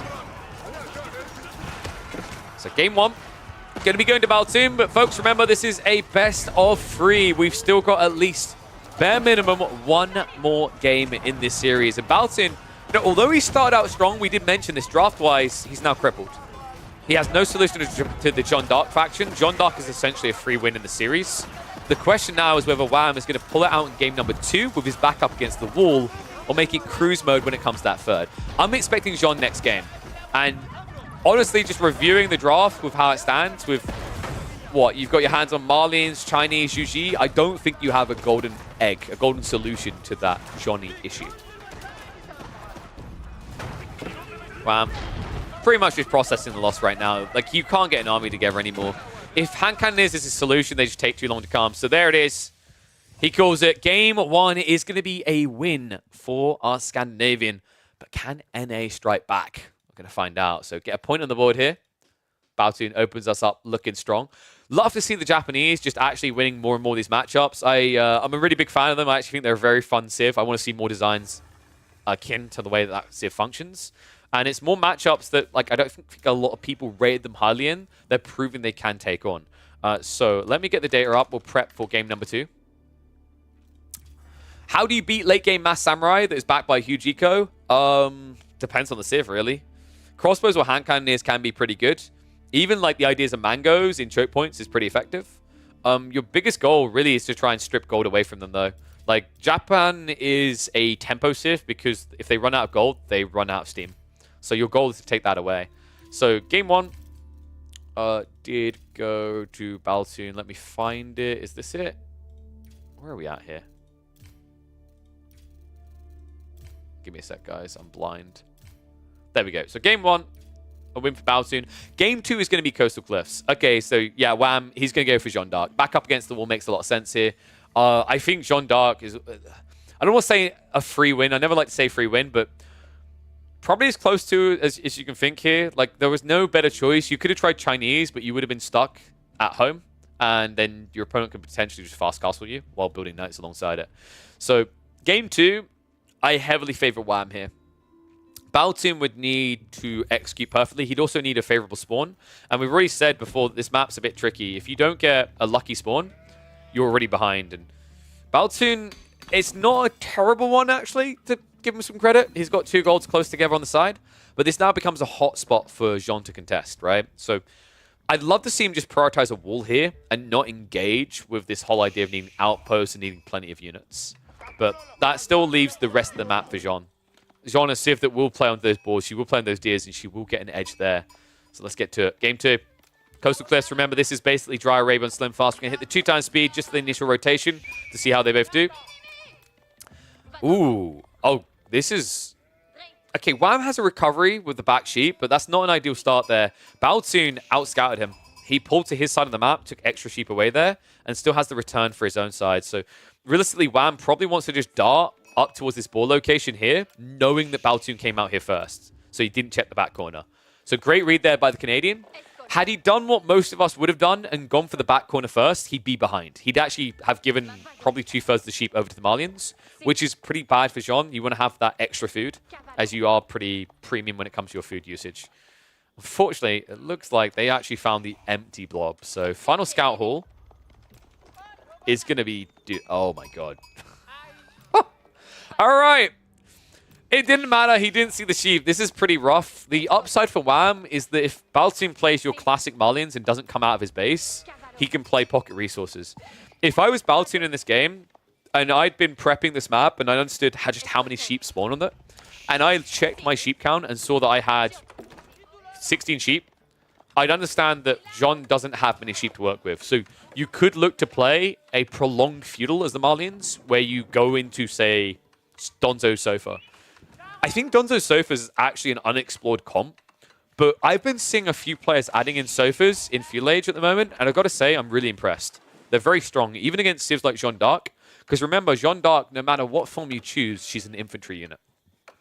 Sofas have decent base damage already, but they also have bonus damage versus infantry. So very quick way to just immediately make Jean evaporate. So, Wham. Fully aware of what he's going to have to do here. You already see him actually prepping wheelbarrow pretty early. You do this typically as Jean, but it's very important now because he's going to have to shift onto the deer or the boar early. Instead, we're actually looking at a TC play. That's interesting. So I think Wham's perspective on this is, okay, I'm behind on eco. I could play pocket eco, but now, like, considering that we both know what the final sheep haul is because the map's so quick to be scouted, if I move out and I go on the boar, I go on the deer, if Baltune chooses any sort of aggressive play, I'm going to die. So by going for a TC, although it's very greedy, you're against a greedy Civ anyway, this allows you to essentially secure a food source. And if Baltune does make that sofa play we've been talking about, he's not going to be able to find any value, right? Like, sofas are not going to want to dive TCs with knights nearby. What a very creative approach by Wham. I really like that. Cool thing as well is he could set up maybe out here on the deer or on the boar, and then he could always wall the backside to secure this food here. So, like, he actually has a lot of safe food once he has a second TC up. Baltune on the other side of this. Dude, this is the other thing that's kind of sickening about this, is if you're up against a Civ that even has an opportunity, a chance that they're going to go for second TC, you have to basically waste a lot of time with your scout going to the back of the enemy base. And the problem for Baltune in this game is he was paranoid about doing that because he wants to know what's happening. Like, is Jean going to be rushing his base? Are the knights coming? It's very difficult to balance this against Jean, is spotting whether they're going for eco or aggro. Because the beautiful thing about being the French is your opening knight allows aggro anyway. Torchon already happening on the houses. Rax is going to be built into, so Baltune already getting level 1 of his defensive comp going. Scout is going to reveal what's happening here. So Wham does not have the TC yet. Unfortunately, Baltune, you know, this is such an early point. You can't go for that sofa comp I talked about. You need to have like 3 or 4 ranches to feel good about that. Otherwise, you basically strip all your potential to scale. So it's going to be the archer range. Okay, dude, he's saying this is going to be a castle game then. This is a little bit problematic. 2 TC is going to give scale. The only upside right now is that Wham is torching your houses. I know that doesn't sound like an upside, but it means that he's actually not escalating the build speed on the TC. He is, however, going to get some resources, remember. These houses do cost resources, so they are worth XP. So what's the interesting thing with Jean, right, is like you can't just think of your standard resources. He has that special resource in the form of experience. 2.5 there. Should be 5 XP gained here. You maybe could have gambled on the pit mine, but it would have been risky on the Donzo timing, right? So it's just not worth it. Jean could have bought time, but the problem is, like, if you were building 2 more knights, yes, you go for the pit mine. But because it's a TC build, you can't get rid of that pit mine quick enough. It's just wasted. This way, you're at least potentially, like, housing your opponent, and on top of that, you're getting a little something out of it. It also just keeps him at home, right? Like, Baltune can't now rush out to where you're dropping that TC. If he does that, he just dies. And turns out that TC actually wasn't on the north side. Plays it safe at home, but sends villagers out on the flank. That makes sense. If this was so far, I think you need to have, like, a TC here to protect. But it's not, right? It's going to be double racks plus archery range. Yeah, this is why I actually quite like Jean against the Malians. You get forced to overreact to defend because if you see Jean coming at you with a few knights, you can't just try to mirror enough to kill the knights. You basically have to get an overwhelming victory. Because anytime it's a trade, Jean's winning, right? She's getting XP. So the fact that Wham IDs this and then goes to the second TC means that Baltune has to invest more value into an army. Like, Baltune right now is not happy with the game. He's thinking, okay, I should be adding in ranches, but now if I add in a ranch, I might get doped by 2 knights and a Jean. And I'll lose a villager or 2, and I'll also start losing Donzos. And I can't afford that here. So he has to hunker down and play a long feudal. Wham now has flexibility. With the eco scaling, he'll eventually be able to choose to go mass knights or just go for a tech up. Free little villager kill. Baltune now moving across. Oh, this hasn't been scouted either. Good moves by Baltune. This is very risky. Like, Baltoon, the way he's moving across the map right now, his mentality is, I'm pretty blind, and this is dangerous. But the alternative is I stay at home, and I keep building this army that can't really do anything, and I lose the game 10 minutes from now. If he got caught by Knights like and Jean out here, dead. But the beautiful thing is because of this play where he lost a villager there, the least beautiful part of it is he knows that Jean isn't here. Also, Jean has no reason to be on the north side anyway, right? Both boars did spawn on the south. And the outpost doesn't go up.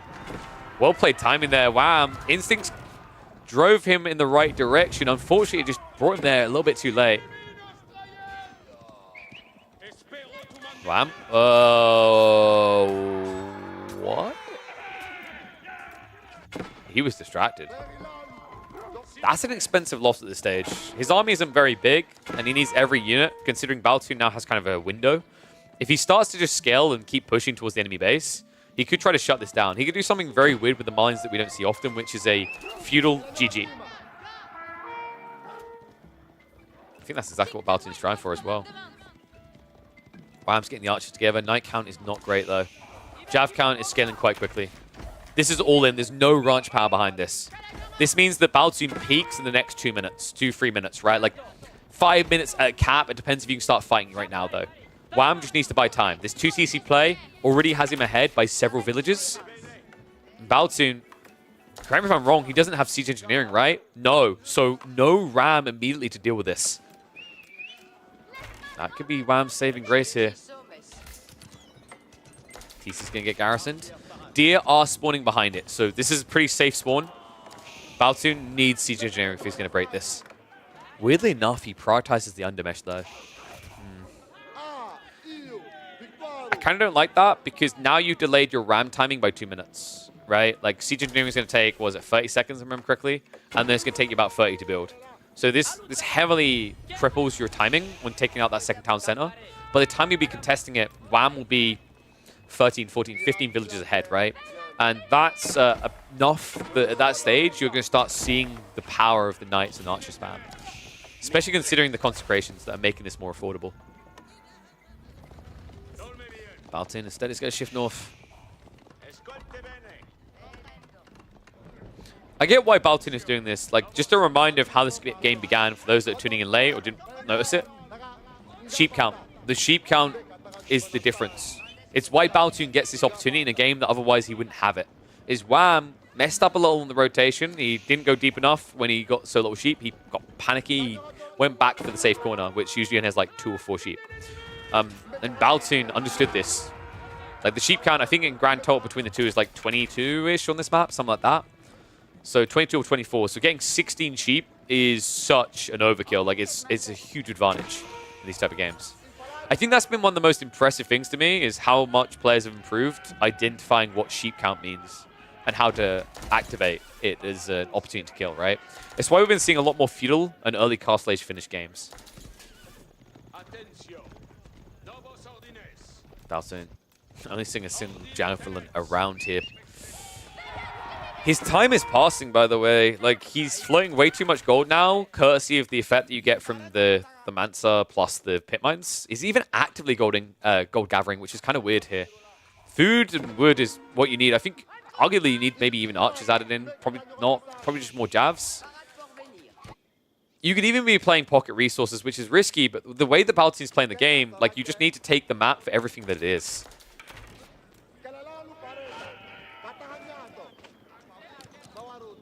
Dude, this is such a weird position to see a Malian player in. He's diving the TC. Resources going to be cut here, though. Wham! He's peeling him like a potato right now. This is about to get ugly. Javs diving deeper. Villages are being found, but the Knights! Baltoon splits the fight the wrong way. Javelins get cut off on the side. Jean now being targeted. Divine Restoration is going to be pumped, though. Archers now diving deep for the trade. Jean gets away just in the nick of time here. And Baltoon, this was meant to be the blow that could end the game.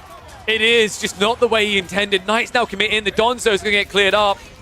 XP farming is going to start commencing as Jean moves back in range. And that is going to be it. Baltoon, with no sort of scalability behind this, this was do or die. And it turns out it's going to be pure death. He'll at least middle finger Jean on the way out. But now, 8 knights, 19 archers, no standing army. I think, like, Baltun, the trickle of troops that remain, I wouldn't really call them an army. And with no ranches, there's no real comeback here. He's going to try for the castle ranch play, but this is going to take way too long. He needs about, what, like another 8 minutes in a game where Wham already has a 12 eco lead. Great timing there, Wham.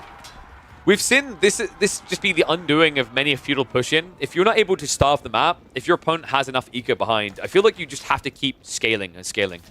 And I think Baltun got paranoid about the idea that, you know, his opponent had 2 TC, he still had a lot of food. Realistically, if Baltun could have just blocked the food on the map and played his own pocketed resources, he probably could have kept scaling to like 60, 70, 80 army and then tried this dive. It would have ended better, but the paranoia I think for Baltun in this game is at the end of the day, he's up against Jean, he's up against Knights. Jean will passively get XP, and Knights could always just leak in if you play pocketed economy. Does end up being his undoing though. Baltun now in a situation where he trails in the military mass. Level 3 in, and that's got to be it. He doesn't have an answer to this. Level 3 Jean, sure you got a lot of Donzos, but good luck ever touching this.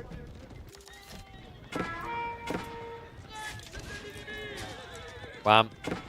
Marching forward is about to reveal it, and I think this just might actually be the moment where Baltun just gives up. Yep, there we go. Don't blame him for it either. GG gets schooled. Level 3 Jean just uncontestable at this stage, and you're seeing exactly why she's such a powerful pick on this map. Interesting question coming in, actually, about the idea of going Sofas. We did mention this. I think if you're going to go Sofas, it has to be extra early. That's the way you find maximum impact, is catching those first few archers, catching Jean on level 2. Donzo Sofa has to be the way. If you're going Javelins, you can't afford to then go back for Sofas. Not the way he's scaling. It's different when you add in Ranches, because you're just getting supplement eco as time goes on. But this was a game where we saw the first ranch added in at what, like 13 minutes? It's not your classic Marlian game. It's more of an all-inner. Unfortunately for Baltun, you know, I think the issue isn't Sofa there. The issue is then just playing the pocketed resources. It gives you a longer runway. Didn't do it though. Means we are going to be going to a game 3, and it means we are down to 2 civs left on each side. And I said it before, I'll say it again. For Wham, you know, realistically, like Byzantines works really well against both of these. Depending on the map, though, Mongols could be just as good. I'm looking at it now. It looks like it's going to be a dry Arabia. I actually think you just do Byzantines. Wait, is it dry Arabia? Sorry. Gorge, Coastal Cliffs. Yeah, dry Arabia. Yep, Byzantines. Okay, we've seen this matchup a lot. It's Byzantines versus Chinese. Honestly, the more I've been watching this tournament, the more I think that this is heavily biased in favor of the Byzantines. If we look at win statistics, the Chinese versus Byzantines matchup, Byzantines, it's literally 50-50. There's no notable difference between the two, right? Even if you look at the previous patch, China versus Byzantines, Byzantines lost more than they won there, right? But ever since the buffs with some Byzantines early eco, I actually rate them incredibly highly. They deny a lot of value on the map for the Chinese. They make the mid-game very difficult, and that Western contract not only counters early Chuganu play, it destroys the Palace Guard and Spearman spam because of the Landsneck factor. Make no mistake about it, guys. Byzantines, at the end of this tournament, people are going to have them easily in A tier on all their tier lists. A bloody powerful Civ, and especially in this matchup. We hop into the deciding game here. Wham with those Byzantines, and Baltun with a hard matchup on his side. Statistics in pubs show the 50-50, but based on what I've been seeing, at least performance-wise in these tournaments, I put this more like a 65-70% probability of a Byzantine win. We're going to hit the fast forward in the early game, because the opening is just going to be greedy from both sides, right? There's not going to be any Dark Age play. There's not going to necessarily be a Hippodrome here. That would be kind of weird. It should be Grand Winery on one side. It should be an Imperial Academy opening on the other. Spawn-wise, Baltun has got a decent one. Double Deer stack to the north side would be fantastic for the TC placement. He even has a full tree line to secure in this area. Would kind of separate you a little bit from your primary, but I actually think it's quite reasonable for a Chinese player to wall here, here, and then wall from the wood to the stone. And then you just get a small backline. This is actually a really good spawn from Baltun. Byzantines on the other side of it, berries are pretty tight. 2 close by, another one to the side. Everything is forward focusing, so you can easily just kind of gather your gold and your stone back and forth in tandem. And this is really important for cistern efficiency, because it means that you can set up a cistern all the way down here. You're probably going to look to set up one on the wood line to the north side, though. Yeah, it's weird when you get like your less retracted wood line a bit further, like a bit closer to your TC. It means you have this kind of weird spawn where you're going to set up a system here instead. But first one on the way, Grand Winery on the way, Imperial Academy coming on the other side. We might be seeing a Barbican. We're probably going to be seeing a Barbican. The Barbican will likely be used to secure front side near the stone to secure that second TC timing. You need it because of the Grand Winery surge point. The Byzantines can quite quickly ramp into that first Lombo contract, and if you don't actually have a full defense to close this area, you're not going to get your TC. The question is, like, what kind of TC builder is Baltoon? There's two kinds. Typically the kind that look for maximum optimization of villager walk time, which is where you drop a TC out here. And then you get the safe at homers, which I think, like, for example, Dumu is a perfect example of, where I don't think I can recall the last time I cast a Dumu game where his TC wasn't next to his primary. The reason is that you do that is it means that you don't have to worry about your mill drop-off being overridden by the TC nearby, right, on places like Deer. The downside, however, as I just mentioned, is your villagers are not as optimal. When they come out these TCs, they're going to waste a lot of time walking over. It really depends on what your goal is. Like, for some players, they just are happy to pull 8 villagers over here and say, this is your duty now, and then use the rest at home. But others like to have that kind of scalability and flexibility to shift locations quickly. My opinion is I find that it's much better to play 2 TC loose when you're being pressured on multiple flanks. That sounds weird, but you need to think about the implications. If you have all your villagers being bulked in one location, let's say I have all my villagers on wood line here, and Lombos come in and idle me. All my wood now has to be idle to move here. If I have a second TC here and I have a few woodworkers over here, now I actually have flexi, right? I can immediately just shift these villagers onto wood here because I have extra villagers to gather deer in this location. Opening horse. Whoa. Okay, this is a different build from WAM. I wouldn't have expected this. We've got horseman opening from the Byzantines. Not really like what I'd call a high priority opening if you think about it. Typically, like if you were to measure all the Byzantine high-level games, if you were to like get a list of them together, I feel like less than 10% of them would actually include horsemen in general outside of Hippodrome. To have as an opening choice as well is even more surprising, but it's pretty crafty because now what you essentially have is if your opponent goes Chuganu, you double counter him with Lombo plus Horseman. If he goes Horseman, you now have a body blocker to protect your Lombos. And at the same time, you have a pseudo raiding unit. I quite like this, and I think the reason I really like it for the Byzantines is the alternative of Limitane is not much cheaper. Right? You pay 90 resources for Limitane, you pay 120 for Horseman. I know Crackedy hates this unit, but I'm still convinced Horsemen are incredible because of the flexibility they have as a raiding unit, as a mirror unit, as a counter unit.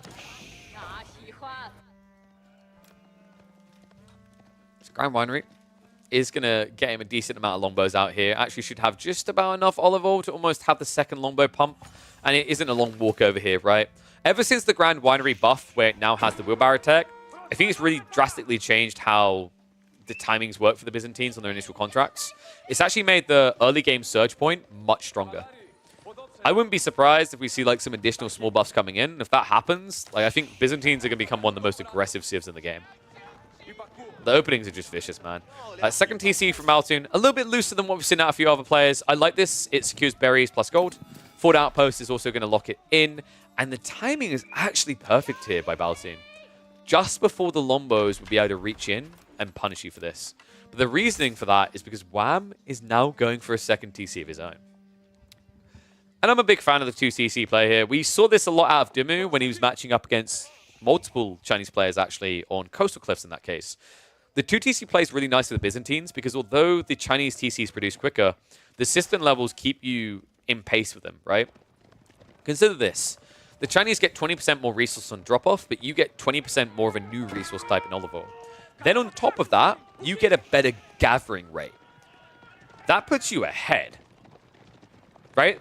Sure, Song Dynasty is eventually going to scale up more villages, but for the first 10, 12 minutes or so of the Song Dynasty, especially with the way that you're able to easily scale the system levels, you are going to be ahead on economy. Pretty cool play. Not to mention the fact that Olive Grove's transition is much easier than the full farm transition of the Chinese, right? It's 60 wood compared to 75. The mills are only going to be 50 wood compared to 150 for the granary.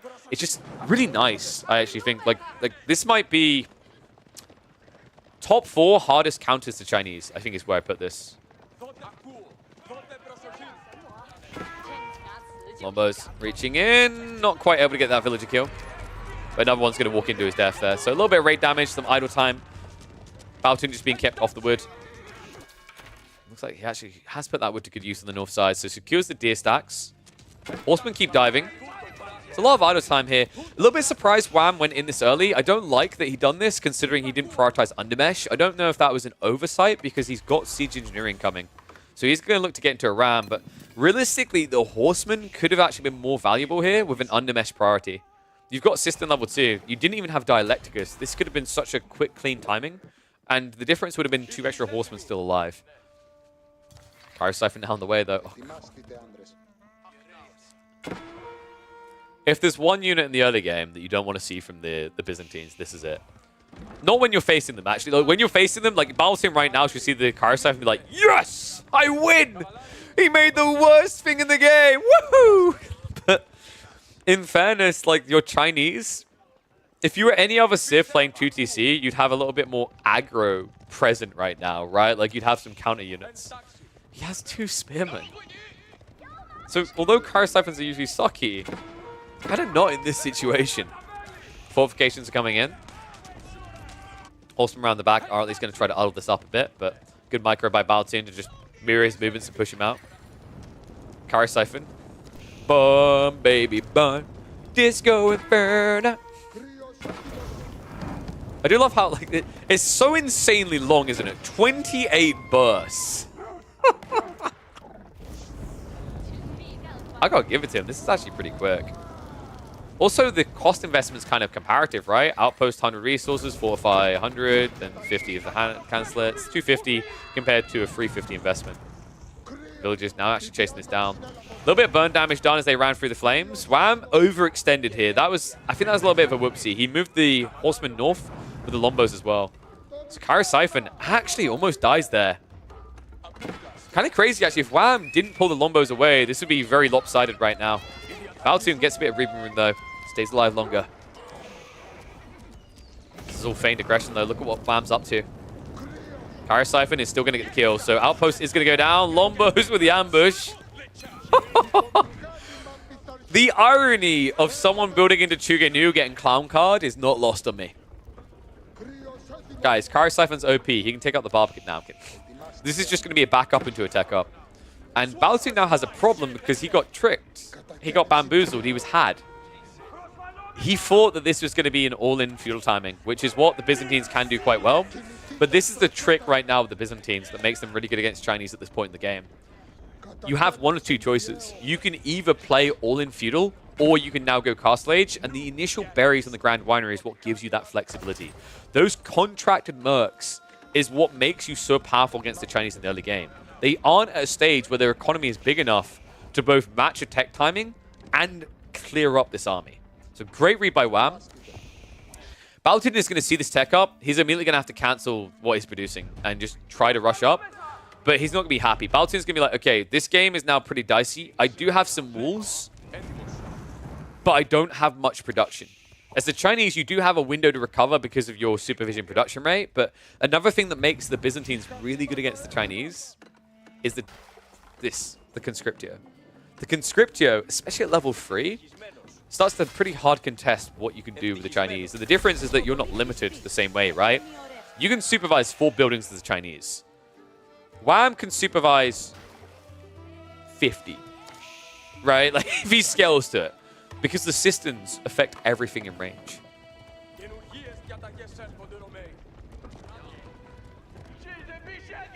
So, Baotoon actually building more Chuganu right now. I'm wondering what the thought process is here, because if I'm Wham and I see you building building Chuganu, and I've got all these Lombos, I'm very comfortable.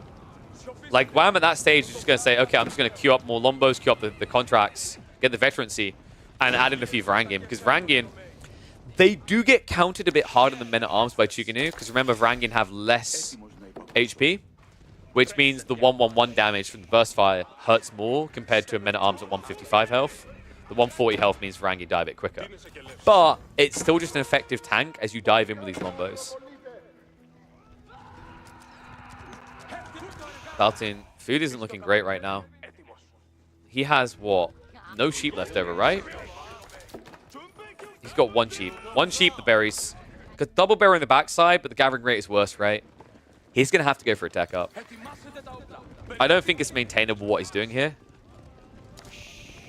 It might be like Baltoon thinks he doesn't have any alternative option because teching up is death, right? But I argue against that. I think like getting Castle and getting Nest of Bees might be the one way you can recover your game. This all-in Horseman Chuganu spam, kind of scary. For him. Yes. Frangan arrived. Ram's going to be cancelled. This is a problem. These longbows, they're vetted up. The Horsemen actually don't counter you that well. Not in this quantity either. Frangan, keep the Chuganu at bay.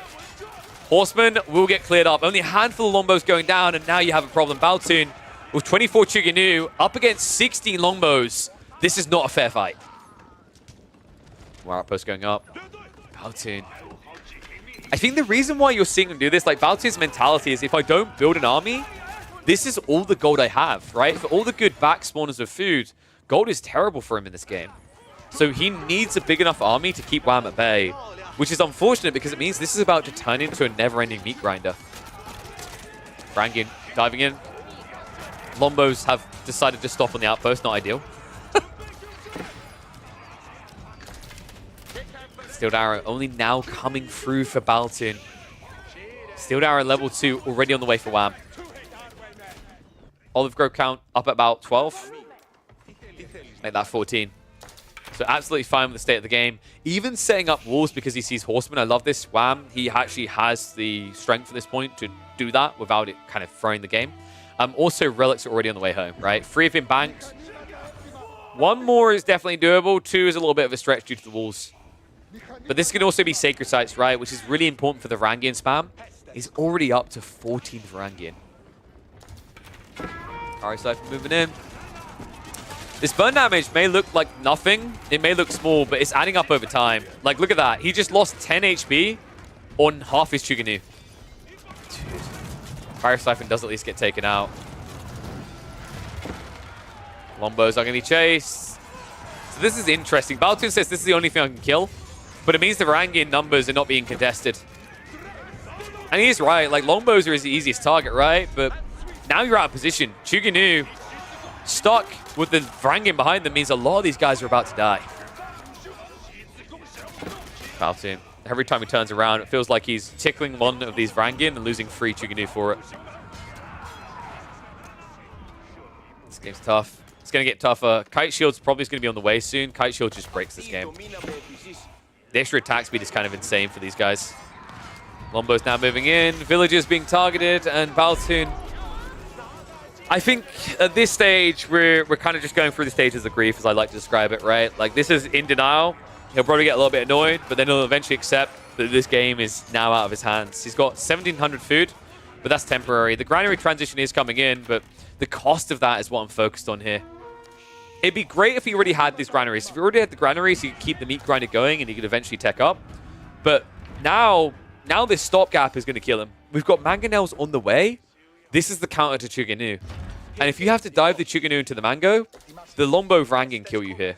So, you know, Baltoon, his one hope is to get up now. Looks like he has saved up the food. But remember that he can't supervise the clock tower. So for the first fight, this mango is going to be uncounted. Clock tower on the way. Another rammed.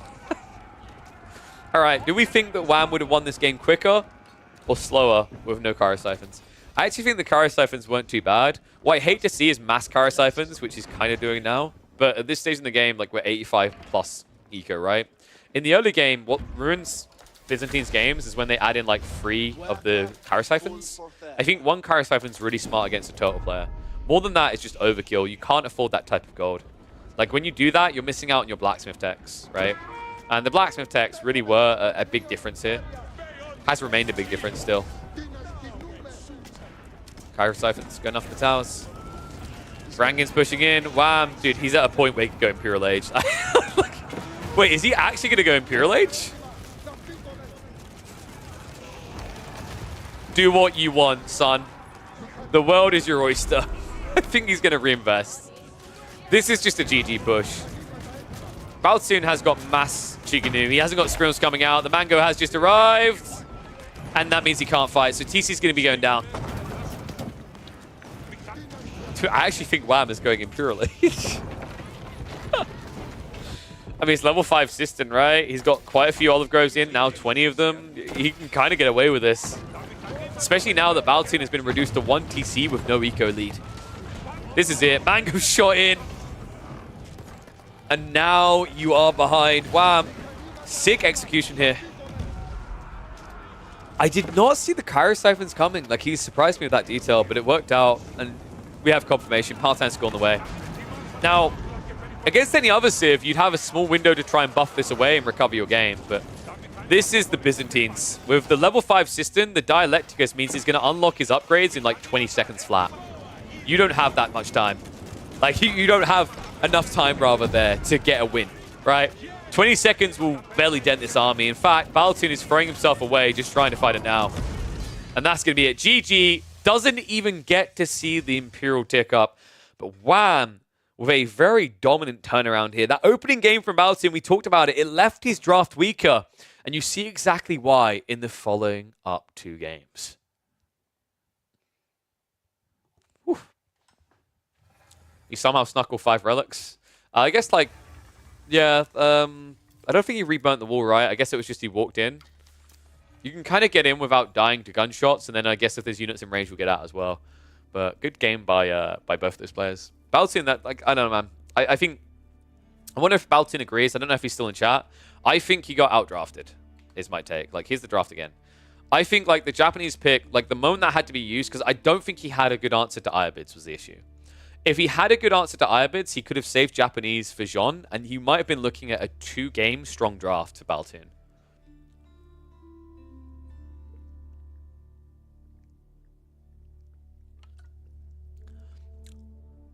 A Gigabrain, I don't know about that. Do I actively study the game by myself, or does it all just come to you while casting? Casting, I guess. In a way, like, all the casting I do is kind of studying, I guess you could say as well. But in general, I look at the situation and I quickly, like, discern, okay, what is the advantage here? What can they do? Something that really helped me, big shout out to Grubby for highlighting it, because I hadn't really thought about that much, even though Synderen does it so well, and he's been doing it for years. Grubby made a comment the other day saying he really loves the way that Synderen tries to explain what the player's thinking. And I've started doing that the last few days, and I feel so much nicer about my approach. Because I think what was happening is I've seen way too many permutations of AoE 4 that I started getting to the stage where I would say this game is over because blah. And that's fine, you should say that. I don't like just this idea of, okay, what's the comeback? How do they come back? I think what's nice is, like, when there's no comeback, or like the comeback is a 1% chance, I really like the Synderen approach of explaining the process, the thought process of the player. Okay, he should win this game, but why is he not winning right now? Like, okay, what is he thinking? What is his maneuver out, right? It's such a nicer way of kind of pinning what the recovery arc is than just diluting with this whole idea of a comeback that is like a 1%. But like, yeah, sorry, to the original question, it's just when I'm casting, it comes to me. It fits my style really nicely because the thing about me, I have a pretty good memory.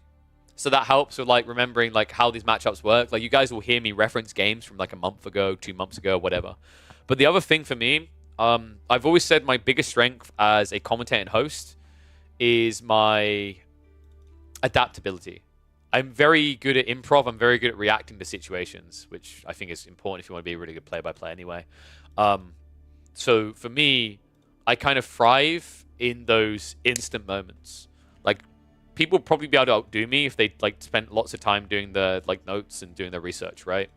I do that sometimes, but, like, you know, for example, with the Stormgate tournament, I basically I compiled a document for all the casters to use, where I was literally showing all the win rates, giving description of the players, that kind of thing. So I might be able to, let me see, maybe I'll be able to show it to you guys quickly. Hold on a sec. I think I've still got the document.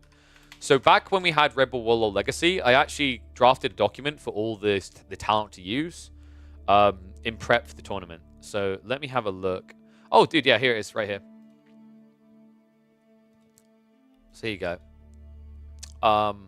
So I done some things like I asked all the players who they thought the top players were going to be. I asked the players, you know, what their signature civ was. Then I like done some descriptions on them, some rundowns. So I'll show you like some of the prep I'll make for bigger tournaments. By the way, like I don't really use the notes that much, funnily enough. The notes are usually for my my fellow like casters, because I want the show to be the best it can be. I don't really care about like the ego like driven element. It's not even ego driven element. It's like me looking good. By the way, like it's not ego driven element. The reason why casters want themselves to look good, or like need themselves to look good, is our industry is very savage. It's very brutal. Like, look at me. I literally 3 months into this year, you know, we have the Stormgate stuff, but I haven't had a single LAN. Even though, like, if you look at my experience in previous years, I'm like a multi-LAN caster. I've got like world championship casts under my belt, that kind of stuff, right? It's the way that the industry works. So, like, I noticed this especially in Dota 2. No one shares notes. No one even makes notes. I was having this discussion with like someone who came from outside of Dota and was in Dota, and they found it so hard because they were like, no one shares notes or anything because they don't have any. They just know what they want to know. So like, I don't do it for me. I like to do it for other people. It was really refreshing when I done the Apex Legends scene where I saw that these people made these notes and they shared it around. And I was like, wow, that's what I want, the camaraderie of just making the production better. So this was my AoE 4 Wololo notes. So let me zoom in a bit for you guys. So we had the power rankings. I asked every single player to rank top to bottom the best players. Beastie and Marine Lord with the top picks. Reigning top 6 with these guys. You had Mr. Vortex Wham. I put some little things in there.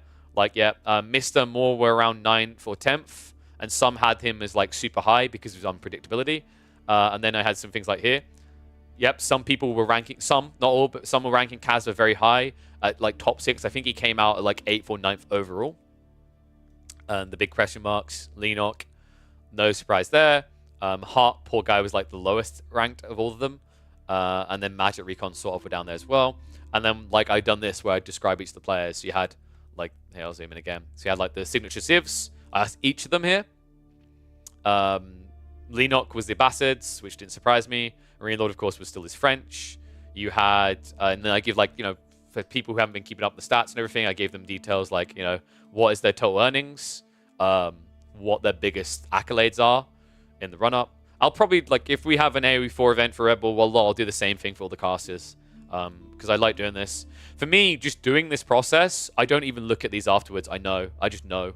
My brain's weird like that. I had the same thing with, like, with Apex Legends, where I read up on a bunch of notes and wrote them down, and then I didn't even take the notes with me. I wrote them down, and that was just enough for me to remember them. So Puppy Paw, Mr. De Muslim. So I had them all rank through, like, top to bottom, who they thought the best were going to be.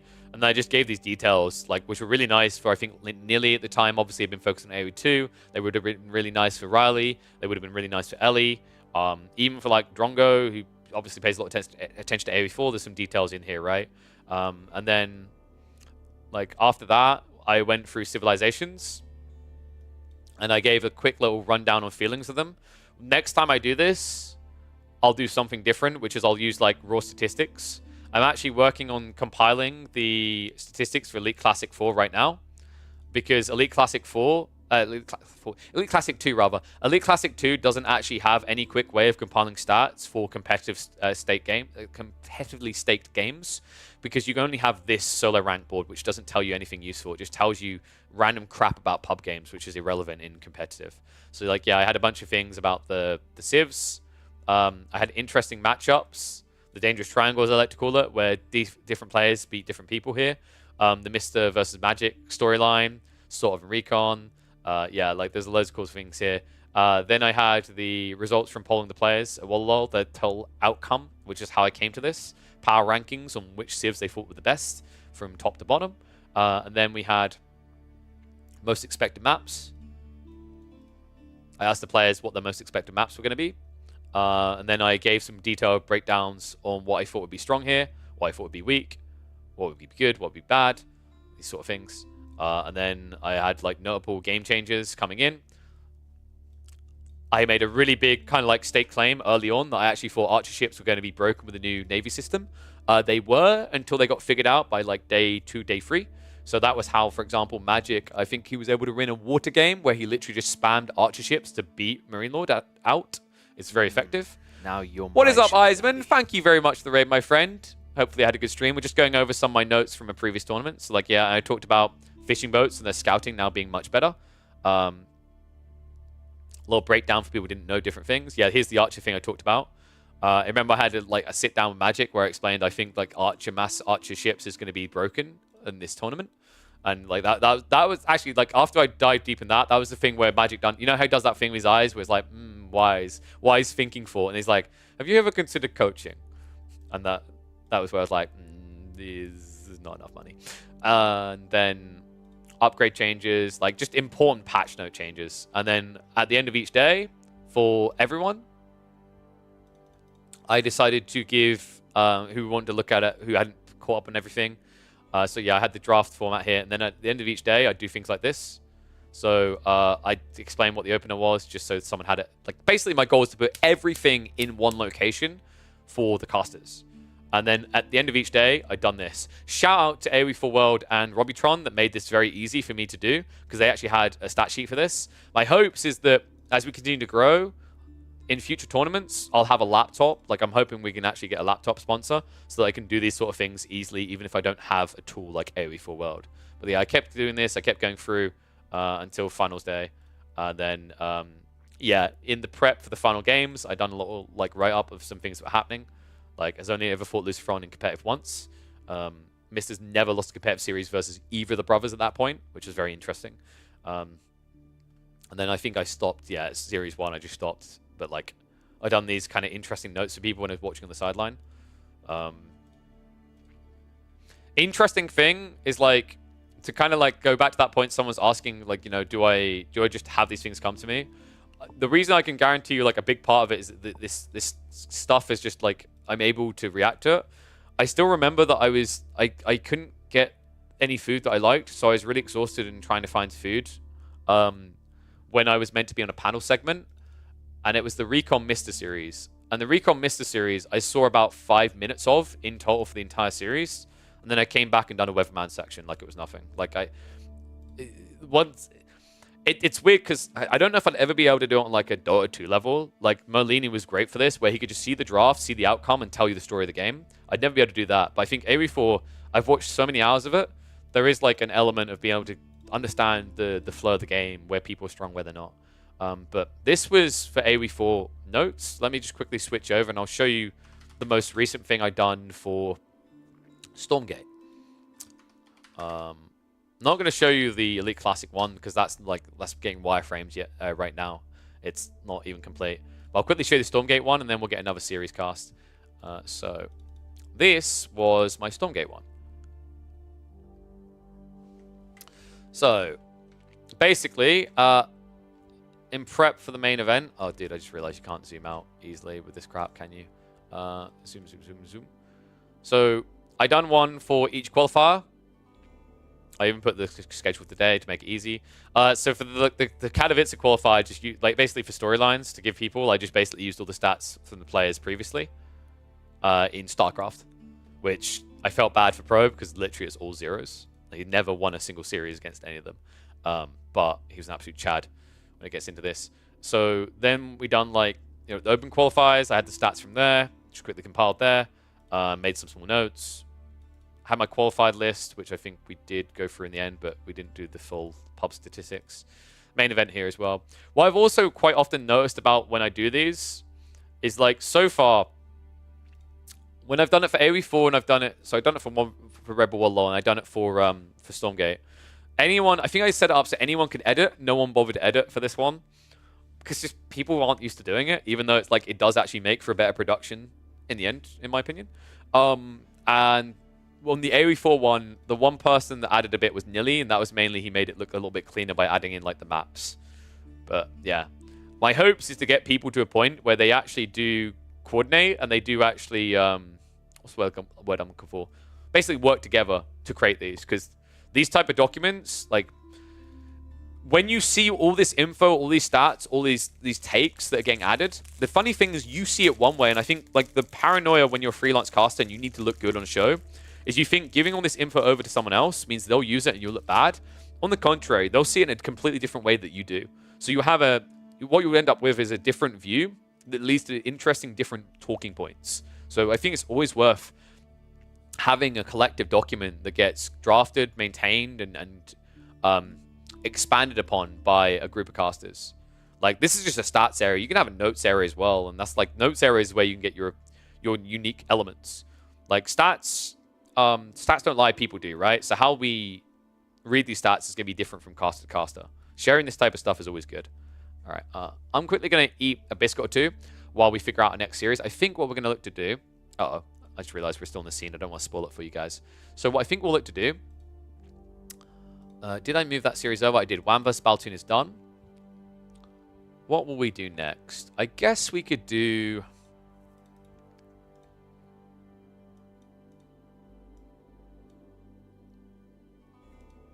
maybe a B series? Let's do B versus Elyona. I'm going to run ads now while I set this up, while I eat a biscuit or two, just so you guys don't have to worry about them in-game. So hang around if you want to see me eat a biscuit and then have me respond to a message you write. Subscribe. All right, back in 96.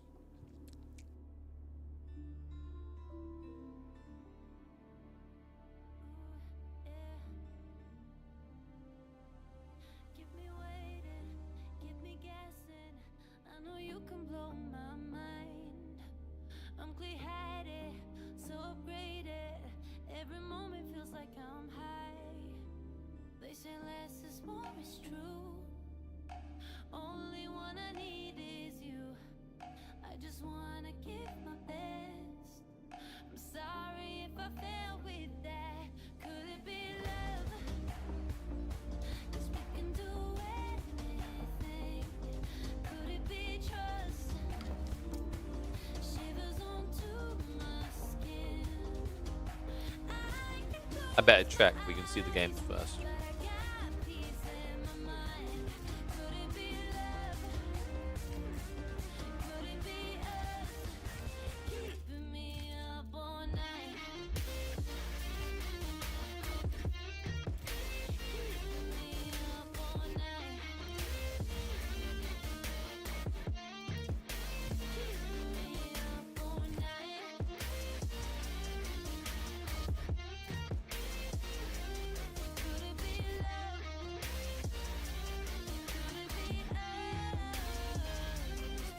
Okay, something weird is happening with their data. I can see custom games either side. Give me a sec, guys. This is weird. Something's not right with... Let me have a look. What was the map draft? So the map draft is Dry Arabia, Rocky Canyon, Coastal Cliffs.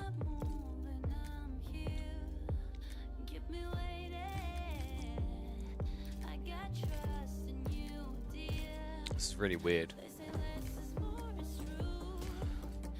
I don't know why, but we're missing a game. Why?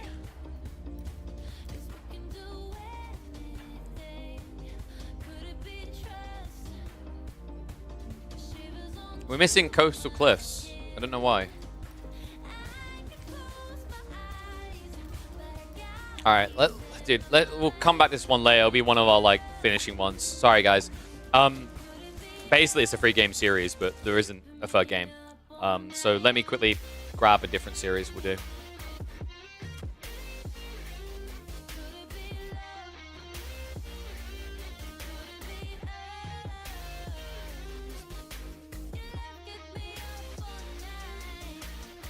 Let's maybe do B versus Baltoon. See if I've got that one. Yeah, here we go. All right, let me get the draft for this one. We'll do B versus Baltoon.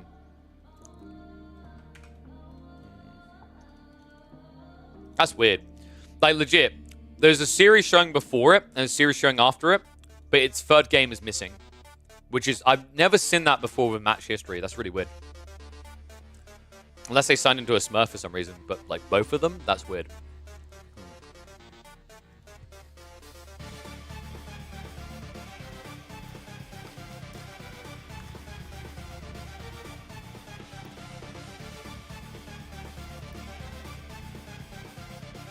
Okay, so let's look at these drafts. Baltoon gets the Japanese versus Delhi, which is really good. I like HRE versus like Chinese usually. It's kind of weird against Irobids. I'm curious to see what France looks like against Irobids.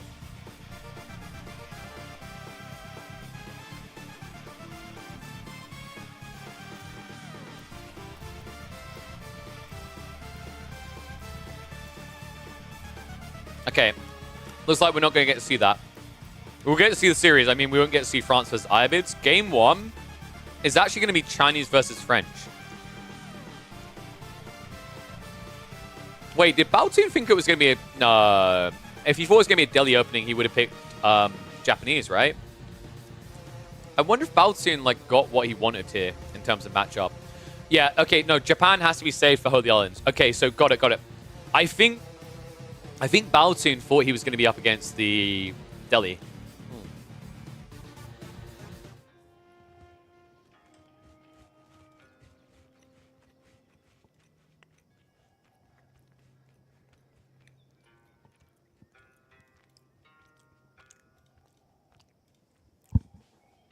Oh, sorry, I thought he muted. All right. Let's get the series done. Probably the final series of the day. So hopefully an interesting one. I mean, in fairness, it already looks interesting, right? French versus Chinese in 2024. It's been a while. One and all, welcome back to AO4 Action. We are here for the Elite Classic 2 recap. We've got Baotoon versus B. This was actually the last series of the group stage played between the two, and an important one, actually. B needed this series win to lock himself in for the playoffs. It was critical that he actually got the dub here. Anything less, and Anatan, his teammate, would have taken the final spot in the playoffs. Baotoon is going to open the series with the French, B with the Chinese. This is kind of a funky draft, actually. I think that B tricked Baotoon. Baotoon was expecting Delhi here. The way that B drafted, he got Delhi, Baotoon got Japanese, but because there's Holy Island in rotation, Baotoon can't pick the Japanese here. Actually, that's not true. He has the HRE, right?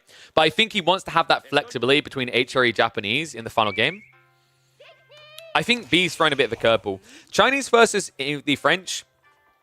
People saying it's a 50-50. You've got to remember that like, we haven't seen this matchup in a long time. So actually, it's a bit hard to gauge it by old metrics when you consider the nerfs around TCs, some of the tweaks around other elements on the map. I would say this matchup, nowadays, China's still pretty cozy, right? Like, this is still one of the most annoying civs that the French has to play into, because I can't think of more annoying civs for the French to have to dive than China and English. So I would say that this draft on this opening slightly favors B. We'll have to see how it goes, though. We probably are going to be looking at a TC rush on each side, right? That's the thing. We've been seeing a lot of Jeanne d'Arc versus China, but this is different. In the French-Chinese matchup, it's not about aggro, it's about eco. So let's see which way they want to play it. We're going to switch over to the number game, so people can see where they're splitting their troops. And we're going to go to 2x speed here for the early game. Should be an Imperial Academy opening. I think actually, like, the other thing to keep in mind isn't just the nerf to the TC timings. It's also the fact that China got buffed since we last saw this matchup regularly. The Imperial Academy buff might not sound like a lot, with a 30% discount on the cost of those officials. Guys, it actually is. It's an insane buff. It's such a powerful change. I feel like I talk about it a lot, but for good reason.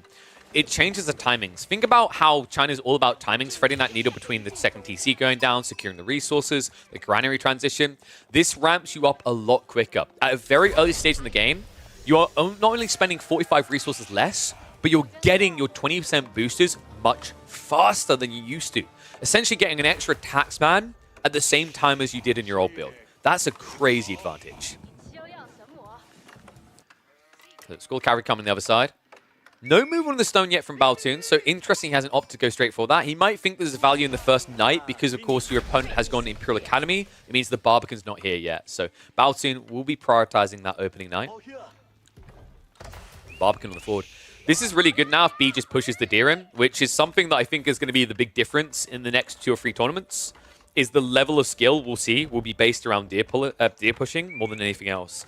That is an optimization quite a few players have been making. They've been getting incredible at it. Keep an eye out for that as we move deeper into the playoffs and also for upcoming tournaments. I've been baffled by just how good players have got, and not just kind of corralling these deer in, but also stacking them up on essentially a single tile. Here we go. B doing exactly that. So getting them all shoved in close. That means the Knight's not going to be able to dive through. One nice thing, actually, a negative about what B's done here. This gold spawn is protected. The stone isn't. So funnily enough for Baltoon, this forces a spearman reaction out of B. If he just camps on the back stone, he can now rush a TC ahead. This is sick. Distillery also on the way. This might be a free TC build. Oh, dude, this is a free TC build. The amount of people who's gotten wood, this is 100% a free TC build. Which I actually really like here. You see your opponent's not on stone yet. They've had to react into spears because you're one unit. You're School of Cavalry opening Knight. What you've done here is pretty interesting. You spent 240 resources. Because remember, the building was always there. It was the tech up. In response, you forced 150 resources. You've then forced 160 in the units themselves. He's going to need to get the upgrade, which is going to be another 50 resources. And you're just going TC boom behind this. I actually really like Baltoon's opening. And what's the reaction out of B here, right? Like, this guy usually likes pro scouts. You can't do it in this game. Not against French Knights. Your scouts can get sniped out way too easily. So it's going to have to be a kind of a more standard Chinese format here. I love that Baltoon's trying to keep the pressure up. Even getting a villager for free there. Nicely done. I don't think... Did he even tank the shot from the TC? I don't think he did. That was sick. Right on the edge of range. And second TC coming out. Okay, he's going to stop it too. So looks like it was a little bit of an overgrab on the stone and the wood. I personally like the idea of free TC quite a lot here. It sounds insanely greedy until you remember the way that B's opened this up. He's greedy, but also slow to it. So I think, realistically, you could have got away with free TC. Baltoon maybe feels like there's a better opportunity here to just block with Knights, because that second TC, B probably wants to secure some resources with it, right? So if you take Knights and station on the left side, he can't do that.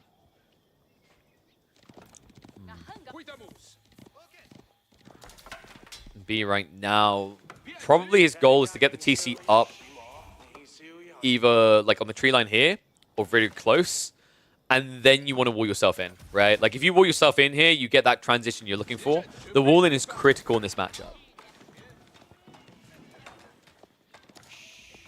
B just never goes stun and attacks TC. That's true. I guess like you just wait though, right? Like the moment you scout him doing this, you can pull people back across the stone and go free TC. That's at least my thought process on it, right? Like you're saying he can just go like full all in. Agreed when he's just gathering wood, but if you're scouting around, right, if you see that second TC coming, if you now just go back for a third, which you've got villagers nearby for, you've got the other people out on the deer, I can see it making a lot of sense, but it looks like instead Baltoon has already committed this into the stables and archery range, so it's going to be a 2 TC and push build out of the French. That second TC, actually quite nice. He chose to go for the south side because the Knights are already in position on the north. You would be idled out up there, right? What does this secure instead? This secures the berries, it connects the primary TC, and it more or less kind of gives you a bridge point to secure this area instead of having to rely on walls, which are harder to get up at this stage with the night timing. Now the question that I have is, does Baltoon want to play long feudal here? He's flowing quite a bit of resources. Guildhall and then targeting like a gradual Imperial does make a lot of sense here, but you will essentially be allowing B to secure himself entirely, right? Like if you stop pumping units, B will be able to get these walls up. Looks like Baltoon is slowing down though. I think we are seeing a Castle Age rush here. It's not the worst idea, to be honest with you. Because remember, the sooner you get Castle Age, the quicker you get Imperial Age is the logic with French. Same with Jeanne d'Arc because of the Guildhall choice. This is not going to be a raw institute build. It just doesn't make sense. You're up against Spears and Nesta Bees usually, so like raw Bloodline's not as valuable. But the Guildhall and the gradual transition it gets you is so potent here. And also, remember, like that gives you an extra one way on finite resources while your opponent is having to transition into mass granaries.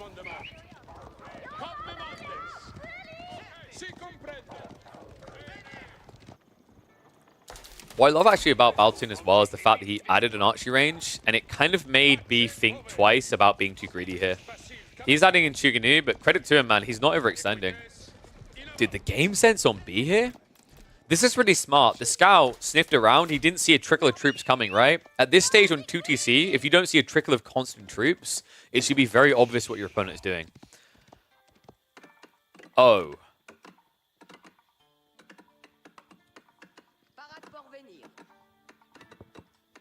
I'm not sure how I feel about this. All right, let's drill into the thought process coming out of Balatune here. You're up against China. China can be really scary the later the game goes. He's trying to peek in Castle because if you go into Imperial, you're probably going Imperial on both sides. And if you go Imperial on both sides, you're going to lose, right? Because China in the late game is where they thrive. You become gold-starved as the French. I think Balatune's thought process here is that he wants to just basically get his Castle Age Plus, which is at the big, like at Castle, you're at the beginning of the Chinese rise to power, right? They don't really flourish until they're 100 plus eco, 3 granaries in, and fully fleshed. I personally am not the biggest fan of it. I think like Royal Bloodlines isn't an immediate play.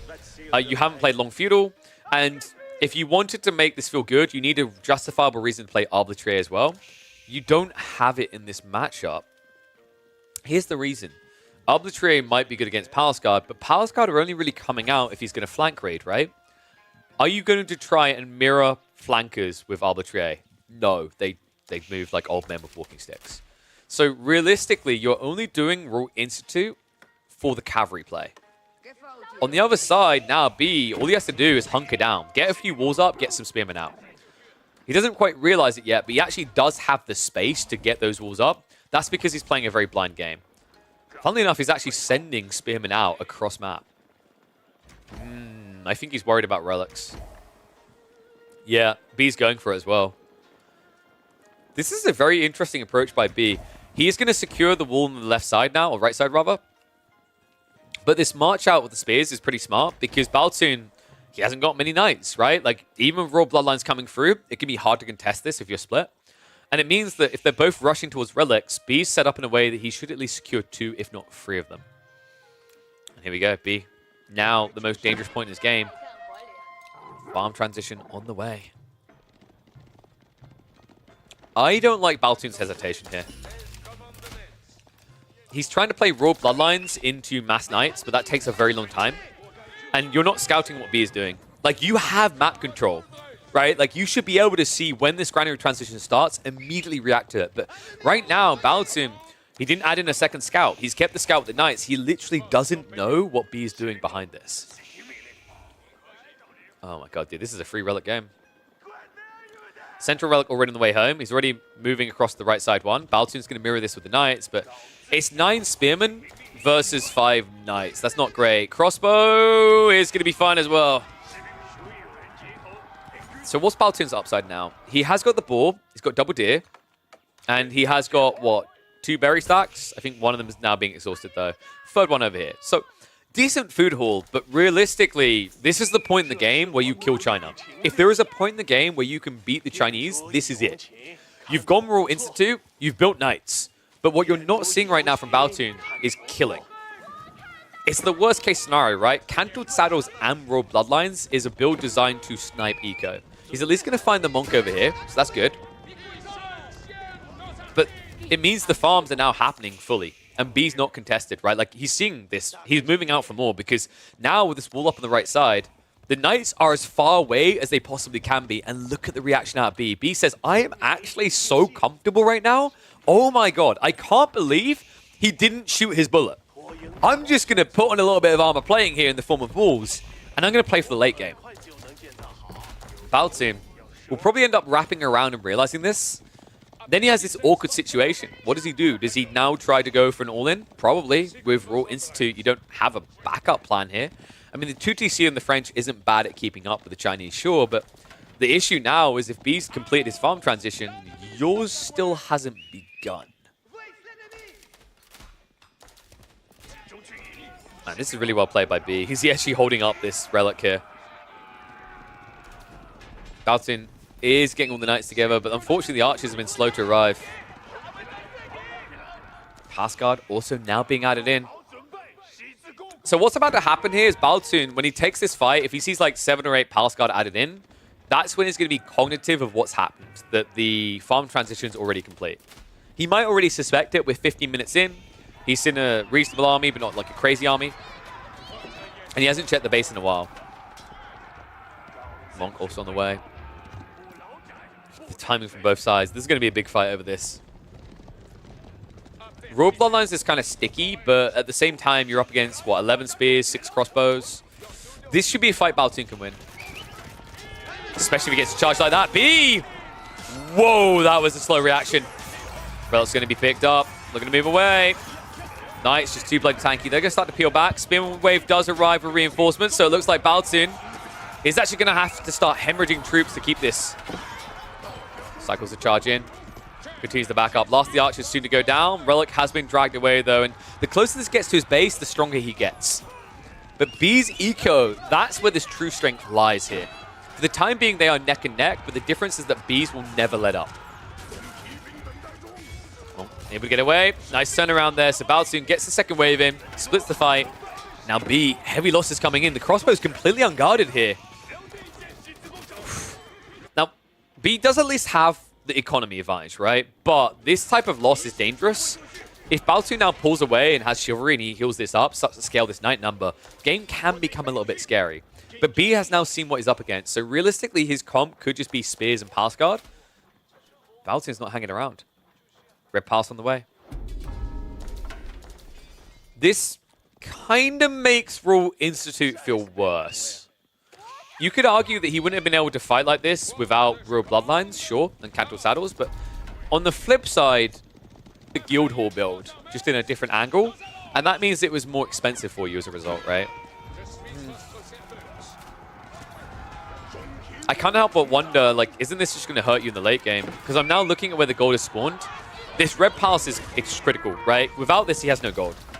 Like, he has, what, 2 4K golds? One's down to 600 over here, 4,000 here.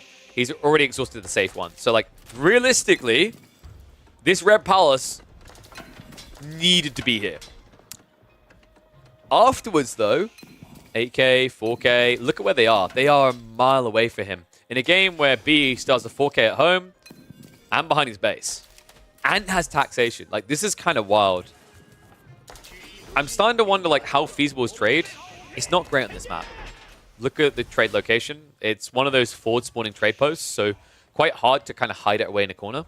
But if this game is going to go late, which is what China now wants, Baltoon's going to have to consider it. So if you're Baltoon, your mindset is, how do I now end the game in the next 7 or 8 minutes? It's going to be raiding. You need to try and find a way in before the stone walls go up. What is scary in this game is B, if he now just reacts and goes imp as well, we know that Yuan is always just like a minute behind. B's goal is to reach imp and get the movement speed for Palace Guard, because then he can punish Baltoon for having no stone walls. Let's get much back. Villagers will be pulled for the repair. There's no way this wall should be going down. B. Ooh, a little bit dicey on the gate there. Okay, that was smart. Baltoon, he chose to play on the gate because remember, when you try to over-repair a gate, your villagers run through to the other side. So you just get free kills. Dude, that was actually a sick play by Baltoon.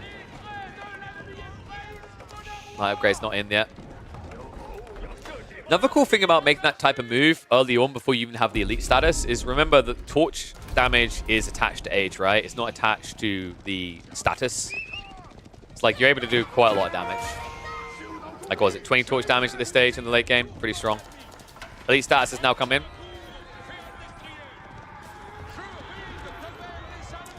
One interesting thing, actually, like, I don't think I've ever seen anyone find a way for it to be that useful, but you saw it for a second there.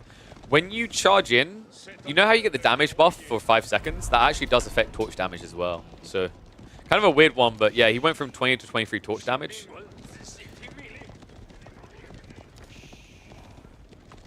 I'm trying to think of a way that you could leverage that, exploit it maybe. I don't think there is a way, though. Which is unfortunate. Well, it's probably not unfortunate. People struggle with French Knights already. Imagine how quickly they could burn through walls or buildings if that worked regularly and reliably. Spirit Way now on the way from B. So setting up at home. This is where the game gets out of control for Baltoon. The Palace Guard spam hasn't really begun.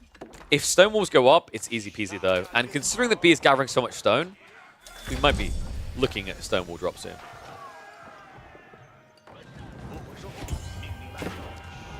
Burn come through. More gold to be secured. Imperial Palace straight away on the way. Yeah. So Baltoon's mobility isn't really an advantage anymore. The Yuan Dynasty guarantees that. The extra movement speed means that Spears and Palace Guard alike can just kind of outpace you because there's just more of them. And Baltoon's comp is kind of half-handed at this stage. Like, the problem that we were worried about, we highlighted earlier, is there's going to come a point where you have to make a farm transition. And B's already done that. Baltoon is now in the middle of it. His army is far from spooky. In fact, right now it's being spooked. Now, B, the question is whether he realizes this. Does he have the feeling of the game right now to understand what Baltoon has done? My instincts are saying no, right? Like, realistically, for all you know, there's been a gradual farm transition. It would make sense for Baltoon. We can see just how desperate he is right now. If B had chose to dive in there, the game is already over. So Baltoon has to be wiping the sweat from his brow, count his lucky stripes, and now he's trying to react appropriately. He has got 62 people moved onto wood because the next 2 minutes are critical. He needs farms set up in the next minute, and then he needs them fully operational for the next minute afterwards to get the front line together. That's how he stays in this game. You might be wondering, why is B just backing up so freely? You can't contest the Red Palace. That's an issue already. The other reason is, like, you could dive in here, you could have maybe done some damage, but, like, realistically, if this is going to turn into a tedious late-game meat grinder, a soak of resources, B got what he wanted. He took the fat gold away.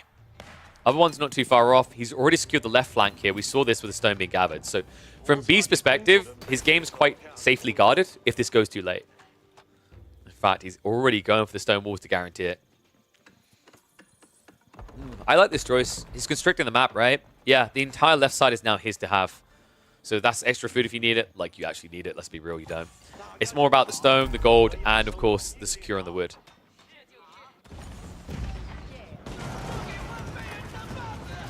Outposts. Not going to last here. More stone walls coming in. Okay, this is really tough. B has literally looked at the state of the game. He said, you are knights, and that's pretty much your identity here. I'm just going to starve the map. I'm just going to strike it into one location by having these walls up. I'm going to make sure you can't play wide at all. This is tough now. Baltoon has to find a new unit comp. Horseman is terrible here. With the way that Baltoon's playing into this, with the way that B's setting up these walls, Horseman won't be able to do anything.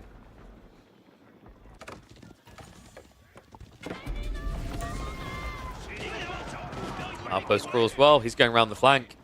Oh, dude. He's going to actually just strike into the farmlands. Oh, my God. And it's exactly where all the farms have been set up. Did B scout this? Dude, this is insane. Baltoon. He hasn't got a keep. He was trying to gather for the stone to maybe get one up here to defend this area. B instead is going to back up for the moment. Sacred sites have now been locked in. Army on the way from Baltoon. B still has the numerical advantage. Hand Cannoneers now being added in. Nesta B's in this choke point is terrible for Baltoon. All B has to do is drag it back like this, and then, yep, open fire. Palace Guard stand their ground. Nesta B's looking for that back line, pushing the archers away. A terrible fight here for Baltoon. All Knights down. Springle's finally arrived, but it's too little too late. Villagers even preparing to make it last a bit longer. Great fight here for B, and Baltoon now on shaky ground. Oh man, this is it. This is the exact type of moment that B was looking for. Sick read there to take the fight between the two small tree lines. Meant no wraparound opportunity for the limited cavalry, and now Baltoon caught an awkward moment, reset practically down to an army of nothing. In a game where he can now only really afford to choose one unit or the other. You can't spam Arbitrary and Horseman here. It's impossible to afford both. On the other side, B can afford whatever the hell he chooses.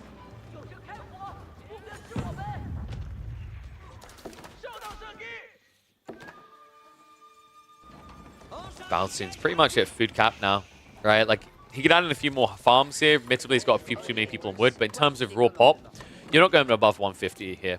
150 would kill you in this game. You can see the size of B's army, he actually wants to fight. Stonewall's also in the center. Dude, he has no options. He literally has to come through here. The only negative right now is I'd love to see B just set up a little Stonewall around here, secure this sacred site as well. Because then Baltoon only has one option. This is crazy, though. And you can see what I was talking about. Baltoon's trying to set up for trade. So B, like, there's multiple reasons he came here, right? The goal was already justification enough, but he understood that Baltoon wanted to play trade if this game went too late. This is now a blocker move. Baltoon needs to win a fight to secure this area, to secure his late game. If he doesn't get these walls up and start trade in the next 3 minutes, he's going to run out of gold. It's another reason why he's playing into Horseman. Like, if he spam Knights here, the reserves just dry up instantly. It's also why he hasn't started spamming Mass Arbitraire yet. And I'm wondering if B has read this. Like, why else would you be spamming Horseman this early unless you're out of gold? And if you're not out of gold, what are you doing with that gold?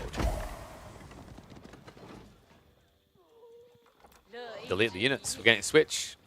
So those all the crossbows removed. B, he didn't want to go for a meat grinder fight. He actually just wants to get into hand cannoneers straight away.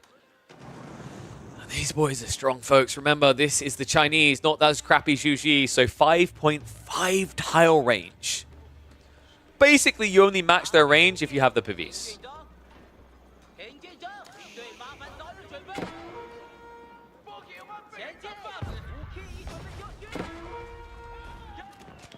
Spears chase it away. Villagers didn't complete the walls. Oh no. Oh, this is bad. This is real bad. Springwall's at least going to be able to count out the Nest Bees. Baltoon, he desperately needs Knights here. Even against Spears, like, you just need effective HP in the fights. Spearman also stabbed around the side. No Gambesons! Wait, but... I am so confused right now. Baltoon, I think he forgot about Gambesons. He went raw Institute. He got his hands on on stirrups rather, but he never got Gambesons. Oh, dude, this is it. He's breaking. Baltoon. Nest Bees hit the Springwall, so he doesn't counter that anymore. He has to retreat away from this, and that means that he's going to start forfeiting eco. Hand cannoneers, Spearman moving in. Cannon placement's a little bit threatening, but not threatening enough here. Villagers now being struck onto. And Baltoon on limited gold, on a limited lifeline here. That's the turn for the engagement. A bad engagement to be taken, though. Remember, pyrotechnics plus chemistry already researched means that these hand cannoneers pack quite the plentiful punch. I don't think there's a way back now for Baltoon. The only reason he's not dead is because B hasn't just been Palace Guard spamming, right? Like, he's been expecting Mass Arbitraire and Knights, but now that B sees what he's up against, you just kind of scoff, like, is that all? It's time. Hand Cannoneer count is big enough to deal with the Arbitraire. Palace Guard and Spear spam continues. The only thing that's really missing for B is more full production. He could set up over here, and then it would be a GG push. Baltoon now in desperation mode. Military Academy wasn't even researched either. That, of course, is already going to be in for B, right? Yep, he literally has every single tech coming. Or done. Yeah, it's all done. The crazy part is that B is scaling hand cannoneers. He has all the blacksmith decks. He has almost all the eco techs. And yet, somehow, he still has 4,000 gold in reserve. This is comfy B. We've seen it before, right? When he gets to this stage in the game where it's kind of comparative to BC style, where you're just able to play a very prolonged game, play the flanks, and just exhaust the map. Baltoon got beaten to the punchline there. And now, look at the stone for B. He's going to drop a keep in this area, which is going to deny out any opportunity for trade. And this is a desperation dive by Baltoon. Springwall's trading out. Nest Bees is still getting some hits in. Hand Cannoneer mass is just too big here. Baltoon, it's not going to work out in game one. He's going to have to look further into this series because this hand cannoneer mass is simply uncounted. Nest Bees even still alive to take out some hits here. Oh my god, second wave comes in. The only reason why Baltoon hasn't just waved the white flag is that B is diving now into the hardest point in the map. B has chosen to take fights underneath the Red Palace, but that should show you how far ahead he is. Sacred Sites have still not been decapped. And with a keep over here, a lack of resources to flex left and right, I actually think we're just going to a Sacred Site victory now. What a confident game from B. If I had to highlight like the critical mistake by Baltoon, I think he just got a little bit too cute with that whole Royal Institute play into Red Palace. It's almost like he was trying to bait a reaction to play fully aggro castle from B, but I feel like if you see your opponent do Royal Bloodlines, the only thing you're going to do is turtle. And I don't feel like that's an advantage in itself, is forcing your opponent to turtle. I think you then need to punish him by actually trying to attack him. You know, those first few minutes of Castle Age should have maybe been more aggressively postured by Baltoon. If he'd spotted that farm transition, we'd be looking at a very different game. But instead, he got baited onto the relics. I think that was his undoing. That moment there is where this game went completely against him. And now, with 41 hand cannoneers trying to build rams next to your red palace, with 3 minutes left on the Sacred Site timer, the outcome is obvious here. Castle going up on the flank. The meat run is never going to let up. And let's be real, if one player can afford to keep doing this, it's most definitely not Baltin. Even with crossbow strips, this doesn't really compare to the damage coming out from these hand cannoneers. He's at least going to push him back a bit, but the only negative I'd highlight here is he's a little bit slow in his production. He could probably do with more buildings pumping, but outside that, he's been fine here. It's all about this one Sacred Site, right? Like, it's the only way that you can try to turn this around. Hand Cannoneer Mass is at least going to be overwhelmed in the end. Villagers are going for the pull, but B, dude, he's got so much available eco. I'm just surprised he's not using more of it. Like, half his buildings aren't working, and no wonder he has so much gold. He's actually been trading in this corner. I think he just started up. Yeah, the first trade is coming out. So even if this game doesn't end because of Sacred Site timer, it's going to end because of loss of gold. Baltin basically has none left, which means he's going to only be able to pump Horsemen. The Arbitrary account cannot scale beyond this. Hand Cannoneer account, however, is forever. Baltin knows he needs to go for that decap. The moment he does, it means the castle's going to be involved. The cannon emplacement is also a big problem. He's taking the slow approach, but with Court Architects in, it means that this castle's going to last to the last 10 seconds of the Sacred Site timer. And this should just be breakpoint. You just see it now, don't you, right? Like, the Horseman count is too low. Arbitrary now starting to be exposed. He could Pavise here, but it's kind of a moot detail now when you consider just how hard these guys hit. Ringing the bell. Baltoon now in panic mode. Villagers being pulled to deal with the cannon. Wait, really? Really? We'll have to take time clearing that up. Hand cannon is going to move out here. And at this point, there's no way back. Everything has to dive onto this site to even stand a chance of being in the game. But I think it's fair to say we're going to be moving into game number 2 with B already on match point here. A very critical win and a critical beginning of the series as well. We already highlighted that the way this is going to play out, like, B needed this win. This was critical to make it towards playoffs. And starting off this strong has to be surging the morale for him as we hop deeper into the series. And deeper we will go. 1 on the board here. We're going to give that point across to B. Looking forward at the remaining picks. If we mark off the Chinese as well as the French, that is going to leave us with... Oh, so let me update the graphic. That's going to leave us with some interesting choices here. Holy Island is still in rotation. Baltoon's probably saving HRE there. He doesn't know that B's going to go for Delhi here, right? Which is kind of difficult. Now you're my... Yo, what is up, Ben? Thank you very much for the raid, buddy. Hope you had a good stream. You brought people in just in time to watch B versus Baltin. Thank you, bud. I do usually sub to Dimmu. Does he sub to me, though? Strictly chin. So, let's see.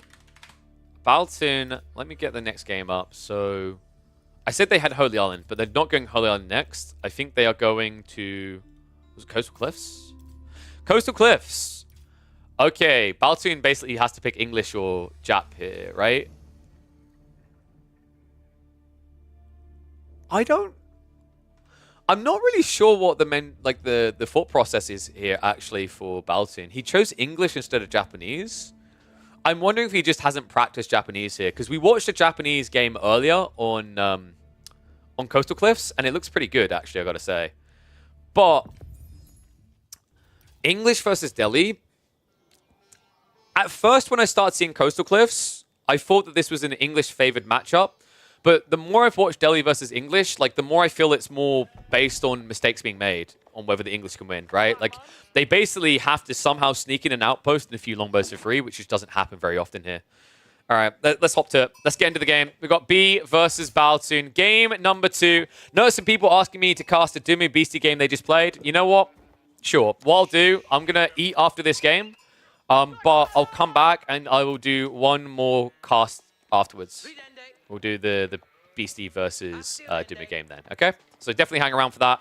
But first of all, we need to finish off this series. Baltoon versus B, game number 2. If this goes to a game 3, Baltoon's draft is really good, actually. He has a lot of flexi, HRE, or Japanese. Meanwhile, on the other side, B, I don't think it's going to go Ibids on that water map. It's probably going to be GG. So you have your opponent locked in, but the difficulty for me is I just don't see how you're easily getting to that third game. This is a really kind of tough matchup, actually, for the English if the Delhi read the opening correctly. And the opening is pretty predictable, right? It's like 4 or 5 longbows, you open Ghazi, you cut reinforcements. So I'm hoping Baltoon has something creative in mind. I don't want to see him ever adding in farms. If he has to start adding in farms, it's already rough. And this spawn kind of already looks rough for that detail because I'm not sure how you're meant to play deer and boar when the map is this open. Other side of it, B got a pretty beneficial spawn. He got nice wood lines that he can wall off to secure berries and deer. Opening rotation on the scouts. Looks like it's going to be a better haul for B. So up to 12 sheep already. He took the center of the map. Love the pivot by Baltoon. He realized that he was cut off. And what he done instead is he just went all the way around the back and took the safe sheep away from B first. That was pretty creative. I think he has still got, what, back corner? No, it's all been taken. This is something to kind of know. Like, whenever you see someone on, like, on this map with a scout, if they've already reached your side of the map first, your best maneuver is to get creative and go for a wide arc, because if they've reached your side already, it means that they darted straight to the center. So it means they neglected to get their safe sheep at home. So great read there by Baltoon. And yeah, I don't think this is like a great matchup for the English. My initial instincts when we got into Elite Classic is that this is a really good map for the English, even against Delhi, because of the fact that it's so pressurable, right? Like the wood lines tend to spawn forward or exposed on the side. Most of your resources afford your TC. But the more and more games I've been seeing, like I said, you know, Delhi, if they just adapt their timings around the Ghazi, it's very much a cruise mode matchup for them. And big shout out to Failgain for the gifted sub. Appreciate you, mate. And welcome to the Swarm Rush. So council on the way. We should be looking at a stables opening into... I wouldn't even be against the idea of double blacksmith. I really like double blacksmith up against English because English are all about the blacksmith timings. With this early aggro play, longbows need to have the steeled arrow advantage. And if you delay your archer pump to get the undermesh and steeled arrow at the same time as the English are getting their techs, they're basically disarmed. Because if the English can't set up an outpost near your base, longbows will lose to Delhi archers. It's pretty brutal. Yes, you have the extra range, but they gap close, and with the 20% attack speed built into them, they just destroy you. I'm honestly wondering if we're going to see Tower Victory get nerfed. It used to be 15%. I wonder if they just like actually drop it back down to 15%. The only time we're really seeing Dome of Faith is in Castle Age Rush builds, which is making up maybe like 10% of the games we're seeing. And oh god, he is doing the farms. Is Baltoon just going to turtle? It's very difficult to turtle against this Civ. We did recently see in the Japanese Delhi matchup a really cool Japanese 2TC build that countered Delhi, but that's Delhi. That's Japanese rather. That's a very different matchup with very different implications, right? The extra melee tech, the unit comps are completely different. And also that's a Civ more based on mobility to chase, right? English are more park, camp, TC boom up, and keep camping, which is a bad thing against the Delhi because it means they can just take map control and you can't come out. So I don't want to see him just go multi-TC. In fact, this map is specifically designed to punish multi-TCers because the stone spawns further away. You can't rush towards it. You can only really go for stone if you set up all your walls first or if you are the one who has map control. So we're definitely going to see Baltoon having to fight for this. But the fact that he's added in 5 farms at 5 minutes in is... not to be too much of a negative Nelly, it's pretty bad. On the other side, you're against a Civ that has a better gathering rate on berries by default and now has map control. Like, you're just giving them all the tools to outmass you. And remember, with the Delhi, you don't outmass to go in, which would be an advantage for the English. You outmass to take sacred sites. This is the point in the game where the English look weak. Because you don't want to now come out, right? A handful of Lombos against Mass Ghazi, bad. If you add in Spearmen, you're going to be up against these archers as well. They'll trade well. And the reality is, unless you can crawl 2 outposts, you're not going to be in range of these sacred sites. So I think for Baltoon, it's about accepting the Sacred Sites will be locked in at about 8 minutes. And then he needs to essentially allow his opponent to just kind of get 2 or 3 minutes there and come out. What I'm curious to see is whether B is going to take those Sacred Sites and look to all in or look for Castle Age. This matchup to me feels like it's easy to win if you just go straight for Castle Age, because the English have to shadow from behind.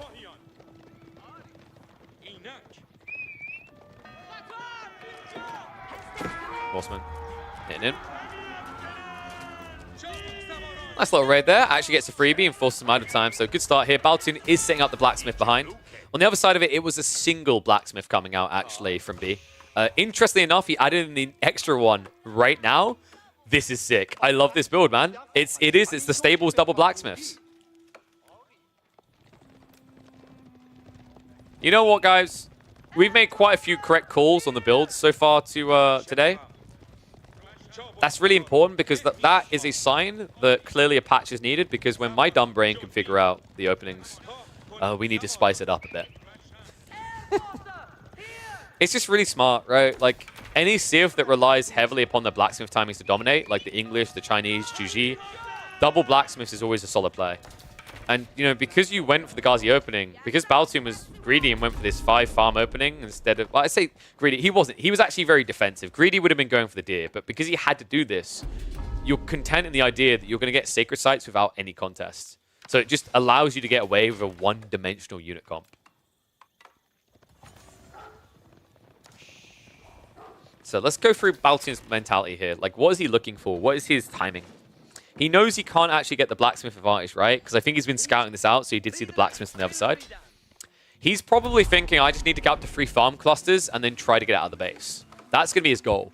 The problem is that B should understand now that because Baltoon isn't going to come out of his base, you don't play feudal. Like, the one way you lose this now is you drag feudal out. Instead, you literally just go Castle Age. And that's exactly what B's up to now. So B's saying, I'm going to hit Castle. I'm then just going to open with some Lancers, because I've already got the stables for it. And we can even consider adding in, like, you know, crossbows to deal with the men-at-arms meet you might go into. That's when the game gets pretty cruise. Giving 3 Sacred Sites is kind of GG. He doesn't have a choice now. With the way he opened this, like, he didn't go for the immediate longbow window. He didn't get enough sheep to feel good about playing aggro. I think the mistake from Baltoon, maybe he needed to drop an outpost to try and crawl out towards his Sacred Site sooner, but he's at least going to try to pounce now. B, with the surplus resources, now adding in archers. Interesting detail. I don't think he wants to use the archery range at all when he reaches castle here, right? Like, even if it's men-at-arms, you building lances is good enough. But this is going to give him enough to repel this little assault from Baltoon. Compound defender now on the way. So timings are really important against the English. We mentioned the whole idea of the blacksmiths to count them out. The other really smart thing that B's done here is he's understood that even if Baltoon wanted to rush farms, he can't get 4 farm clusters this quick. That breaks your entire economy. You'd have to have 0 longbows. So he used that against him. B's like, okay, you're only reaching a point where you can potentially tech up while building an army if you have that many farm clusters. You have 1. Why would I engage? Why would I dive a double fire TC in Aura and potentially throw the game? Which is, by the way that Delhi players lose these matchups. Every Delhi loss outside of like a raw Civ outmatch, like for example Japanese countering Delhi, that we've seen has been because they've dove the enemy base for no reason. B's being very smart about this, and now with that age up, this is where we should be seeing Lancer galore. First relics are being picked up, and already on the way home. Baltoon now needs some impact. Look at his resources, dude. This is all in or dead. We may have an incredibly quick game 2 on our hands. I don't think Baltoon can even go for a tech up behind this now, because it'll be 5 relics and it'll be Lancers coming towards you, right? So you have to fight. The good news, at least, those Lancers aren't being double produced, right? There's no military efficiency here, so at least the timing is going to be delayed. You will have an opportunity to try and shut this down. I wouldn't even be surprised if Siege Engineering comes in soon. Baltoon, moving back like this is not ideal, though. You need to be moving in. I think Baltoon, right now, his mentality is like, okay, I can attack archers, I can attack Ghazi. What I cannot do is go into the base where the initial men-at-arms might be coming out, or Lancers, right? Like, Lancers is actually more playable. I think the paranoia for Baltoon is you have to remember, he hasn't scouted the base recently. He lost his scout. So he's probably worried that there was like a triple Rax drop, because one of the most popular plays when you get a Castle Age advantage like this is to go into Men-at-Arms spam. Unfortunately for him, if he'd gone to the base, he would have discovered Lancers and nothing else, which would have allowed him to shut down the Delhi economy. So missed opportunity there. Here's the B. He is going to survive what was kind of a little bit of a gamble point in the game, especially with this comp. Baltoon now starting to save up. Lancers are already in the way, though. Map control's already been forfeit. We're looking at a 4 relic game for B. It might even still end up being a 5th, because Baltoon, remember, when you go for a tech up like this, you can't stay out on the map. You have to back all the way up to your house. Oof. I feel like this game is quickly reaching a point where it relies on B now making a mistake. They're eco neck and neck, and sure, you're going to have the King's Palace coming soon. But Compound Defender is almost halfway through on Village Fortresses, right? B, once it's at like 50 eco, with this many relics, you can consider moving on to stone and just keep dropping the Sacred Sites, which turns them into TCs as well, right? It's like there's this very scary point. The upside, at least for Baltoon, is B doesn't have great value on the keep drops, right? Like there's not a wood line as well. There's no berries nearby. There's only stone. Wood line over here is at least good. Here we go. King's Palace coming.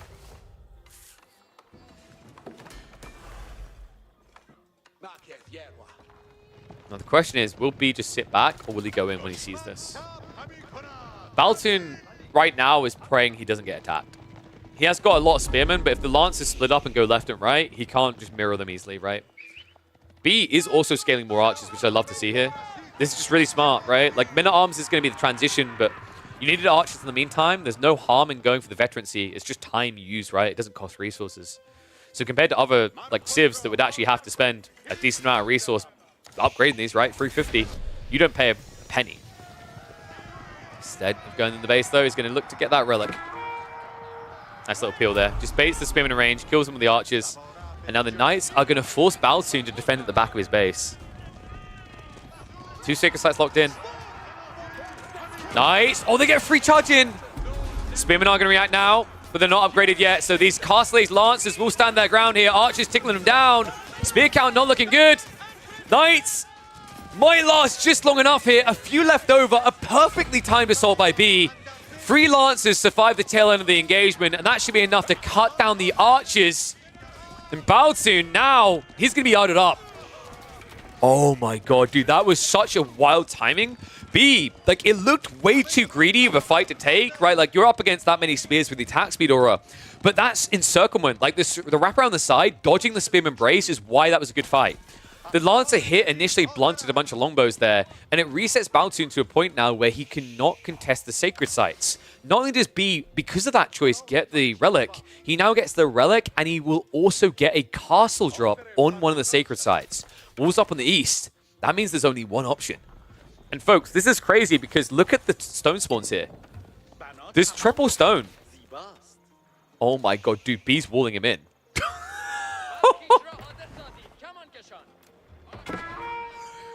When was the last time you saw someone do this for the Delhi? It's going to be pushed back temporarily, but honestly, the Lancer count as it is, he could actually just push this back. Baltoon doesn't have a leg to stand on in this fight right here. Now, extra stones being gathered. We will see the castle being dropped soon because Village Fortress is about to complete. And there's 3,600 stone here.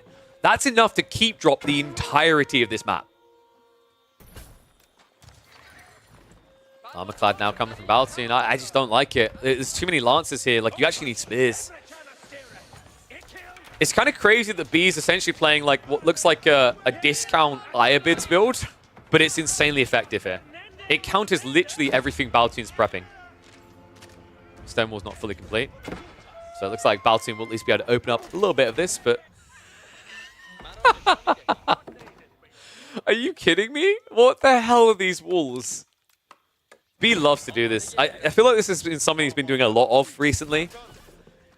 We even saw a game where, I think I called it the Thunderdome, where he literally baited like a bunch of knights to fight him and then walled around them so they were trapped inside with him.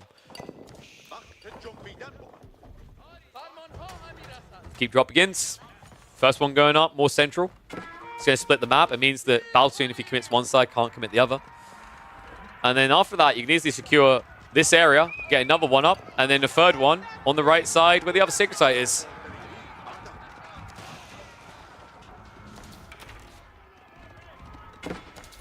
Yeah, this game is over. Baltoon, he's obviously going to go for one Ura. We have God Vision. If anyone's wondering if the game's over, KP, why would Baltoon stay in it? His mentality right now is like, okay, B's probably like just, you know, switching into, say, Men-at-Arms. He's playing maybe Archers as well. I will counter him with crossbows. When he sees his mass Archers, mass Lancers, even for some reason a bloody elephant, because B loves adding an elephant in, that's where the game's going to feel pretty much over for him. Lancers come around the back now. Baltoon. Oh, what? He leaves the spears over here. That's not great. He only has 5 spears to defend this. B could actually just brute force this fight right now. It would end the game. Instead, he's waiting. A bit weird he's waiting. Like, you don't want this outpost going up. The archer is going to look to deny it on his own. He actually might be able to as well. One villager will be going down, and here comes the clash. He waited until the last second. That's just cruel, man. He lets Baltoon believe there's a chance, there's an iota of an opportunity here. Forces him to bring everything out, and then sends him home in a body bag. Lancer count still up at 10. Outpost at least completes, but you've got no front line anymore. Mangonel also arriving, because why the hell not? There is, of course, a Siege Workshop on the front side with the military efficiency. This game is now unturnable for Baltoon unless B makes the most absurd overextension. And this is kind of the oppressive thing about the Delhi. Why would you? Right? Like, why would you even bother coming out? Why would you ever bother going in, rather? Just make sure he can't come out. Siege Workshop now coming up from Baltoon. The only weakness for B is this this right side, but realistically, with the amount of stone he's got in this area, he could just keep drop it. And remember, these keeps aren't just keeps anymore. They are now town centers. So that eco lead that Baltoon started to build stops now. 5th relic still hasn't been dropped off for reasons I can't explain. Where? What? Where's the 5th relic? Am I blind? Do you guys see it? I legit can't see what he's done with it. He's holding it somewhere. I'm just completely confused as to where. I'm going like full squinty eye here. Yeah, I think he's garrison. Oh my god, dude, did he garrison with him? Well, technically, he's got 5 relics. Garrison, guys. Technically.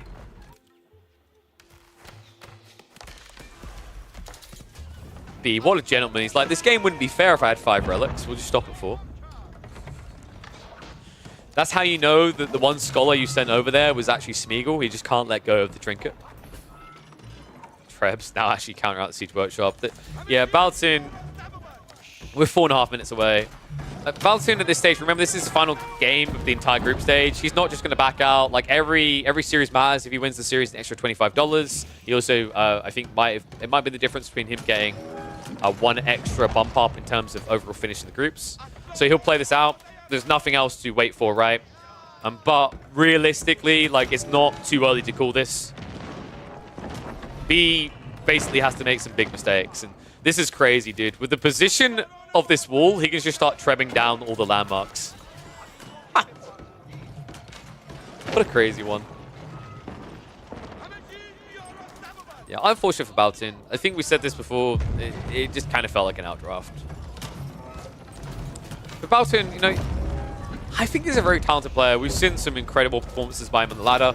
It's just about getting that extra experience. We have to remember this is a completely new draft format. And B, of course, has a lot more tournament experience in that regard on how to get these type of outdrafts. Break on the wall, though. And Baltoon, he has to take this fight when he really wants to rush towards the Sacred Site. Mango's hitting hard, though. I mean, dude, this is going to be end. If he can't hit the Mangoes, it's already over. Crossbows on the backside are being walloped. Not enough troops leaking around. Just means it's going to be a wipe of the army. And a wipe from any semblance of the smart on Baltin's face. Game, set, and match for the B. Oof. GG, well played there. All right, so guys, my food should be ready. In fact, I think it's been ready for like 10 minutes, so it's cold now. People mentioned a Beastie versus Dumu game. I will aim to cast that when we come back. What I'm going to do now, I'm going to quickly go eat. If anyone come from Dumu's like stream, would be familiar with this kind of thing, because I think like he has a little bit of a break as well usually. So I'm going to quickly go eat. I'm going to put a video up for you guys to watch. It'll be a series that most of you probably haven't actually seen, because we basically, I don't know if you guys realize it, we literally cast the Elite Classic series every weekday bar Wednesday. So, so far, we have cast, let me just count this up. From yesterday and today, collectively, we've now cast, I believe it's like 11 series from the Elite Classic 2 weekend. We're still going to be casting Thursday and Friday. But what I'm going to aim to do now, let me go ahead and find a replay for you guys to watch. It'll be probably another one of the Elite Classic series. And then when I come back, when the video finishes, we will check out, well, I believe it was Lord Voldemort versus Hell Yeah Brother, right? We'll have a look at that game if we can. Oh, we might not be able to, actually, guys. I believe both of their datas are private.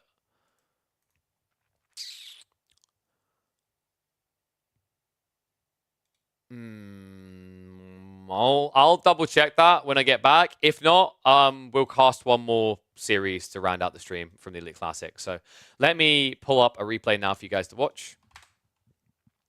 In fact, let me have a look at my local recordings, because I might have some good ones here.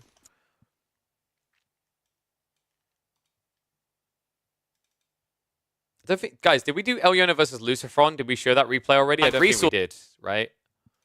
I don't think we've done that before.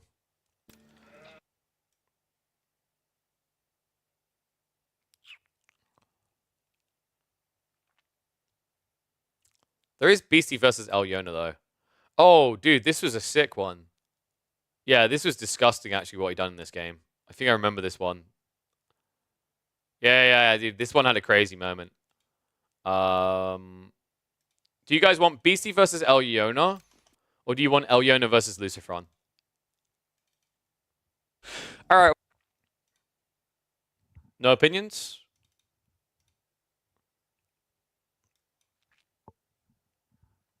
All right. I'll do Lucifron versus Elyono. We have Dumu versus Beastie, one match. What are you on about, Fail? That was meant to be for after I come back, but I need to check whether it's even accessible, because I don't know if we can actually watch that game. I'll see when I come back. But for now, what I'm going to do, I'm going to put the... Oh, I need to get back to it. The Lucifron versus Elyono series. This was... Yeah, this is pretty crazy. The Delhi Jeanne d'Arc game especially kind of shows like one of our interesting points. So I'm going to go eat. When I come back, we will cast either a Dumu versus Beastie game if we can actually watch it, or we'll aim to do another Elite Classic series. So definitely stay tuned. Enjoy for now the Elyono versus Lucifron Elite Classic series. This was a pretty wild one. Like, kind of crazy how discombobulated both games became. All right, Elyono actually tricked Lucifron. He got outdrafted here. Welcome one and all back to the Elite Classic 2 group stage. Best of threes. We've got Elyono, the second best French player in Age of Empires 4, going up against Lucifron. Is he the first or second best Spanish player? I'm not sure at this point. Playing as the Japanese. So Ibis versus Japanese. Let me explain how Lucifron got outdrafted. Lucifron allowed Elyono to get the Delhi, but picked the Japanese themselves without Holy Island being in rotation. So Lucifron's goal was to counter the Delhi pick. We're opening up on Dry Arabia. Of the maps that are available here for this series is Dry Arabia, Coastal Cliffs, and Golden Heights. While you can play the Delhi on Coastal Cliffs, Dry Arabia seems more of a shoo-in when you consider that Elyono still has access to the Marlians and the Ayabids for their full draft. So Elyono throwing out the Ayabids on the opener, I think they actually tricked Lucifron. I don't think Lucifron anticipated an Ayabid pick, because Japan is your best civ in your draft to counter Delhi. A backup that isn't bad is English, admittedly, because of Coastal Cliffs. But realistically, like I'd say the best all-rounder counter right now against the Delhi that doesn't handcuff your draft too much, for me, is going to be Japan. They're going to be the number one go-to Civ. The fast castle timings are a little bit too aggressive to really be contested. And on top of that, they can even play a long feudal that competes with the Delhi, courtesy of the Bannerman auras, the extra melee techs, and the speed at which they can also yoink away berries. So, let's see what's going to happen in this very different situation. Ayabids versus Japanese. We're probably going to be looking at a fast castle build, typically going to be opening with the Desert Raider as the Ayabids. The question is, what's the follow-up going to be? Are we going to be looking at a logistics play? Is it going to be a growth? Most players have been going melee wing with the camel into the growth wing pretty consistently here, right? Like, it's a very powerful timing. The reason why growth wing is so good for Castle Age is it gives you your strongest power spike in the game. You begin Castle Age at like 9 minutes. You add 8 villages instantly on. That's a huge buff to your economy at that stage, right? That's basically like 25% extra. And then on top of that, you're playing into your strongest power spike. Not just because you've got access to Camel Lancers, but also because you can get access to relics. It's such a potent point in the game. The question is, does the Japanese want to try and match that? Or do they want to try and play something more feudally aggressive? We're going to find out. Kura Storehouse is on the way. Pretty standard here. You're never going to see a Coca Township in this matchup. At least not on land. And Sheephole was pretty decent. Elyon is still grabbing a few remainder. I'm impressed, though, actually, by Lucifron. Can we just highlight the fact that playing up against the Berry Civ, where he didn't start on berries himself, he was able to get the same amount of sheep off the map. That's not easy to do. So well played by Lucifron. Let's check on those berries on the other side. So they're already being gathered. We're probably going to be seeing Growth Wing or Advancement Wing. If this is Growth Wing, I'm gonna vomit about this because I hate to see this every time. I've seen so many players do this where they exhaust the berries and then still go for Growth Wing afterwards. So it could be that he goes Advancement Wing. The reason why you consider Advancement Wing in this matchup is if your opponent doesn't build any military, it's a fast castle race. And although you have a very big power spike at the beginning of Castle Age's Ayabids, I'd argue Japanese is one of the few civs that truly matches that potency. The power of the Yorishiro to pump out stable units or archery units is absurd. And I imagine this matchup, if it is going to be a race towards castle, we should be seeing Camel Lancers versus Onimusha. You could realistically go for Mount Samurai as well. Like, your pump is a bit more aggressive and consistent. But I think, like, Onimusha slaps pretty hard here. You just kite out your opponent. You split up your Onimusha so the Camel Lancers don't kind of get one tap into one tap. And you whittle them down. So, tech up complete. Actually, do you? I'm kind of like second guessing myself because this is interesting. Like, Onimusha versus... I think you might just go Mount Samurai, right? You follow up Onimusha for sure, but Mount Samurai is really nice. The reason it's really nice is, like, if you go Onimusha, remember, Lancers charge incredibly fast, and they charge for longer than alternative heavy cav units. So Onimusha can't really get away from that, right? And they're going to lose half their HP to that Lancer charge when they try to kite. And they can't just immediately absorb the shot because they only have 80 health. It's 85 health. It's not really impressive. I do like Onimusha as a follow-up, though. But you're probably going to be looking at Samurai just because you're expecting archers after Camel Lancers from your opponent. The reason why Mounted Samurai are better, by the way, is that they can immediately just absorb the blow from the charge-in, and also that first shot is deflected entirely. Meanwhile, your first shot in isn't going to be deflected. You're going to do raw damage to your opponent. And although you have a 20% damage reduction from unease, with the extra melee tech, with also the fact that, like, you've essentially taken a shot out of your opponent's cavalry, it balances things out somewhat so that Mounted Samurai can actually win that fight. So, first tech up complete. Elyon already dropping the stables reveals your plan. So Lucifron has confirmation it is most definitely going to be a Camel Lancer spam. And we'll be finding out soon what they want to do themselves. Love the one outpost here. The Desert Raider can't contest this. He has 3.5 tower range. Gets you way too close. Or 4.5, sorry. Gets you way too close and you just die. Farms already being added in for free. Not all have been occupied, though. Lucifron didn't go for the berries either, but that's to be expected. You'd have to outpost to secure them. It just doesn't feel good. The better approach is just to open with your Castle Age play, get your Mount Samurai out, push the enemy away, and then go on berries, because you start to get map control at that stage. Alyona is advancement wing, though. Makes sense. We said already, like, this is going to be a castle ace race on both sides. I think any matchup where you're expecting a castle ace rush from both players, you have two choices as IBids. You either feudal the pressure to force them off that timing, or you have to go for advancement wing. I think that's a non-negotiable. It's one of those two options, because otherwise, you're never going to beat their tech timing if you wait for the full cost. So floating gate with 8.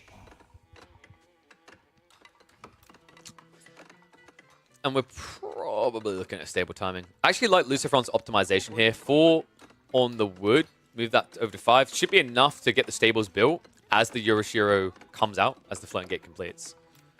Oh yeah, no. Has at least got 2 Desert Raiders to be annoying for the first Mount Samurai, but like, I don't like the idea of just contesting that first Mount Samurai with the Desert Raiders alone. We've only got 1 stable so far. Wait, is Alyona going to rush the relics? I think they are. Usually you're adding in a second stable by now to get that double pump going. This looks like it might be a play into a mosque instead. Or they just mismacroed slightly.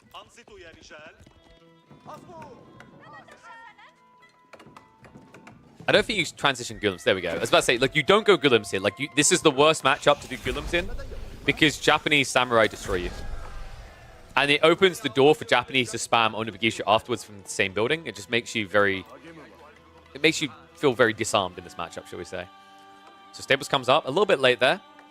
Yoroshiro dropped in, and Mount Samurai now on the way. So we've got double stable versus essentially triple stable. This is an edge. Lucifron could even think about playing under the berry soon. Has got the Tawara, but no Takazaiku yet. I love that he sent the Shinto out to the north side. He's already scouted out what his opponent is doing, right? He sees the Horseman, he sees the Desert Raider. This is actually really good scouting by Lucifron. Most players would delay moving that Shinto out because it'd be too risky. He has all the info he needs to yoink one for free. Meanwhile, Alyona hasn't even added in the mosque yet, because that's not how the build works, right? You get 6 Lancers typically against this type of matchup, and then you go Dervish. Otherwise, you're leaving yourself too weak against the Mount Samurai spam. Lucy, a little bit light on the gold, has to be said here. He went heavier on the wood, right, to secure the Shinto Shrine. First relic's on the way home, though, so that's going to boost him up in the gold department. I'm wondering if this is just feigned to switch over, right? Like, the comp that I was talking about that I quite like is Onimusha Mount Samurai. I think he's done it the right order. If you go Onimusha first, we mentioned already the Camel Lancers charge you down. If you go Mounted Samurai into Onimusha, the Mounted Samurai just absorb the blow, and then Onimusha can pick these guys apart. The cool thing is a like follow-up play, you know, you can always just switch over into Yuumi if you want to go for like a secondary lighter raiding force. I doubt you're going to Yuumi in this game simply because like you're up against the Ibid Archers, and if they have Sultan's Mamluks, you're feeding them the buff. Nice raid in though. Here's the eco line of Alyona. That's 2 villagers down for free. Actually continues the dive here. Lancer is finally going to arrive.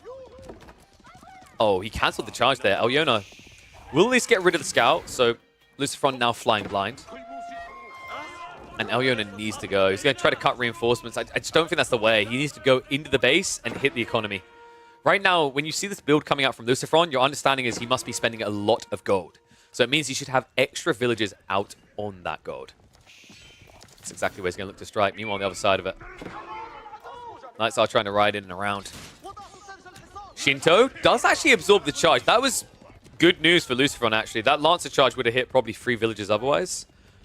So instead, yes, he loses a Shinto, but he's already got 2 relics home. He's protected himself, and Alyona has yet to get a Dervish out. They've built the mosque, but they've yet to produce. Oh, what? Wait, Alyona's getting baited. Knights are going to ride in. Alyona, slow to react again. That's going to be 2 more villagers going down.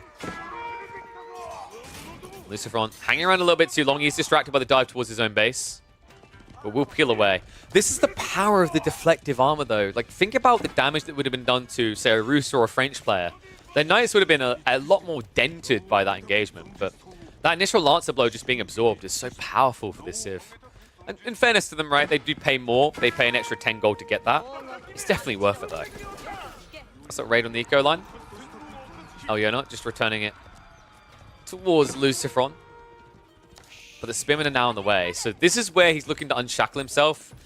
He did go for the rats. We don't see Spearmen very often, and it's not a Yoroshiro rat. So this is just all about a few spears to defend while the Knights go raiding. I actually really like this. The issue for Elyono is with their comp, they're attacking and defending with the same unit, and it's not a very cost-efficient unit. And the interesting thing about this matchup is, like, you're spending just as much gold as Lucifron is, right?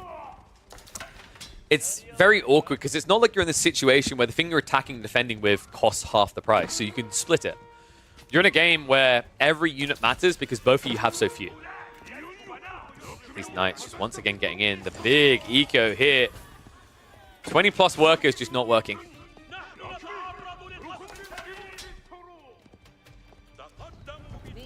Still only 2 relics so far for Lucy. Villagers are going to get hit. Looks like Lucifron's playing a little bit distracted here. Spearmen are at least on the way to start pushing this away permanently. Just filling off Elyono, just overextending here. Going a bit too deep.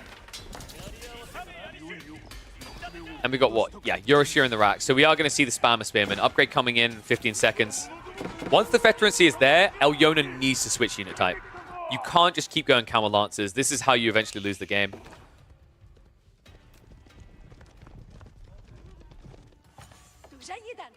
And there's the Archer Rangers. So, on point, on time. And we should also see Blacksmith coming down soon. That hasn't been added in yet. Kind of awkward. Elyono hasn't got many people on wood. I don't like this. You really need to just prioritize getting into the Steeled Arrow as well as getting into the Mamluk's Bravery. That's where you have this kind of ramp-up potential in the fights. Relics are at least on the way home now for Elyono.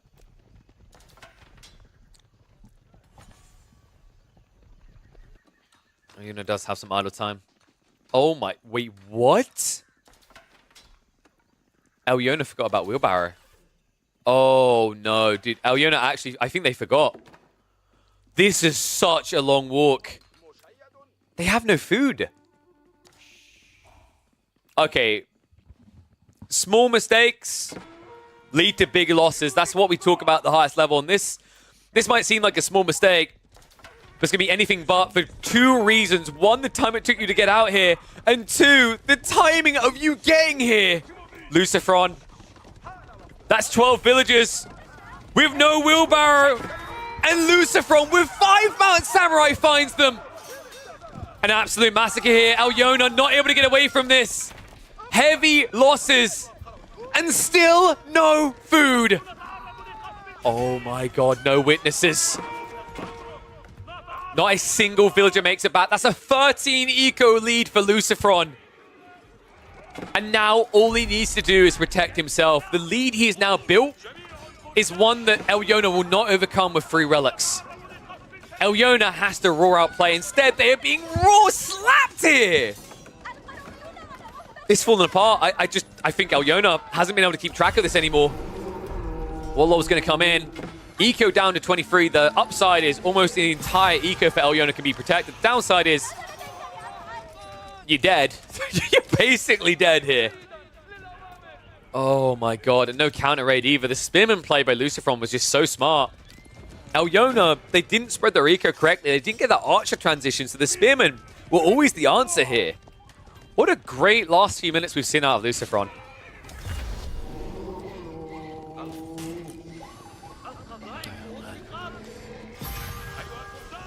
Mass Camel Lance is still here, but I just don't think it works anymore. Spears, a gap closing this. At this point, if Lucifron just moves into the base with Spears and Knights, this is over. Because Elyono has nothing. Like, for the love of God, he has 10 food income a minute. Make it stop hurting.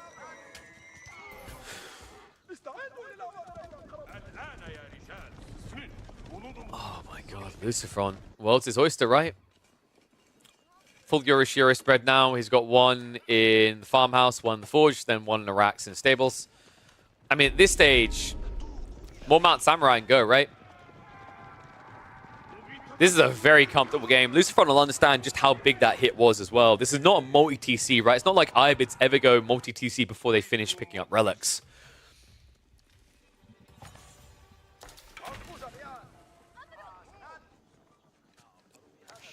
I'm just struggling to see a way now. In fact, he might bait himself into death here. Chase on the Lucifron's eco. Lucy's going to run past this. But surprise from the spears. Hits the backside of it. Formation shuffle. A little bit of griefing going as he tries to retreat away. But now you just split the spears to chase after the camels. Send the Mountain Samurai after the archers. And I think we'll be heading back over to that deer location soon. Yeah, a little bit scrappy by Lucifron. That's very bold to run through the enemy line, but it makes sense, right? If you run away from Lancers, you definitely die. Now the wall in. The wall in! Oh, that has to be it. There's no easy way out anymore. Lucifron sacrifices 1 or 2 villagers to hit the camel line again. Elyon with no dervishes left over. Heavy damage on most of the remaining camel lancers. And now, trying to switch into crossbows is a death sentence against the Japanese. Like, this should just be an Onobugisha rather spam the moment he sees the first crossbow. Lancers are in. Rob Mountain Samurai, they found the eco. Well, Elyon, he got a few units together, but he's about to be without food again. This is absolutely brutal. I don't remember the last time I saw an Ibid player this starved. Which is harsh, because these guys don't even have fresh foodstuffs. GG! That's it! He's had enough of a beating. Lucifron, a surgical execution to get the 2-0. Unfortunately, Elyon, they tried to get crafty. They tried to get creative here. And it simply didn't work. Wait, what do I mean 2-0? I've been watching too many. That was game 1, wasn't it? My brain. They tried to get creative here in game 1, and they lost the lead. Sorry, I've been casting too many series. We've still got 1 more game to go, but that is a brutal way to open the series. Oh, God. So they have an opportunity to strike back here. Don't panic, guys. It's only 1 point in the board. I just miscounted because we've been casting a bunch of Elyon and Lucifron series today. But this is... Oh, wait. Am I on the wrong one? There we go. I didn't show those games. Thank you, Cal. No, that wasn't a spoiler, actually, because Elyon played more custom games afterwards, and that he also played solo rank, so we're fine. Because that Lucifron series was much earlier. No one saw anything. We're fine. So, yeah, my brain fried a little. I'd done a little Pepega. We have at least got 1 more game. But that game 1... Surely you just pick English against Delhi now. And I feel like that's a fairly good matchup for English. You could do that. But Lucifron is still scared about the idea of the Malians. Which makes sense. I think Malians has come in as like a second tier rated pick for Coastal Cliffs. Not like top 4, but it fits in there, right? So you can't go English. Instead, it's going to be Delhi versus Jeanne d'Arc. We've seen this matchup. This matchup, to me, feels like a skill-based matchup. I think there's ways either one can win. Delhi have ways of picking apart Jeanne. They have very efficient infantry. And I'd say Jeanne d'Arc, more often than the French, tends to lean into the idea of infantry in their comm. So this is going to be an interesting one. Let's get ready for game number 2. Lucifron leads on match point already. It's not over. I think, you know what I've done? I think I mixed up the Lucifron and like Avali series or something. We hop into the second game. Elyon playing as the Delhi in the blue, and on the other side, Lucifron in the yellow as Jeanne d'Arc.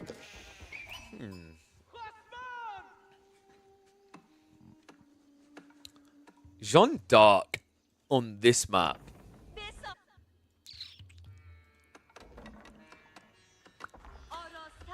I'm trying to think who benefits more from a tight map like this.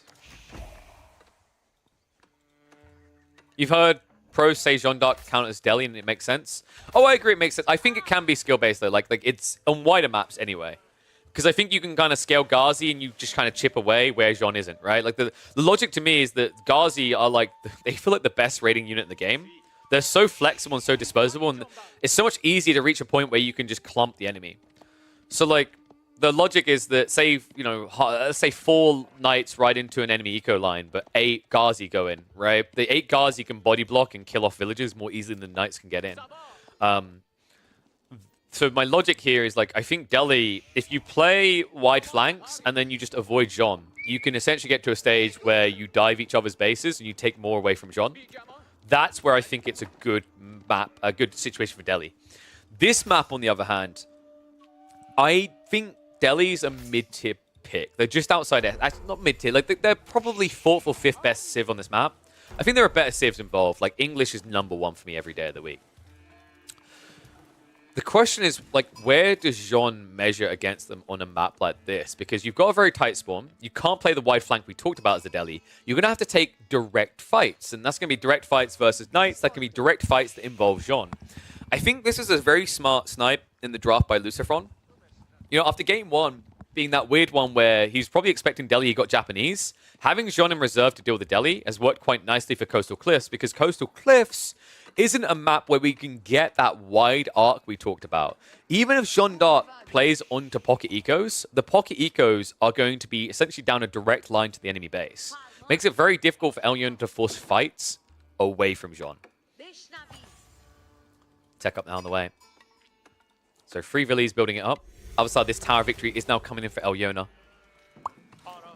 So nothing unorthodox here. Just looking at the spawns as well. Berries are a little bit exposed. Deer are in the middle of an open field. To the side, admittedly, but it's the type of areas that Knights look to raid into. It's not that you've got this wood line where there's, say, berries here, and you can then wood off this, right? You can palisade off this wood line. It's all kind of exposed.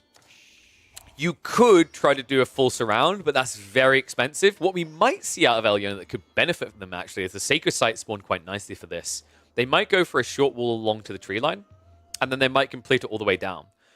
What is probably going to be undoable in a game like this, because the Civ you're up against is walling the entire map. We have seen a few Delhi players do that, but that's usually against, I say, more defensive Civs. All right. People watching live, people watching later, get your bets in. Are the Delhi too strong? Put 2. Or is Jean d'Arc the solution? Press 1.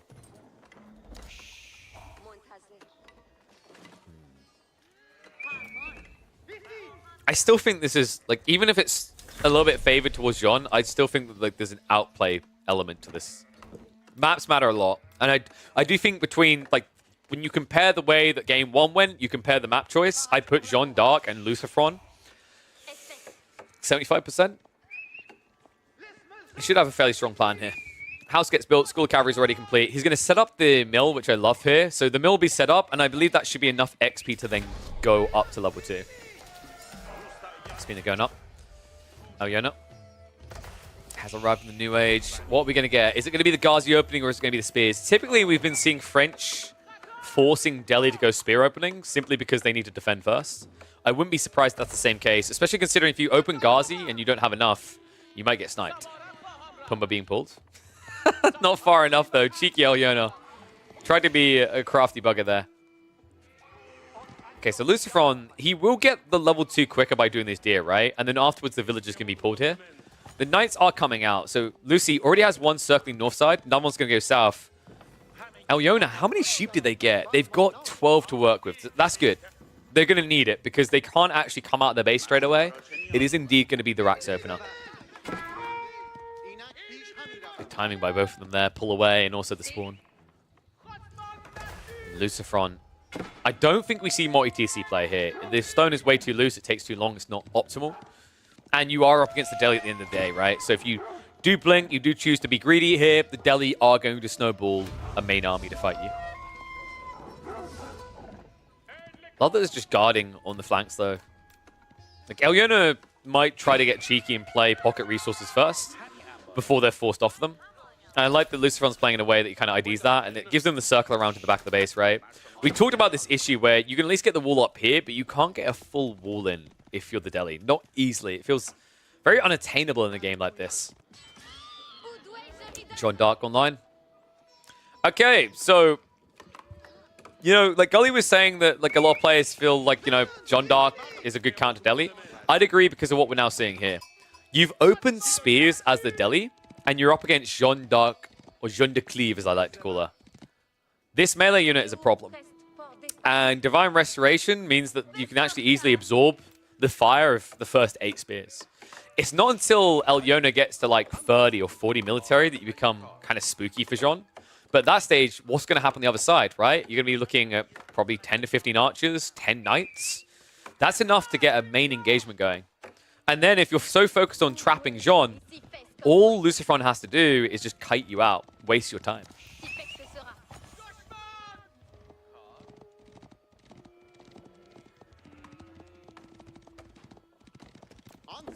Jean is now here. That eco line. Oh, this is awkward. If you want to go archers, which 1-1-1 would make a lot of sense here, this is the only wood line you can access. I love this from Lucifron. This is a big part of why English feels so good on this map, is if you get like a one safe wood line and you block it out from your opponent, it's practically GG. Oh, Yona will at least keep hold of it for the time being, but you can see how uncomfortable this game is going to be. Stables has been dropped, it has been garrisoned, so we are getting Ghazi coming out. And it is going to be a double Blacksmith build from Elyon. On the other side of this, Blacksmith being dropped, Archery range also on the way. Lucifron understands his timings. You need to make sure you're very clear about when you drop your Blacksmiths against a Civ like the Delhi. Otherwise, they will get a clear tech edge, and then you can't rush it behind, right? You still have to wait a bloody long time. A minute in these feudal fights can be everything.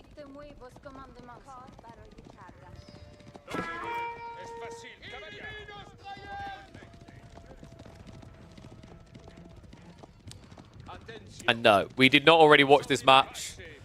I got Goldfish confused, and that's why I said 2-0 in game number 1, because my brain fried, and I totally forgot, like, we watched a different Elyon series, where they may have got spanked.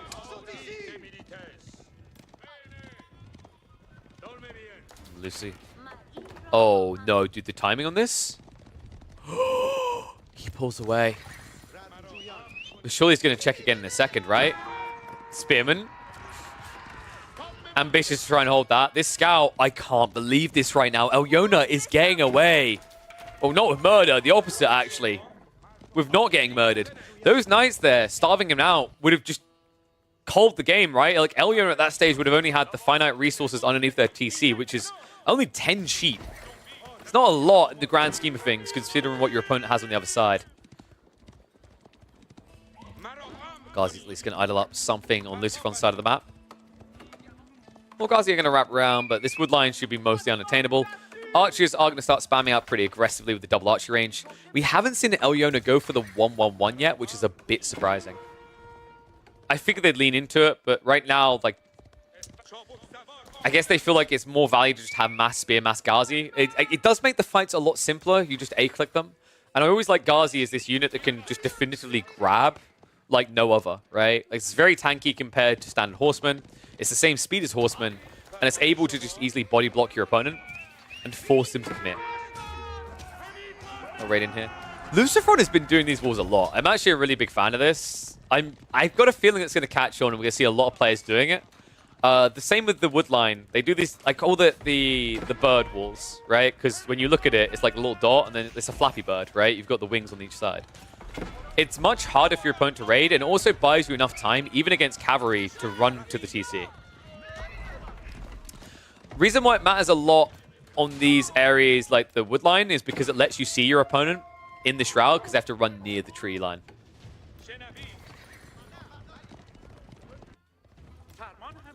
Now Yona needs to get these sacred sites soon, but military is not really great for it, right?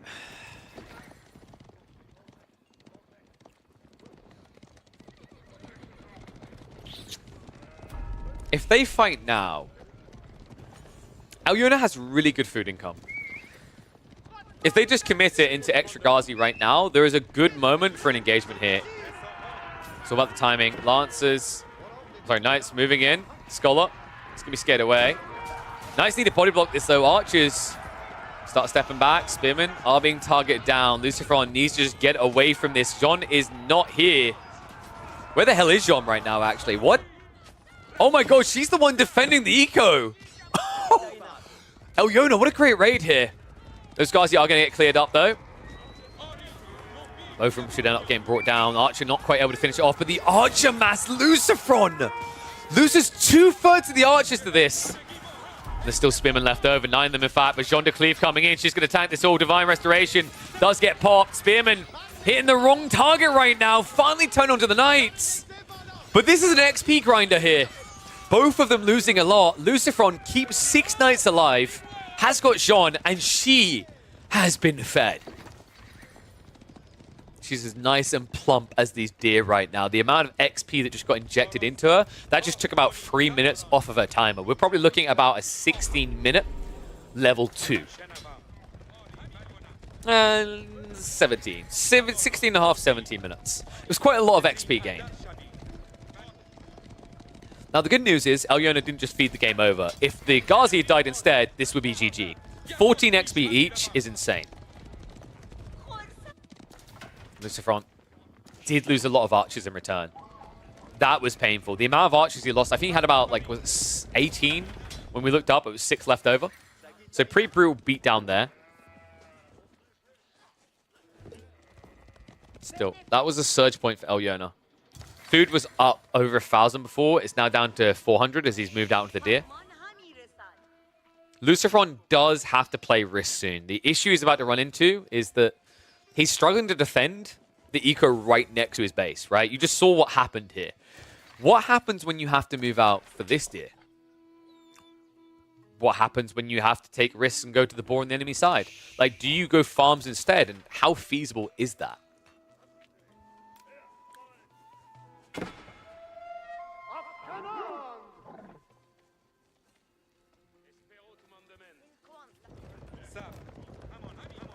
Ghazi. Counters at 20 plus. I actually think, like, Lucifron, at this pacing, the Knight count's going to be big enough to contest this. It's really scary because, like, you have to remember your opponent has Consecrated, so he's not paying as much. So 205 resources compared to 140. The difference isn't that big, but the effective firepower is 2 Ghazi to every 1 Knight, right? Then you add in the fact that you've got Divine Restoration on Jean to heal off 30%. That's where these Knights fare very, very well for Jeanne d'Arc. I'd actually say, like, French versus Jeanne d'Arc, when both of them against the Civ, French are more likely to lean into heavy archers. Jeanne d'Arc, it's more about the Knight count, because it's units that use the heal better. And because of their extra mobility, it's easy to peel them away injured to heal them off. And also, once that 30% is done, right, you've got Chivalry afterwards to top them off the rest of the way. It's just a very powerful tool. 6 site being decapped 1 Knight. The walls are going up. Lucifron's making it harder to find a raid target. Jean! I love that! Up against the stone outcropping to last longer. Divine Restoration gets popped. Knights need to clash quicker than this. Feels like they're outnumbered. Perfect time for Elyono to take the fight. Oh my god, Elyono! What a performance in this second game. Ghazi now reaching over to the archers. Knights have to peel back. Buyback does come in on Jean. What a strike there. Nice play by Lucifron. He plays up against the stone outcropping so he doesn't get fully surrounded, but still it just doesn't matter up against this much melee force. And finally, Lucifron blinks. He accepts what is going to happen, what reality is here. Spearmen are on the way. And level 3 is in! Oh my god, Elyono. I think they overextended here. What was that? That fight was so good once they killed Jean, once they chased the archers, but once they continued it, they threw it away. Cleave comes out, more going down, Jean is dead. No buyback here, but you got the champions out. You've now got the level 3 when she comes back, and Elyono has nothing to show for it. Oh my god. You see what I mean about, like, Delhi versus other civs, because they always spam horsemen. Those horsemen cost more. When they flop, when they drop, it's basically the GG. Level 3 Jean. She gets brought back. Cooldown over. And now you have no solid answer to this. Archers are going to keep booming out. Level 3 Jean is a critical issue here. Elyono, only with 1 Sacred Site locked in, doesn't have the type of economy now to rush Castle Age. I can't believe that, man. Elyono, he was doing so many things right there. You know, the small details aside about how, like, Lucifron was trying to last longer in those engagements, I think, you know, it really is going to be a case of when you look back at this game, when you look back at this series, the moment that mattered most was that 20 Ghazi count flopping dead next to the enemy base. A scenario where you know Jean's going to be involved, and the way he gets baited in that engagement is just ugly, right? Like, trying to reach Jean first doesn't work. He ends up surrounding on both sides, and then all of a sudden a cleaver 2 comes in. You have to remember that the way that Delhi play nowadays isn't a heal. It used to be the Dome of Faith was the way to go, and they'd build like 20 of these Scholars in Feudal, they'd heal through it, right? That doesn't happen in these games. Ghazi die over time. The reason why they seem so impactful is usually when you get up to 20 of these Ghazi, half of them are basically Death's Door, but it's the extra health that keeps them alive. And because the formation shuffle puts them at the back, you keep them for longer in these engagements. But there's still a liability, right? There's still someone that could die at any moment. And we've reached that moment. Jean peels back. Archer's going to absorb the blunt force of the Spearman. Divine Restoration Pump on the side. And Alyona, nothing but a win will do. Unfortunately, they're about to lose military advantage here. Jeanne d'Arc, pretty much an army of her own at this stage against this. Alyona, barely any Ghazi left over. Spearman count is looking underwhelming. No cleaves left over is the one positive in this game for Alyona. Everything else is turning negative. Lucy picks apart the last of the Spearmen. And these Ghazi are not going to be able to contest Jean on their own. It's crazy how much fire she's absorbing. The aggro behavior, I love the micro from Lucifron. Like, he keeps running her around in the fight to get more units chasing him so that the archers aren't being killed as fast. No, you're not. I think we're hitting the final surge point, aren't we? Yeah. He's sneaking Deer on the enemy side. Deer and Berries over here, exhausted soon. Once that's gone, it's a farm transition. And oh my god, it's ugly and already underway. Jean, now that you're not fighting, is healing. You know how Delhi's kind of like one of those civs where it's like, if you're not fighting them for sacred sites, you feel like you're losing. That pressure overwhelms you and you feel like you need to do something. Jean is the same when you take a bad fight against her. If you can't kill her, your brain is instantly like, okay, she's healing. I need to fight her soon. If I don't fight her, I'm going to lose. That's probably what's running through Alyona's head right now. That's why we saw that double down, even though he's up against level 3 Jean. He needed more time, but if he waits, Jean just gets more impact in the additional fight. Jean, only one cleave to work with here.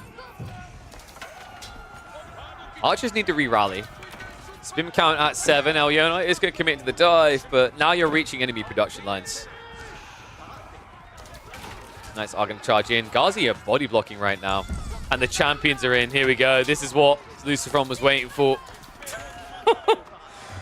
The one unit in Lucifron's comp that Alyona has no answer to. Jean's champions. Mountain side is also going to find the economy. There should be enough to scare this away, but now that you've been snooped on here, now that you're known about, you should see a few more knights heading up there. In fact, that's exactly where both sides' cavalry is going to be heading. So what's Alyona's out? How do they get back in this game? Because like they're doing a good job of brawling, but the reality is like if you're brawling with no advantage coming in, you know what that means. You mean to give more XP over? That's not a good idea unless you're getting some in return. It means that level 4 seems more doable as the minutes go on. The way Alyona finds a way out is to Sacred Site cap. They're not getting it, though. There's a blocker on the south side. The north side is now starting to be contested just as being captured. They need to find a way of pushing Lucifron in his base, and as soon as they do that, they need to be taking the Sacred Sites. But instead, we're seeing the opposite now, where Lucifron is starting to get an army together and starting to emerge from his base. Divine Restoration does get popped. Spearman count not really looking scary enough here. Jean's champion still feeling uncounted. And also now having the spear aggro. This is a cool detail. Lucifron, he leads with the Jean's champion, so the spearman can't brace, and that means the knights can then go in afterwards without getting stunned. Alyona, this is breaking point, isn't it? Military lead has dried up. Lucifron now takes the lead in military. XP is just farming for him. It's an absolute stormer. Alyona now running out of food at an accelerated pace. I think, God, when was the last time you looked at a Delhi play in Feudal Age and this exists? Yeah, that says everything it needs to. GG is going to be a 2-0 for the Spaniard. Really cool draft approach from both players. I like the idea put out by Alyona to bait the Japanese and pick the Ibids instead, but unfortunately Lucifron had prepped for this draft and anticipated what would happen. If we went to a game 3, I think that's where it gets interesting. I think You know, Luciferon, he doesn't have the English as an option. You'd have to do like what, Malian Byzantines. I think Malians can fare all right there. French versus Byzantines is also not too bad. So if we got a third game, maybe we'd be looking at a potential upset here. But Luciferon drafted really cleanly for a 2-0. That's something I've noticed about the Spanish bros. They've been doing this a lot. The way they draft is designed around a very aggressive opening 2 games to get the stomp versus going longer in the series. And interestingly enough, when we have been seeing 3-game series, that's where we've seen a few games being dropped, right? I don't think they've been 2-0'd by anyone so far, but we have seen some unexpected performances from people like Anatan. I believe there's also a Wham one in there, where when they force that third game, things get a little bit more uncomfortable for the bros. Oh my god, look at that, guys. Dude, can we just give me an award rather, for like fastest clove change ever in the history? We're back! Hello, hopefully you guys are having a good time. Hopefully you enjoyed that one. Yeah, just like kind of a surgical example of why Delhi right now get hard counted by Jeanne d'Arc. Dude, you can't hang around in Fulaise. You need to find a way out in the castle real quickly. So let me open the game, and we're going to see if we can do that Dumu versus Beastie game that people said I absolutely need to cast. My instincts are telling me no, because I know both of them typically have their data closed because it's their Smurfs, but I'll have a look. So new patch got announced, right? So we're probably looking at what, Tuesday next week? I don't like that personally. It's nice to see a patch. I don't like that we have the patch before Grand Finals weekend. That's gonna, dude. I wouldn't blame 1 or 2 players if they get butt hurt, if they get like surprise picked by like some weird change that certain players discovered. I mean, don't get me wrong. I would say esports is about adaptation, but that adaptation is meant to happen in the early phase of the event. Right, the group stage is typically like where you see all these new things come out. You only rush a patch during playoffs if there's like an insanely broken thing that needs to be fixed. There's not here. So yeah, a little bit worried about that. All right, so let me check. Dimu played that game on the Baldimus Maximus account, right? Is that correct? Or, sorry, Lord Baltimore. I'll have a look. Data hidden. And it was against Hell Yeah Brother, right? I guarantee both of these are hidden. Let's have a look. Yep, both hidden. All right, so options are as follows. I'm going to put up a poll so you guys can choose. We can either do a community game. 1 or 2 community games. We'll probably be doing more of the every X minute someone dies. Or we can do another Elite Classic series.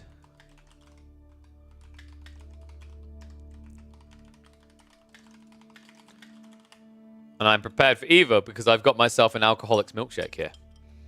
I like to unwind midway through the stream with a nice little Alcoholics milkshake. This is my Bailey's, Amaretto, Malibu, and milk cocktail. It's delicious. Cheers. Chin chin. I'm using the Christmas edition of Bailey's, so it's the white chocolate version. It's delicious. Did I put the poll up? Is the poll up for you guys? Dude, that's weird. I don't know why I can't see the poll. Open another screen. Is the poll shown for you guys? I don't think it is. Let me end poll and start poll again. That's really weird when it does that. I don't know why it does that. So, Elite Classic 2 or Community Free-for-all. Alright, there we go. Start the poll. 1 minute. Go, go, go, go, go. There we go. Now it's showing. Get your votes in. Do you want more Elite Classic Series cast or do you want to play a community game?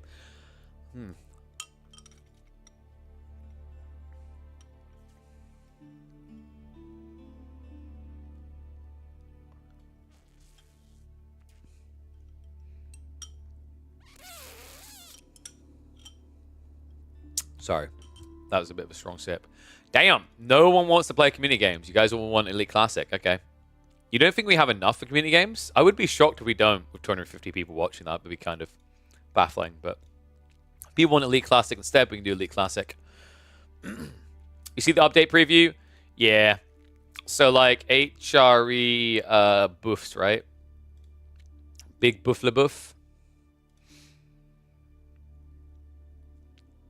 I mean, I can break down the patch if people want instead, but like, I think people want more Elite Classic series, right? I imagine people want more Elite Classic Series. So this is like the debatey thing, you know, on the cast with like Crackety, where it's like, have they nerfed the Chinese build speed on docks? I thought for some reason it was coming in this patch. HRE is about to be low-key busted, by the way. Like, no cap. They're actually about to be busted. I really do think that. Marching drills straight away. Dude, Minework Palace buff as well is kind of nutty. Did they do it on Order of the Dragon as well? Yeah.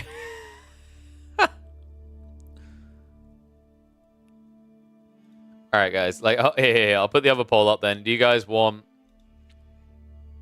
what to do? We'll probably still do an Elite Classic series afterwards, but do people want patch breakdown? Alright, 1 minute. Go. You're late to commentate on my sip, mate. Jesus, you might want to refresh. You got a bit of a delay there. H3 Archer meta begins. Dude, English win rate's about to plummet. You guys actually want the patch breakdown. Okay, let me...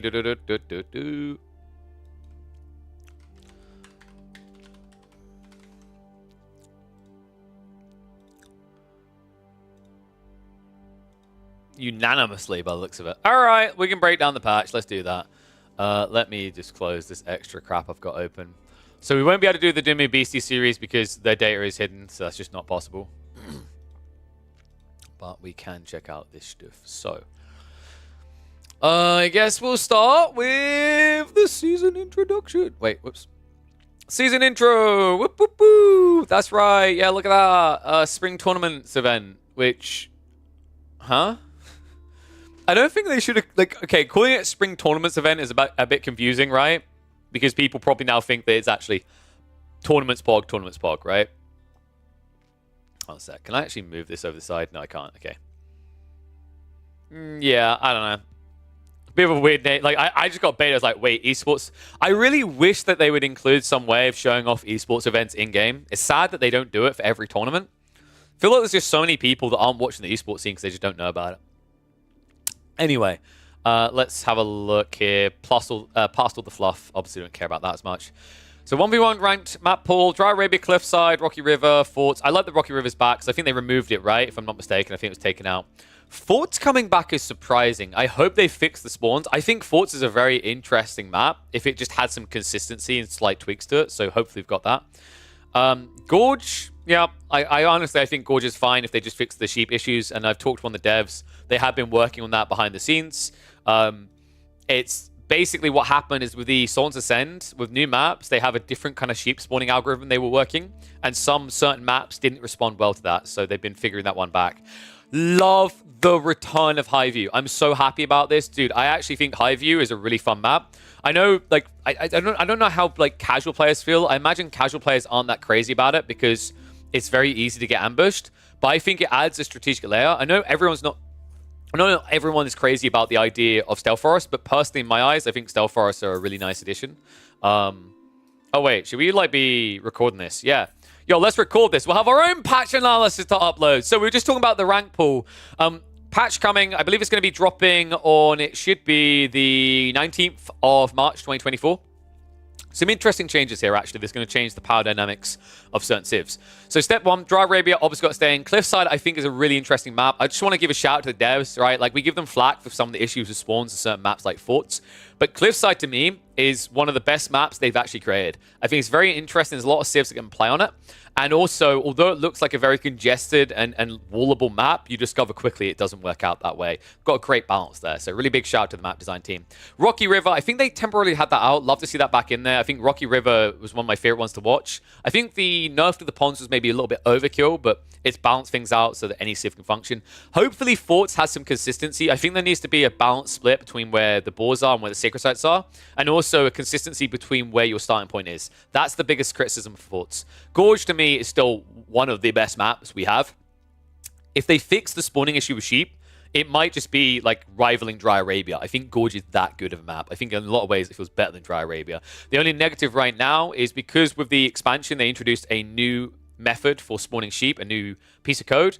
There's been some inconsistencies there. We've seen that in tournaments. We've seen someone take one side, someone take the other. Someone comes away with 18 sheep, someone comes away with 8. It doesn't make sense. So hopefully they'll figure that out. Highview to me is still a jackpot. Like, you know, I was just saying it to the chat. I'll say it again as we're now recording live. Let me know what you guys think of Highview. I think it can be a little bit frustrating to play because obviously there's the ambush factor, but I personally enjoy that the Stealth Forest sees a lot of good use there. I think Stealth Forest is a very key element of AoE 4 that is kind of under-leveraged on some of the new maps, and it sucks. I actually personally have a big love for it. You know, you get these cool things like proxy bases, you get stealth attacks, like these type of things can't happen without that. Danube River is... we'll see how that goes. My personal opinion on Danube River is quite often it becomes a little bit stalematey. It drags into the late game, and I don't think it brings out the best in AoE 4. Maybe they tweak the wood lines, make that a little bit of a finite resource. That could make a difference. Lipany... do we need to set EGC Lipany? Literally, the only thing EGC does worse is sometimes it does a 4 relic spawn, but everything else about it is better. So I'm hoping that this is a new adaptation. Four Lakes, guaranteed this is going to be the most dodged map because average players don't want to play it. High-level ranked players will indeed engage with it. We'll have to see if Four Lakes makes a comeback in tournaments. I honestly think like at least 70% of what you see in tournaments should be appearing in ranked map pool 1v1s. So wouldn't be surprised if Forts makes a return. I know Forts was meant to be in the Elite Classic 2. It actually didn't appear because of the spawning inconsistencies. Would love to see a return to Highview in competitive. We have not actually seen a tournament featuring Highview, an S tier or even A tier tournament in over, I want to say, a year. So that is sorely required. I'm not going to comment too much on team rank games. We occasionally watch them. This is at least a big pog for me. I love that Migration's in there. I think Migration is incredibly good fun for team ranked and free-for-alls. I can't get enough of this. Migration is still one of the most creative and awesome maps they've added to the game, just not from 1v1 perspective, of course. So let's talk about, woo, crossplay. Are you ready to just like either get boosted or get crushed by console plebs? All right, hear me out, guys. We PC gamers need to be like very uppity nose about it. We actually have an excuse for when we lose. The excuse is very simple. Aim assist. Say it with me. Chat, say it with me. When we lose to console gamers in crossplay, it's aim assist. The only reason we lost, okay? Classic issue with development nowadays. Always easy peasy with all these aim assist gamers. So, you know, lame. All right, let's move on. Condensed victory points is actually quite nice. I think, like, this is way too invasive on the screen. This is quite self-explanatory, so that's a nice little change. Love that they made that small tweak. Would love to read deeper about some capture raise changes, maybe, but I've got a feeling I'm going to be disappointed. Nomad game mode has been added. Great. I talked with the devs about this. I think that some changes need to be made. I don't know if they've done the increased villager start, but I did recommend, like, a 9 or 12 villager start to give people options and make the opening the game much quicker. The Dominion win condition, which one was that? I can't remember. We'll move on from that. I think are they working on the matchmaking system? This means that matchmaking will result in more balanced games. Nice. Okay. That's actually good that they're using the hidden elo. I think the hidden elo should be used across the board personally. I don't actually think it should be split between ranked and solo play. Every single one should be smushed together. Here we go. They went from 3 to 5. I don't think this is enough. I think you go to 6 or 8, and it makes a lot of sense. Right now, the first 5 minutes of free-for-all is just completely redundant because of that. Why is hidden elo a thing? Because it leads to better player retention. There's like been a bunch of studies done on this, and there's a lot of proof behind it. Despite all the moaning you might see in like games like Call of Duty, where people are like, I just want to get a tactical nuke, bro. Why is it always a sweat fiesta? It's a sweat fiesta because guess what? If you are really, really strong and you hop into a lobby with 11 other people, and those 11 other people are basically just giant potatoes, and you stomp them, they're not having fun. The fun of one person doesn't outweigh the fun of 11. That's just logical. So that's why hidden elo is a thing. Because otherwise, what would happen is, you know, for a decently talented player, they might have fun stomping people in 8 minutes, but after a little bit of time of doing that, it gets boring really fast. They're not having fun anymore. And in the meantime, every poor noob that they've stomped over and over again for all those games has now stopped playing Age of Empires 4. This is exactly why skill-based matchmaking has been proven to increase retention. Despite what some naysayers will say, like I used Call of Duty because Call of Duty used to have this in the olden days. I remember it all the time. Tac nuke, tac nuke, tac nuke. Because you got a noob lobby. And it's like, you know, it kind of feels good to get a tac nuke, but just think about how many people's games are being ruined. Hidden Elo has been proven to work. It makes so much sense. All right, so starting distance is increased. I like that. It just gives flexi options. It's exactly why I want to see like an 8 villager start, so you have good options across the map. I like that they're spawning in these things when the TC gets dropped. That's actually nice to see that little bit of an iteration. And I love this. They've deactivated the English villages and Chinese villages. Yes! We don't need peacetime anymore. The default nomad is going to help us. Well played there. All right, so let's move down. Dominion is... What's this condition?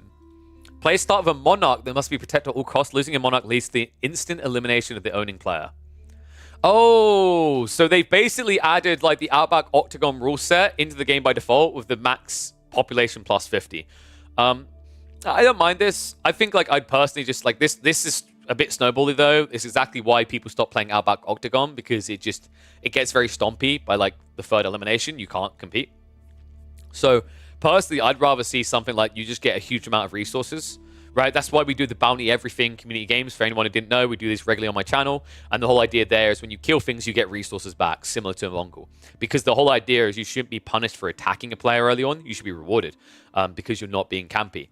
So, like, I think getting a crap ton of resources, maybe like, for example, an X percentage of the player you killed's total resources, like that they accrued in the last 10 minutes or something would be cool. But this, I'm not the greatest fan of.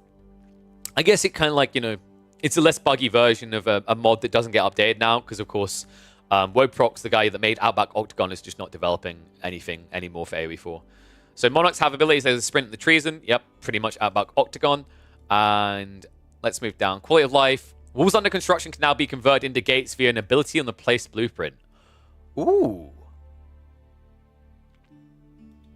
Oh, that's interesting. Okay. But it's only when it hasn't been constructed. That's actually a really nice quality of life change. I know that's been really annoying for people in the past. I've even seen players in high-level games forget to add in a gate, and they just have the like, units run all the way around, and it loses them a fight. So that's actually a really nice change. And units will exit the building from the location close to the rally point. Dude, thank you. Okay, so here's the thing. Some people are going to be like, oh no, skill diff, because there was a way to do this already with villages, for anyone who didn't know this. The way it worked is that you would click a resource for units to gather, then you'd seek shelter, and then you'd ungarrison, and they'd come out on the side closest to what you clicked on. But the problem with that is counterintuitive. I think it's like underwhelming, and it's also just bad design. It's the whole logic of like what's happening right now. For anyone who like follows Stormgate as well, Stormgate has this thing where you can have 12 workers on Illuminate, right? But 10 is optimal, and what you do is you stagger the move on the front so that they overlap and they no-clip each other. So it gives more resources than having 12 total. The negative of that is like, it might seem like a skill play, but it's really counterintuitive and kind of dumb, because it's just like, it's extra truthful work to bug a system, if that makes sense. Like, think about like Dota 2 and how they turned things like stacking into a mechanic that started as a bug. That's what I see this as, is like a bug being turned into a mechanic. Is quite nice. So AI, I mean, well played. Japanese AI is going to use Shinobi better. That's great, because I think a lot of us need to learn how to use Shinobi now. Like, these units just feel underwhelming.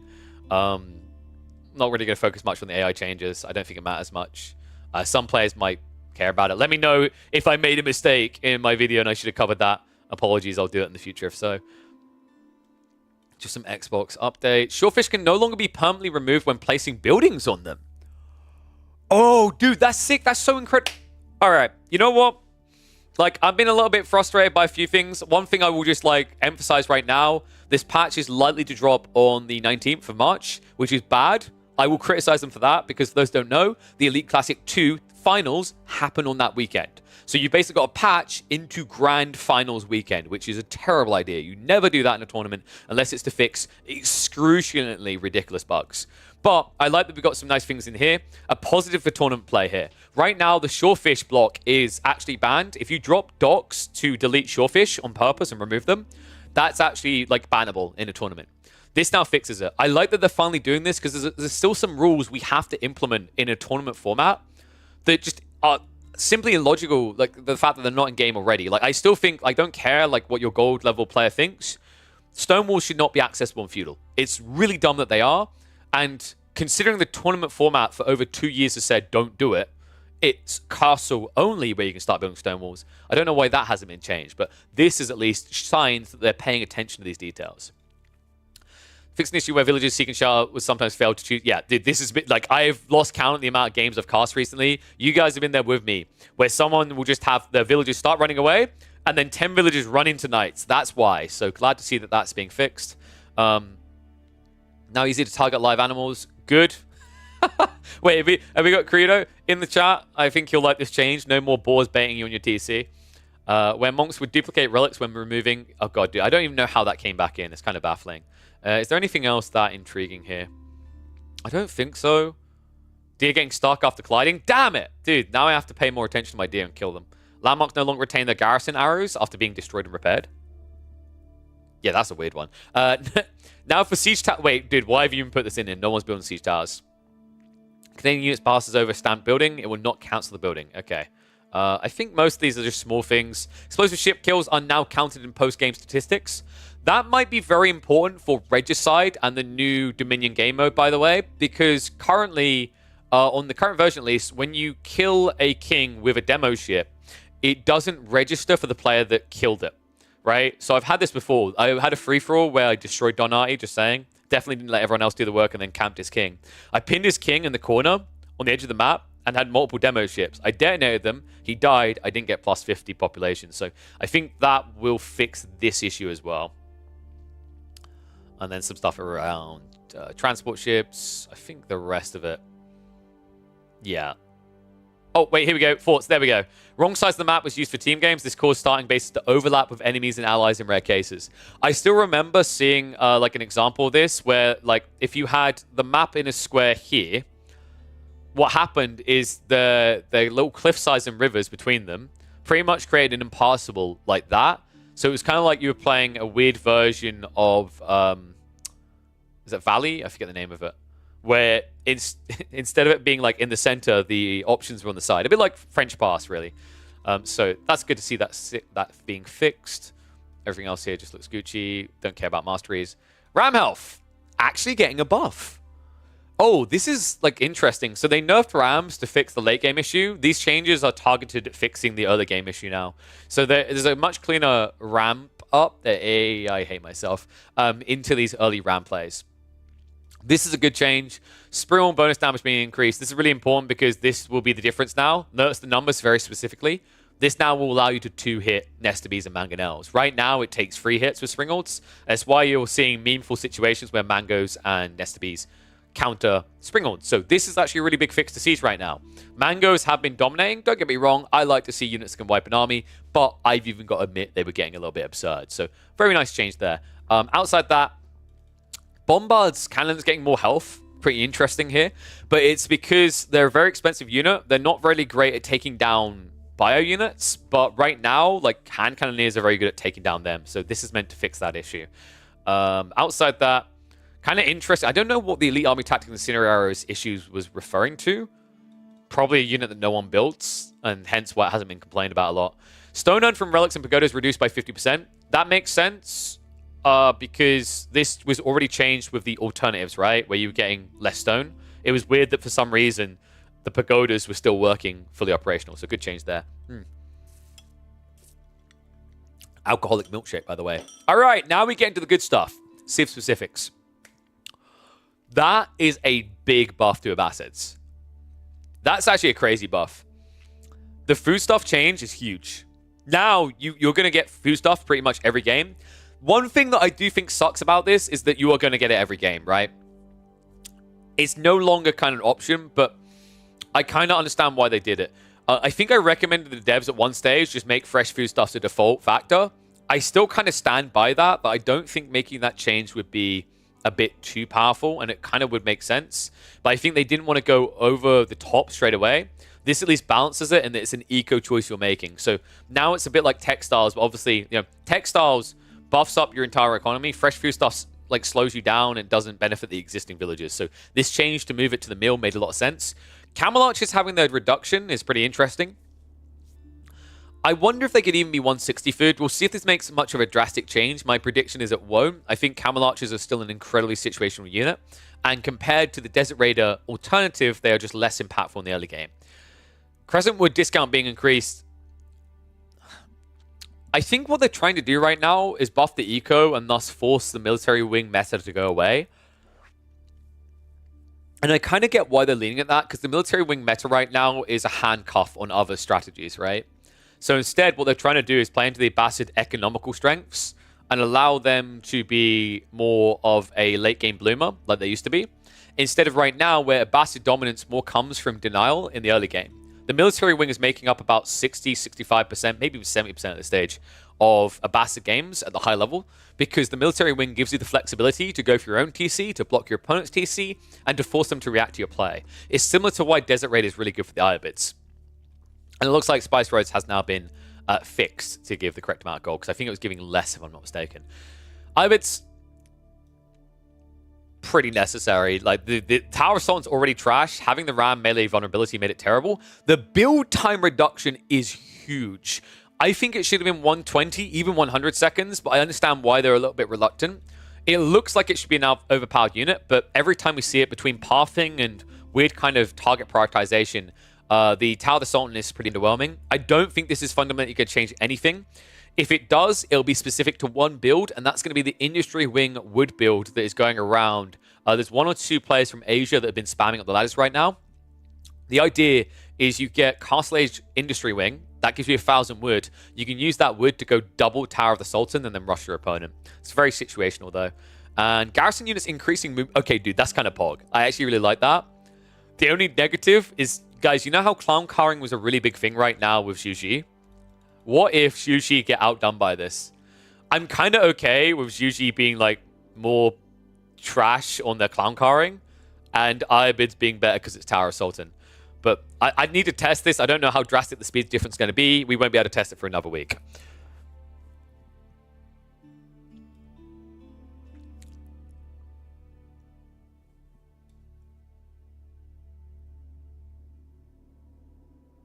That's actually quite a big buff.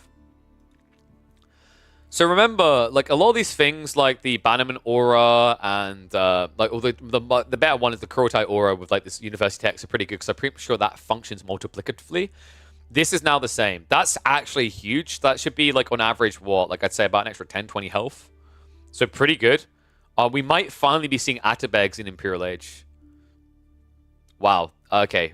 And then correct an issue where Desert Raid's ranged weapon was not fully benefiting from the Golden Age attack speed. Okay, so here's the thing. They fixed that, but they haven't fixed the animation cancelling for Desert Raiders, right? I would rather that they fix the Desert Raider animation cancel ASAP. Because now... I don't know, man. This is still a big issue. Like, in competitive, you're seeing it right now, where, like, a player like Vortex will not attack too quickly. They'll, like, they'll be a little bit slower about it, right? Because they're worried that they're going to animation cancel skip, and that's going to be a problem. What does multiplicative mean? I'm trying to actually... No, wait. Can someone, like, check my math? I might be being an idiot. Is this less or more? If this is less, that's bad. I don't know why they would have changed that. I lean towards it being more because Atabegs is bad. It's more. It is more. Okay, yeah. It makes sense, because you're going to multiply and then you're going to multiply again, right? Whereas, if you done them, like, with additive, I think they got grouped together and then they got added on.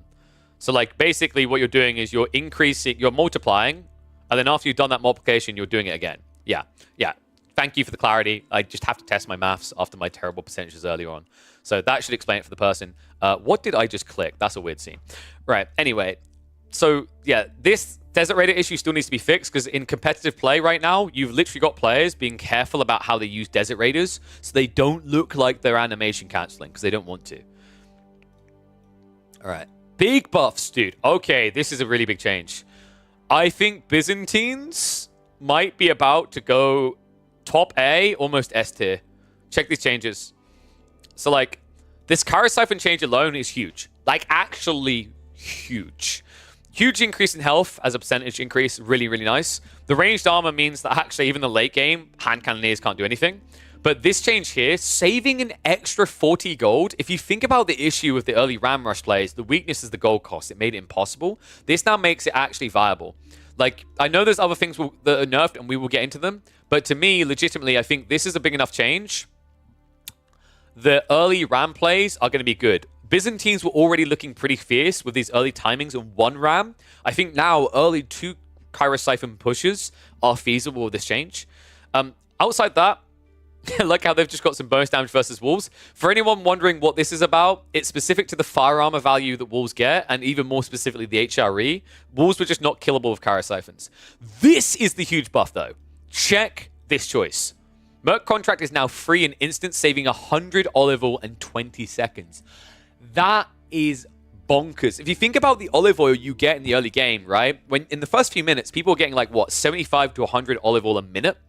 You just cut 1 minute and 20 seconds off of the ramp timing for the first longbows. That is literally like having a longbow group a group earlier, right? Like, obviously, you're not going to have 10 longbows now at the time. Well, actually, you would have 10 longbows at the time. You would have had 5. But you get what I mean. Like, your timing, you're not going to spam extra longbows immediately because you have to get the olive oil together for that second wave. But this is an insane difference. And also, if I'm not mistaken, I'd have to do the maths on this. Let me quickly just math this out. Because you get 1,500 berries, and then you're going to get 0. Can someone remind me of the maths? Because you get 50% as olive oil right now, right? And then you get an extra 60%, so it's 0.82, if I'm not mistaken. So you're going to get... Wait, did I just do divide instead of... Yeah, 1 second. It's 1,500 divided by, I think it's 0.82, if I remember correctly. Wait, no, I'm doing that wrong. It's times... Dude, I'm an idiot. Maths. Times 0.82. So now you're going to be getting... So you get 1,200... About 1,230 olive oil. I think I've gone too high there, actually. I said 60%, didn't I? So it's not 0.82, it's 0.8. So you get like about 1,200 olive oil from your initial berry patch on the Grand Winery. Now, like with that change, the longbows are... It's 500 olive oil, right? It's not going to change the numbers fundamentally there. Where it is going to change the numbers is, if I'm not mistaken, AoE4 Eastern Contract. The Eastern Contract might be low enough that this makes a difference. So... 1 second. Shout out to AoE4 World, by the way. Let me have a look. Wait, is there no easy way to see this? Can someone confirm for me? I'm pretty sure like the Keshiks are like 420 olive oil, right? If they're 420 olive oil, ooh, you are going to be close to having 3 pumps out of your initial load. What the bigger difference there is, like, so it's 750 off the initial berries. This shouldn't change the amount of olive oil that you get, like how many mercenaries you get out of your initial olive oil, but it is going to make it so much easier to just grab a few extra berries and get the next load pumping. Add that in with the timing, this is going to be insane. Like, I think right now Byzantines are on the verge of just being a very map dominant pick, like a better English, in fact, in the early feudal. This is going to put them over the edge. Veteran contracts have also now been reduced, which even more bonkers, right? So you're going to see a lot more of these 15 to 20 longbow builds into Fast Castle, and it's going to hit really hard. I genuinely think Byzantines just switched from being a hyper late game civ into an extremely fierce tempo civ with feudal Fast Castle. So Limitane shield did get reduced. I just don't think this matters that much. Like, if you actually think about it right now, a lot of the matchups for Byzantines has already shifted away from the Limitane. It's not to say this is irrelevant and it won't matter in certain situations. This is actually most notably a nerf to dealing with outposts early on and also your hyper late game tank ability. But overall, I think like these buffs eclipse these nerfs. So we are getting a nerf on the Mangonel and placement damage. Not surprised there. I've been saying for ages it's busted. I almost feel like you could put it down to 6. It would still be good. I think what you're going to see here, what's the final thing? Would receive gold from Explorator's upgrade. Wait, what? I didn't know about that. That's nutty. Quick, get your games in, guys. Get Concrank. Zapahi could actually get you Explorator's gold. I think overall, though, these nerfs are eclipsed by these buffs. You need to think of Byzantines as a different civ now. It's no longer about the late game presence, rather. It's more the early game. This is still probably like a top 6, top 7 late game civ, but the early game just ramped up by about 4 on the overall, like, you know, civ list. I would put these guys as one of the most uncomfortable civs to match up against in the early game.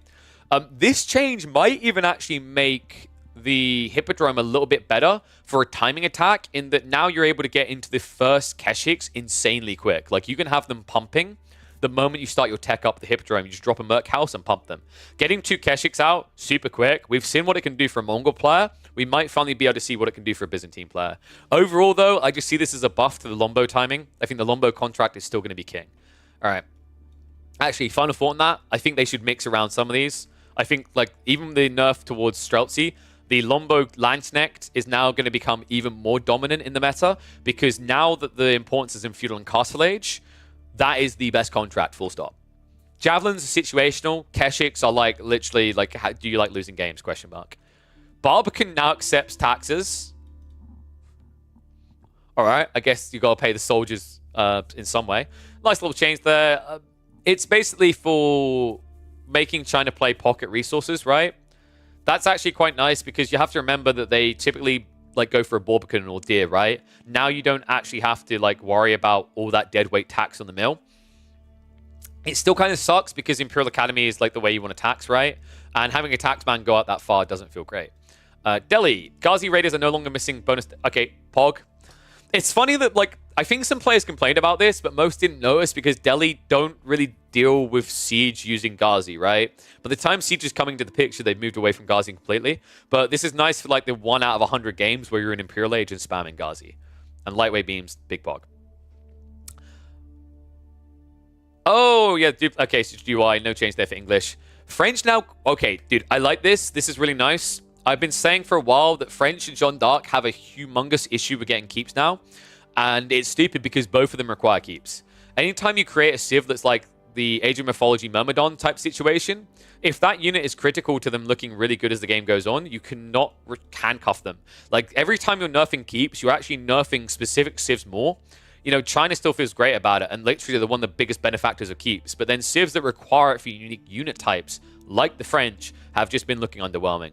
Big buff here with the range increase. That had to happen. Like, keeps at this point are almost not doable for French ever since the Guildhall nerf. So this at least kind of offsets that a bit. I don't feel like... I want to say maybe it needs to be like 15 or 20%, but I know people would then start keep rushing and ruin for everyone. This is big, though.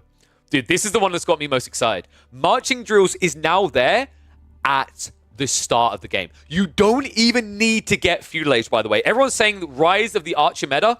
Dude, think earlier. You know how Order the Dragon have been looking pretty slick with the early little Spearman pokey? And big shout out to Purple Haze for the sub. Appreciate you, buddy. You just got to be part of the video.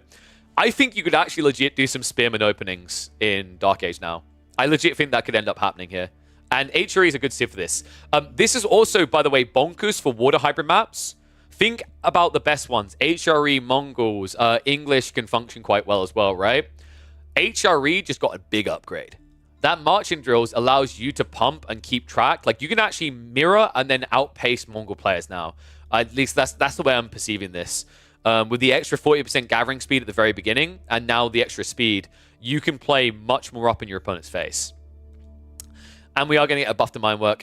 I still think... Okay, hear me out. I actually think this and this, although this looks like a nerf to this, I disagree. I think there's going to be some feudal all-in plays from HRE that have not seen much exploration that just got a lot better. And I'm not even... no capper. Think about the English matchup as an example. English is all about the blacksmith timings. If you're HRE, I actually legit think you play mine work and you go into mass archers. And with this timing and Marching Drills already there, you slap the crap out of the English. It's crazy. So, like, I actually think that mine work might have some situational usage now with this buff and this one in mind. This is actually given HRE a big ramp up in the early game timings. One negative that still exists with the HRE that I'm not a big fan of, and you see Order of the Dragon don't suffer for it, right? Is that you don't have the build speed to easily amplify your production in Feudal. That has been the #1 shackling point for HRE and why you see them always go Castle Age. Getting enough production buildings online has always been a grand difficulty for this Civ. It's why you see other greedy Civs like the Chinese able to spam Chickenu, because they can supervise to make it better. All right. Castle of the Crow, just some small little tweaks. Yeah, nothing big here. Wait, Pog? Wait. Did they actually... Whoa. Did they buff Capture Rage? I think they did. The amount of times where I've just seen people call, like, I don't know, Poppy Paw or someone a noob because he hasn't got Wheelbarrow. But he has. Okay, this might actually be big. Dude, I was not expecting any buffs to the Capture Rage. I hope they fix Melee, though, because I'm seeing nothing here about Melee, and that's still a problem. Jean d'Arc, Consecrate help now updates after researching. Okay, it's just, like, little tweaks. All right, I did notice Philizberto crying earlier on. Okay, dude. HRE change and this Mongol change. HRE, I think, actually just went above Mongol. Uvu has lost over 10% of its passive stone income. That is a really, really big nerf. Moving buildings rotation rate reduced, so they do not instantly snap. Okay, that's also another nerf, right? Because, like, the early rotations with the Gur, also when you build buildings near you now, it means that they're going to take time turning instead of just going straight away. So that's pretty sucky. Carnate Palace Roost Knights now properly use Poleaxe. Guys, it's fine. Mongol's early game is ruined, but have you heard about Imperial Age? Horse Archers now properly use Gallop. I think this was an issue of Roost as well, so I'm expecting that's a fix across the board. And the Nesta Bees at least get the additional barrel. So basically, they've middle-fingered Mongols one trick in the early game that makes them viable and given them Imperial Age. Prayer Tent no longer grants vision on pre-placement. Oof. Yeah, this is pretty rough. A crash relating to Silver Tree. Yay, crash is removed. Oh, dude, they fixed the issue where units could get trapped. I still remember that from our Mongol-only free-for-all, where someone's entire Keshik army got stuck in a dead landmark. Allies of a Mongol player can now set the Silver Tree as a trade destination. Quite nice. Okay, so that's actually quite a nice buff to team games. But yeah, this is a pretty annoying hit. I feel like this delays your tower rush timing by like an extra 30 seconds or so, which is quite a lot, actually. I think that's a big stinger. So what you have to remember is with the current stone pacing, you're able to drop a Rax and double produce Spearmen every minute. Now you can't, right? Now, like, you're behind. So it definitely hurts the timing here. I think it shouldn't impact the 4 Spearmen rush too much. But if you're going mass Spearmen, like, for example, when we saw the Mali and Mongol game, where it turned into a 20 Spearmen mass, this will hurt that. Order the Dented, another Ark and Chapel buff. God. Alright, we're getting there. Minework Palace bonus as well. They've got the same thing. Golden Cuirass has... Dude. Okay, this is dumb and this is dumb. I'm just going to like flatly say these are dumb changes. This is not needed. This is, though, yes. Golden Cuirass is literally the reason you get Minework Palace. These are just nice little fancy pieces as the game goes on that still don't fix the fact that you suck in late game. We have, however, now got projectiles for the hand cannons, so they're no longer shooting sonic sound at people to kill them. Big pog. This is interesting because these changes are basically pigeonholing Order of the Dragon into the similar issue they already face, which is they are early game oriented. This does not fix that issue. The Ark and Chapel buff does not fix that issue. The Minework buff actually amplifies the early game effect. Order of the Dragon were already relying on Feudal and Early Castle, and now they are even more reliant. This is a civ that can only play Imperial Plus with 75% of the gold on the map in their purview, and that hasn't changed here. Even in that situation, certain civs, like, for example, the Ottomans, will still beat you. So I honestly, like, I'm shocked by a few of these changes. Like, these are just dumb. Like, sorry, that's mean. These are ill-informed changes. Bodkin Bolts, I get why they've done it because Siege is more squishy. I don't agree with this change. This is just too expensive. Even Zornhau feels like too expensive. It just, it's kind of, these two changes are kind of silly.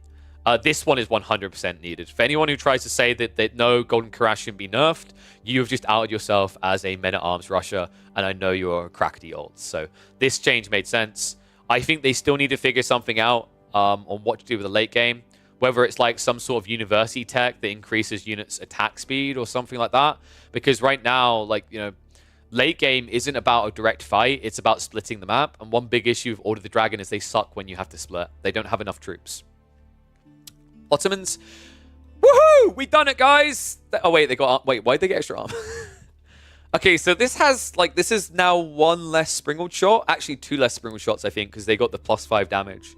So that's a fairly decent nerf.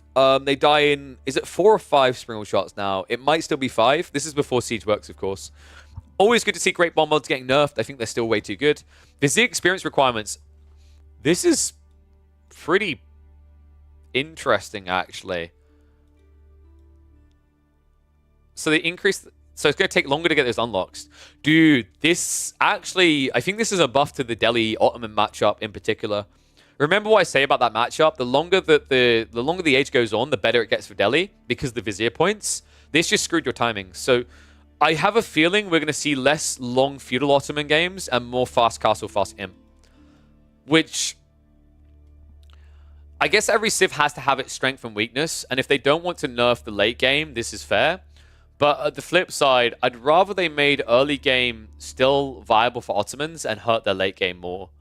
I'm not crazy about this change, but like the issue is unless you completely rework Great Bombards, I think Great Bombards are always going to be a unit that's either overpowered or underpowered. I think it's very difficult to find the mid ground with that unit. But this basically hurts prolonged feudal play. You're going to see a lot more Ottoman players try to get out of feudal. Military score production speed has also been reduced. So another reason why you're going to want to get out of feudal. You're going to see a lot more Castle Age games now out of Ottomans. I think this makes the Delhi matchup now favored for Delhi. That's a really big change. I think someone somewhere on one of my YouTube videos made a really good suggestion. Apologies, person. I'm forgetting who it was who made the suggestion. So shout out to you. Definitely like put your hand up on the video. They suggested the idea of moving the Mehmed Imperial Armory to the tier 4 and moving the Seagate Castle to tier 3 landmark. I actually legit think that fixes a lot of the problem here. Because then you have to choose between an increased production rate or 3 Great Bombards. I'm a really big fan of that change. And also, it gives this interesting kind of reset. If Ottomans have to Desperation Castle Age, they also do have access to a defensive landmark to save them. Also, actually, the other thing that's really good about the Seagate Castle as a tier 3 landmark, it complements the idea of Sultani Trade Network. I legit think one of the best changes to rebalance to see if they can make with Ottomans, single changes, is moving Seagate Castle to tier 3 and Mehmed Imperial Armory to tier 4. Because that also, like, the add-on effect isn't just that it makes Trade Network good now, it's that it also makes the tier 3 choice relevant. Now you have to think, do I actually want to get my hands on extra Vizier points, or do I want to get my hands on the buffs around my traders and a defensive landmark? So I really hope they consider that change. It's probably one of the best ones they can make to Ottomans right now. And finally, Rus. Hunting cabin build time has been increased. This is actually really important. Right now, the Rus are kind of dominating because of the scout power, right? You always go free scouts. You always have map control. This actually might change the meta so that Rus players stop doing free scouts and move to a 2-scout meta. Boys Fortitude cost has been increased. No surprise there. Night spamming in Feudal into Castle Age. This was just way too big of a buff. Also, Boys Fortitude. Here's an interesting thought for you guys.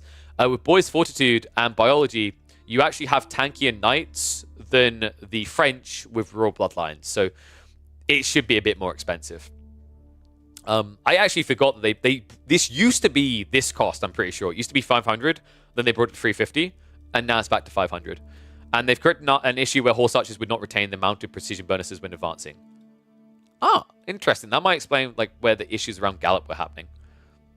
So let's just quickly go down. I think this is most things.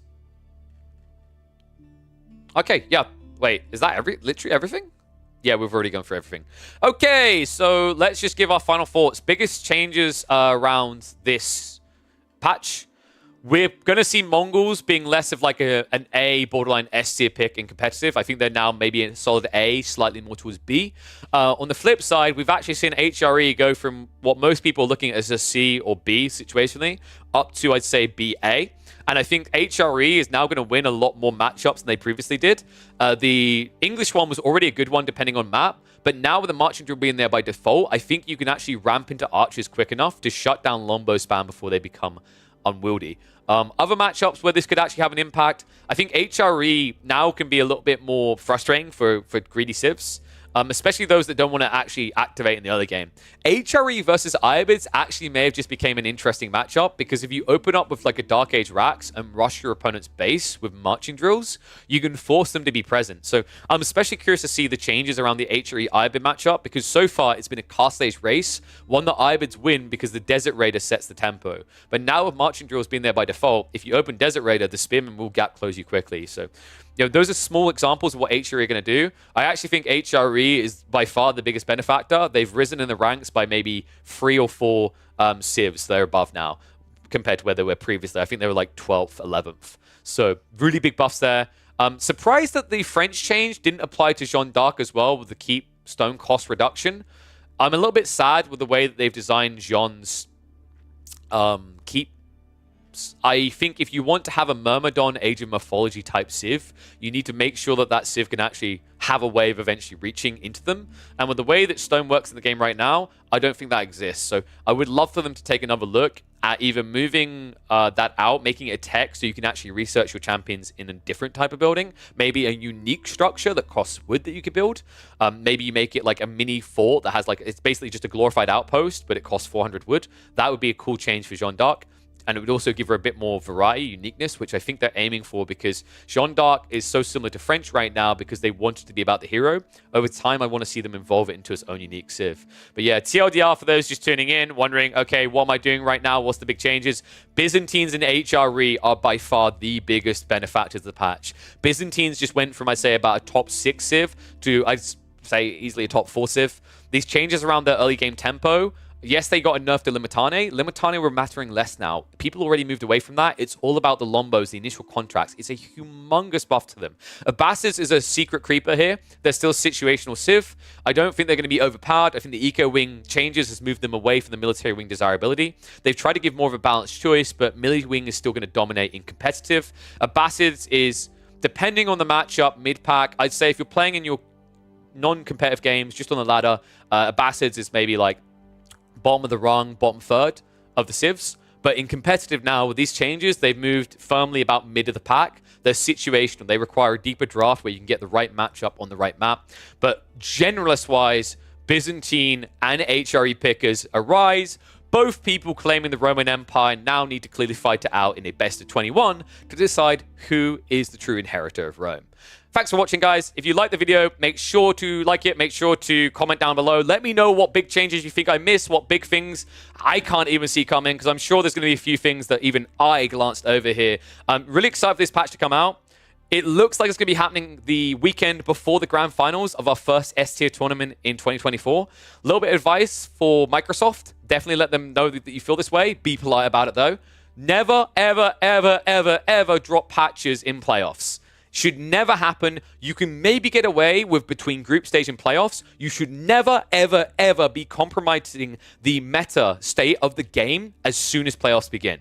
You are messing with people's livelihood in a situation where then the difference between getting 4th or getting 2nd could be the difference between making their rent. And they may deserve that 2nd place based on what they've done with the previous meta, and they might get caught out by a weird out of left field strategy. I'm all for innovation. I'm all for evolving the meta or dying because you're left behind, but I don't like that players are literally having no time. Also in playoffs, keep in mind, they have limited amount of players to like logically scrim with. A lot of people are burnt out. They probably don't want to play now because they're not going to be there.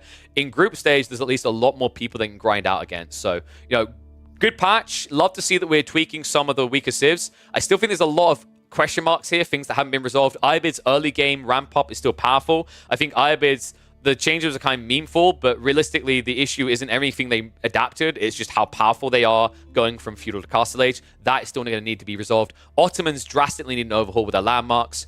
Rus, nice little tweak there. I still think they're going to be a strong civ. We're getting there gradually. The Kremlin is the next thing to be tackled. Once that's done, I think Rus become more of a mid-tier pick that has its strengths but isn't overpowered. But yeah, once again, make sure you smash the likes, make sure you subscribe to the channel, and I will see you all in the next chapter. All right, for those still watching on Twitch, hopefully that delved down deep enough for you. I'm going to catch up on chat quickly because I know some people were talking at me, but I wanted to get the round out to that video done. Would Jeanne receive any help? She's already picked or banned most tournaments and dominant and ranked. The dominant ranked is people not knowing how to deal with her and needing to adjust. Pick Ban in tournaments, she's situational. She's mainly... The reason Bandara, where you're seeing a lot of Jean, the number one reason is the Deli. She's really, really good against Deli. It's number one against Deli. It makes sense that Jeanne d'Arc does not get the same buffs as Vanilla French because they have not been a Civ this game since DLC. Yeah, but like the thing is, like, that's what I'm saying. That's why I suggested, for example... What I suggested wasn't like a, oh, why French getting a buff or whatever. It was like, nice balance, give something logical to Jean, because, like, she doesn't have a unique identity in the late game, right? That's my point. New Big Clown card. Dude, I am dreaming. I'm hoping.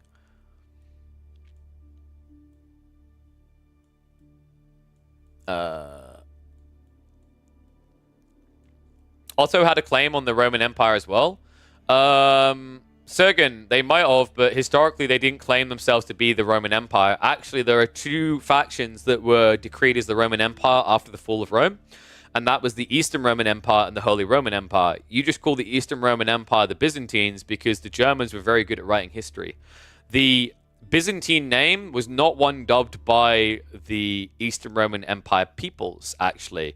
It wasn't a name that came out of Constantinople. It was a name created actually long after the fall of the Byzantines. It was created around, I think it's like the 17th or 18th century, to give more authority and legitimacy to the Holy Roman Empire claim, because they couldn't have another person seen as a successor to the Roman Empire. It would have compromised the entire integrity of the system they had created around the Germanic states. So, yeah. Technically, even though Ottomans had a claim, they never called themselves the Romans. Let me catch up on rest chat.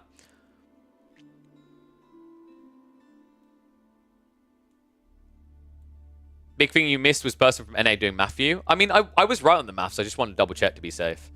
If your rent is dependent on that second place, though, you should probably have some more reliable plans. That depends. Like, yes, you can argue that, and I'd say, like, I actually think, like, a lot of pros should find unique ways to create content. But at the same time, like, that to me is a bit of a cop-out. I agree, it's, like, dangerous to be all in, but realistically, the way esports functions, a lot of players have no choice if they want to compete with some of the biggest people.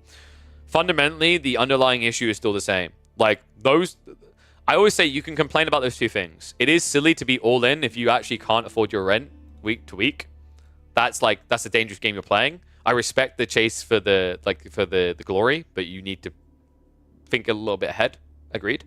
But at the same time, like, the issue of that compromising the person's earnings, it's dumb to me that it should even happen. You should not be able to be in a situation where in the middle of a tournament, a patch is dropped. That should only happen when you have got ginormous issues. Like, we're talking crashing the game type bugs. We're talking, like, literally there's no counter to it. So many scenes have done this before and proven that's exactly the way you format it. It's crazy that basically Microsoft, who sponsor the EGC tournament, set this up to drop a patch in the middle of the EGC tournament. That, to me, is wild and, quite frankly, inexcusable. It's also just illogical. Jean is dominant in 2v2s across all elo ranges, more so at higher end. But that's, like, so Bandara, you're distinguishing between team games and solos, and that is a critical error. You cannot, I don't think you can approach it that way. The reason you don't want to approach it that way is literally, like, the game right now, if we're being totally real, the game is actually balanced around solo play. I wish it wasn't, but it is. I wish team games actually had more relevance. I wish team games was something that actually mattered more in the eyes of the devs, but it doesn't with the current format. So you have to prioritize 1v1s. And actually, how you fix your issue, you can still buff Jean while actually fixing the issues around team games. All you have to do is increase the amount of XP it takes to get each level based on the number of players in lobby. That is the solution. Now, you will want an additional tweak for free-for-alls, because it's kind of silly that you punish her from free-for-alls when you haven't got teammates to back you. But literally, all you have to do is increase the XP thresholds based on how many players are in lobby. That's step one, and you've already resolved solo versus team games. Now you can move on to actually buffing Jean or making her more unique in certain areas. I think, like, you know, like Olympa, I was saying I do wish team games, you know, were better balanced. But honestly, by the way, if you're playing team games, you should have much bigger complaints than that. For example, the leaving and dodging is actually 10 times bigger issue than Jean's dominance, in my honest opinion. We have no 100% pros all in pros besides Beastie. He's the only one who can afford it. Beastie's not just a pro though. He's a content creator. If you want your 100% all in pros, it's Marine Lord. Marine Lord just casually streams when he feels like it. He doesn't have like, I wouldn't say Marine Lord, at least from what I've ever seen, has a schedule for like last year. He just like, if he feels like putting a stream up, put a stream up. It's like the Arteezy effect. Like you target the wrong one there. Beastie is not like, dude, Beastie is content creator and pro. He's not just a pro. Does Microsoft care about tournaments? If they're willing to fund them, they probably should. Imagine dropping 25k on a stack, 25 stacks on like a tournament, and then not actually having the foresight to schedule your patches better. I think in general, there is kind of a detach there between what's happening on the ground and what's happening on the high. I've said there's loads of things that could happen that actually would make the esports investment much better. Baffling to me to this day that we don't bare minimum have like an in-game or rotating banner that just sources Liquipedia for game results in tournament play, right? That's like the lowest bearing fruit, and it's not hard to implement on a coding perspective. High implementation difficulty, but actually incredible, would be copying Dota TV, where you're able to actually see which games are competitive games by labeling them as like competitive lobbies, and you're able to assign them to a ticket, and then people are able to watch. There's so many things that can be done for the esports side. The thing that kind of baffles me is the AoE4, the approach isn't to make it about team games, so it's still about 1v1s. And within that 1v1 format, if we're being totally real, this game treats the esports scene as if it's one of the lifebloods that really drives it forward. If that's the way you want to view the scene, why not make all these, what I would honestly call quite easy lifts in the grand scheme of things, to amplify the esports scene to then keep people more invested in the game? I think, like, you know, that's kind of wild to me that's not there. Not to mention, like, simple things like just having a tournament schedule or whatever. Like, we don't have any details on that. After this tournament, after Elite Classic is done, none of us know anything that's happening. Right? There's no info out there, right? Which, I think, if I'm not mistaken, StarCraft even had this thing where, like, what I've been told is StarCraft had a thing where they may not have given you the specifics of the tournaments, but they'd be like, there's going to be this much in funding this year, which I think is very important for people who are trying to, like, choose whether they want to try to go pro in this game. Because the alternative is you're leaving them in dark, and it kind of feels like you're leading them along, right? Like, it's not exactly fair, in my opinion. Let me catch up with chat quickly, though.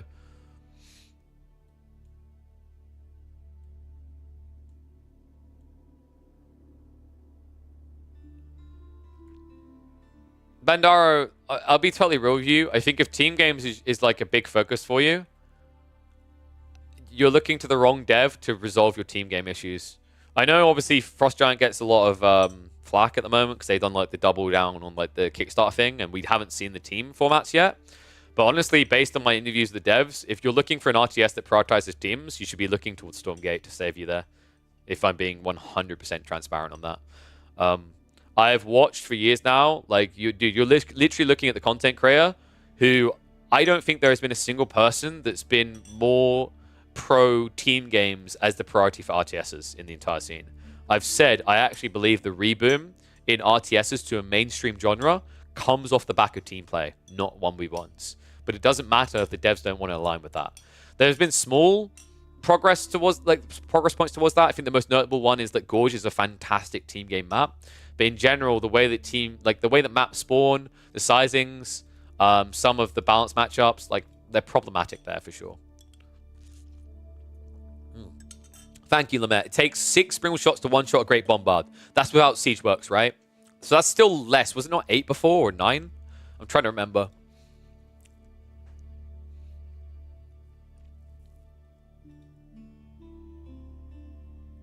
To be honest, even if the finals are on the new patch, it won't likely won't impact viewership or future participation of any players. It's still not a good process.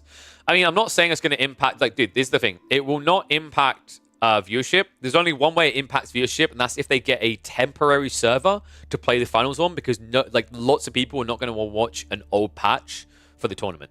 That's the exception. If it's on the new one, agreed. It's not going to affect viewership, but it affects competitive integrity in a really negative way. That, to me, is quite silly. People like at Olympia, don't get me wrong, you've at least like culled the field. You've got, 6 players remaining at that stage, but you're personally finishes sixth might finish sixth because half their strategies now don't work because of the changes. I will say, like, you know, admittedly, this wasn't like a grandiose patch where we've changed literally every civ ground up. But it's still, like, the thing that I always remind people is you're going to hear my patch notes analysis, you're going to hear Beastie's patch notes analysis, you're going to hear, like, probably 4 other people's patch note analysis, and we'll all say different things. And some things each of us say will be right, some will be wrong. Like, I still remember, for example, when I done, like, a quick patch analysis, and it was the one where they made the Chamber of Commerce change so that researchers spawned free traders. And I remember Beastie saying that this is going to be broken. And I said this is kind of, this is not going to be relevant. Because it's like you're giving up too much. And surprise, surprise, Cock still isn't working. You know, and that's not me being like, I'm better than Beastie. I'm saying, like, everyone has different perspectives. Everyone, like, I always call it the meta philosophy. It's like when you get into a new tournament and everyone's been practicing in their own little corners, they bring their ideas in and you have this clash of ideas. This whole idea of, like, this is good or that is good, right? And you decide between you by actually beating each other which is right, and then someone else bows, right? And that's the same thing with any patch like this. Although it may look small, there's going to be a pro there that notices something absolutely absurd. I still remember when they made the water change where archer ships just looked busted, and that's the first thing I said. And I think they made 1 or 2 tweaks to costs and stats to make archer ships a little bit less ridiculous. But I still remember in some of the early series, like you saw it with the Magic Marine one we were talking about earlier at Wallalow, where he just spammed the crap out of archer ships and just dominated him, right? And then eventually, I remember I talked to Doom about this. He's like, I don't think that build works now because all you need to do is just open with up to 4 Springalds and you're covered. And it's like, that adaptation didn't happen straight away. You had to have 2 days worth of games for people to come to that conclusion with different ideas, right? And that's why having a patch midway through a tournament is dangerous and damaging to the competitive integrity. Because in a situation where people, like, you know, they're trying to make a career out of this, so they actually, the difference between 4th and 2nd is actually significant for them. You're punishing them for something that isn't their fault at all. It's really wild.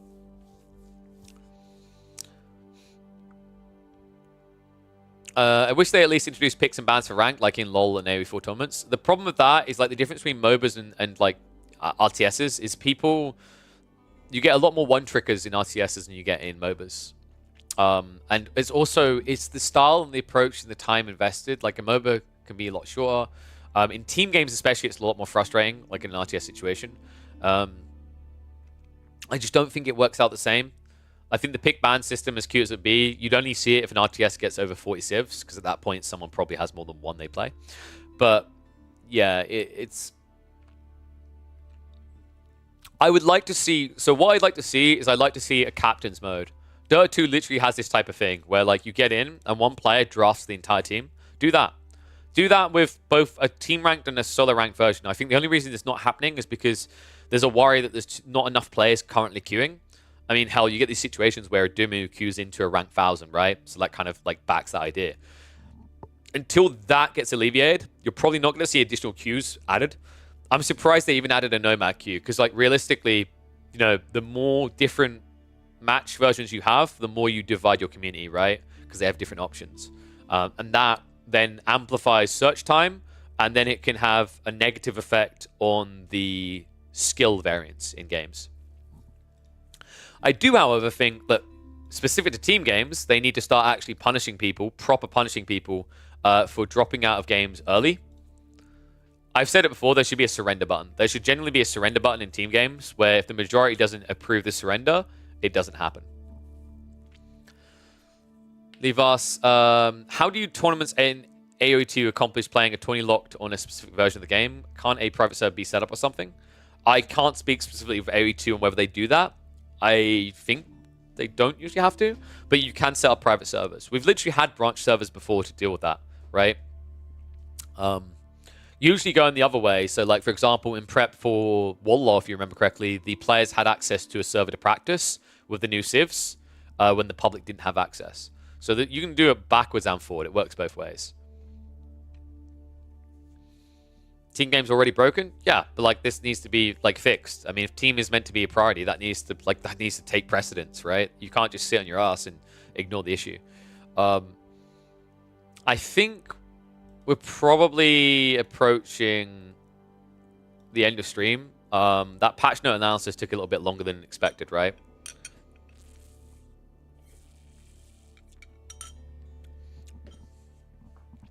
So I'm trying to think if there's anything I'm missing.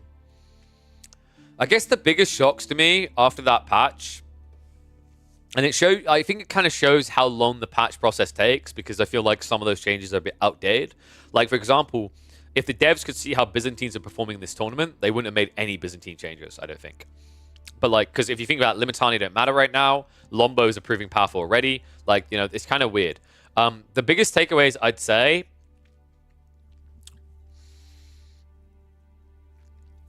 Juji almost borderline feel like they deserved a little buff. But we're going to have to wait another patch because of how broken they were before. Trying to think if there's any other civs that come to mind that drastically need some alterations.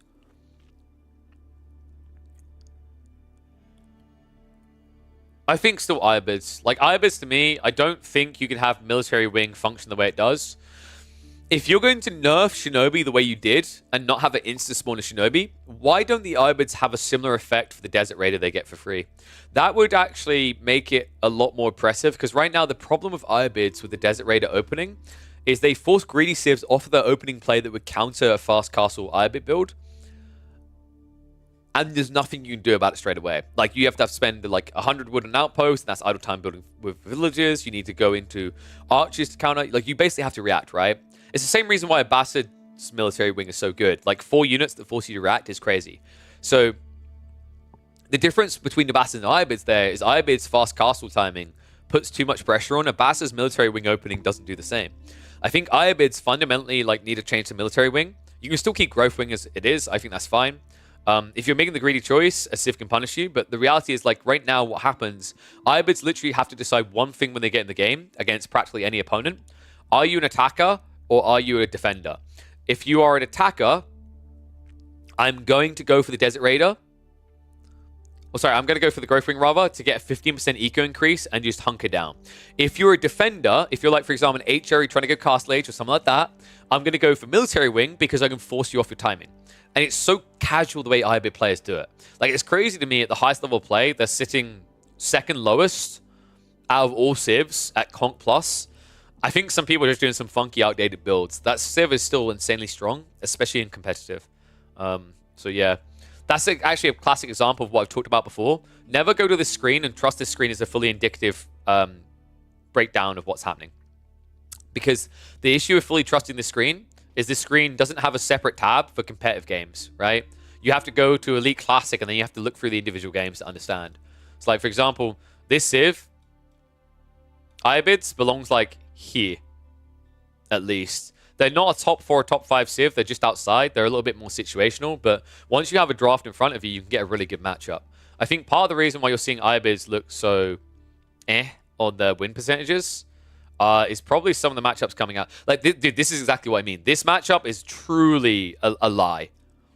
Philly, you still in the chat? Philly can speak on this. I don't think Mongols beat Iobids at all. Maybe with the Deerstone build, but like if you're going trade, if you're going Silver Tree, I think Camels destroy you. And I've literally watched I don't know how many games where that's happened to back the idea. Mongols can't beat Iobids. Thank you, Philly. But this is what I mean, right? Like, this is the stupidity. This is why I say, like, I actually think we need a way of storing competitive data patch to patch. I'm kind of surprised AV4 World hasn't done it. Like, legitimately, this is a lie. If anything, it should be the other way around. It's like, it should be a 66% win rate at least for Iobids up against Mongols. Tower Rush doesn't work. Because if you Tower Rush, so here's the thing about the Tower Rush timing. They can just delay you with a Villager pool, and then that delay allows the Desert Raider to come out, and the Desert Raider shuts you down. That's what I mean by the Desert Raider timing. The Desert Raider timing destroys the Mongols.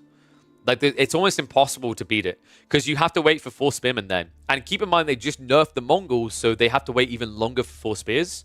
So now the Desert Raider is guaranteed to come out. I legitimately think when you get this matchup now as a Mongol, if you start pulling for an outpost rush, you've already lost. You can't outpost rush the Iobids now. I don't think it works at all. They can even just react and build an outpost on the side of their gold to then counter your outpost timing, which I've seen multiple Iron players do. And the funny thing about this Civ is rushing that much wood early on would hurt a lot of people. It doesn't hurt Irobids, because Irobids will either have the Desert Raider coming to kill your villager on the return, or they've gone Growth Wing, and that's the only reason they're building an outpost. It's crazy. It's actually crazy. So yeah, like that's my final recommendation to people. Don't trust these stats to tell you which civs should or should not be buffed. Like some of these here, you know, this one I think definitely needed. The French buff is needed. Like, dude, Byzantines, I just said that they're a top 6 civ now with these changes. According to this statistics bar, they are in 11th place, right? Wait, 16, 15, 14, 13, 12th place, sorry. They're in 12th place. They shouldn't be here. They should be up here. Delhi are here. How the hell are Delhi below Order of the Dragon and Japanese? It doesn't make sense. Delhi should be, like, up here. So this is always the danger of this, because, you know, it doesn't tell you who exactly is playing, doesn't tell you what map they're playing, and so on and so forth.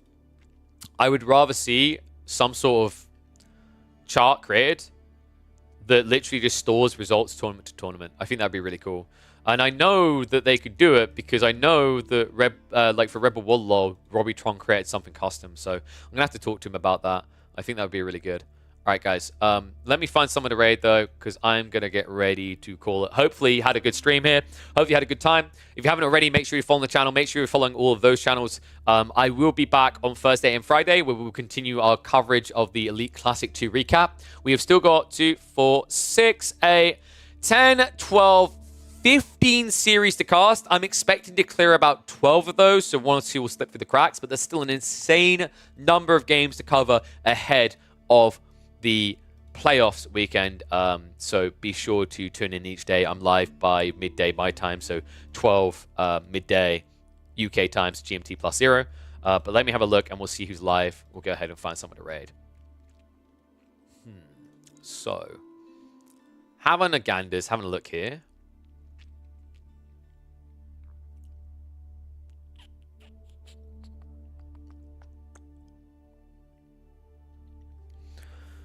Have we got any new faces coming through? I don't think so. I might go for... I don't even know who the prelate is. This person you just referenced doesn't even show in the bar, dude. I can't even see them. Like, I'm literally... Like, I'm not even language specific here, so they don't even show as on AoE4. I'm looking at the directory right now. So, let's have a look.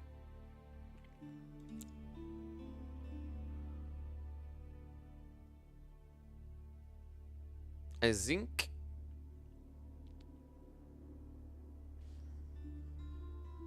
Okay, I'm gonna just quickly like put like a statement on that because I always hate that word. Never ever use the word deserves it around me. Deserving is how entitlement slips in. Basically. Be very careful with that statement. No one deserves never think you're owed something. That is a dangerous, dangerous, dangerous word. I always stay away from it for that reason. Stay humble. I think... I'm just checking, actually, like... What I look for in small streamers, I want to see, like, they've got a level of production going on. So, let me have a look. I'll decide this one. Bloody hell, that guy, dude, that guy's brightness, I don't even know how he's got that high on a stream. That's crazy. Dude, I love how we got some Xbox gamers in here. Poogers. Oh, wait, is the Xbox version just really bright? Wait, Philly, do you actually stream? I don't think I've ever seen you stream.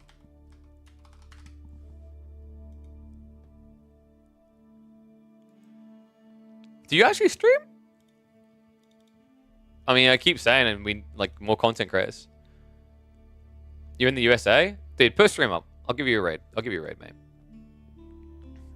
I'm never awake when you do. All right, we're gonna get some NA pride going.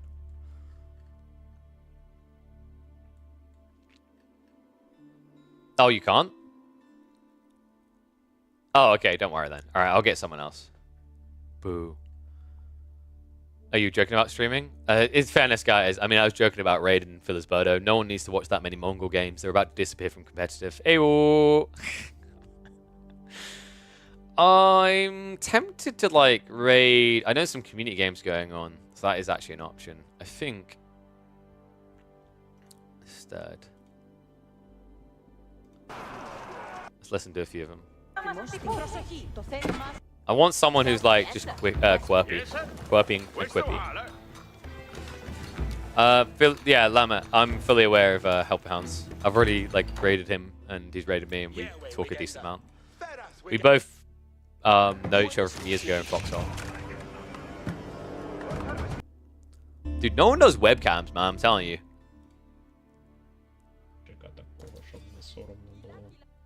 So we want English. We want webcams. Let's see what we got. Who the hell is Sir Penguin?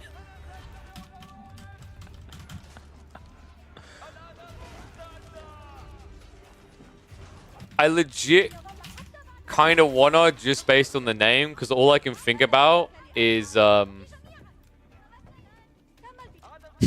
is Benedict Cumberbatch. Oh wait, Jiggly's live. Jigglypoof. He got wrecked, so I don't know. I don't know. Oh, big words, big words. All right. IB, hello? See, this is what I mean. Chit chat is important, right? Talk the crap. Upcoming streamers, like, they don't like just say nothing for saying nothing, but definitely try to like talk. I think that's what people are looking for. I'm gonna raid Jigglypuff. He's chattering, he's smack talking, he's playing team games right now, so I'm gonna go ahead and send it across to Jigglypuff. Jigglypuff, who I don't know who he's. Oh, he's with BRB. These guys are like top 50, top 100 on the rank leaderboard. They do a really good job. So I'm going to send the raid across to Jigglypuff. Thank you for tuning in. Once again, guys, make sure you check in on Thursday, Friday, where we will be recapping probably the rest of the games that got cast, didn't get cast rather, for the Elite Classic 2 group stage. Thank you for tuning in. Appreciate you as always. And don't be a stranger. I'll see you all soon.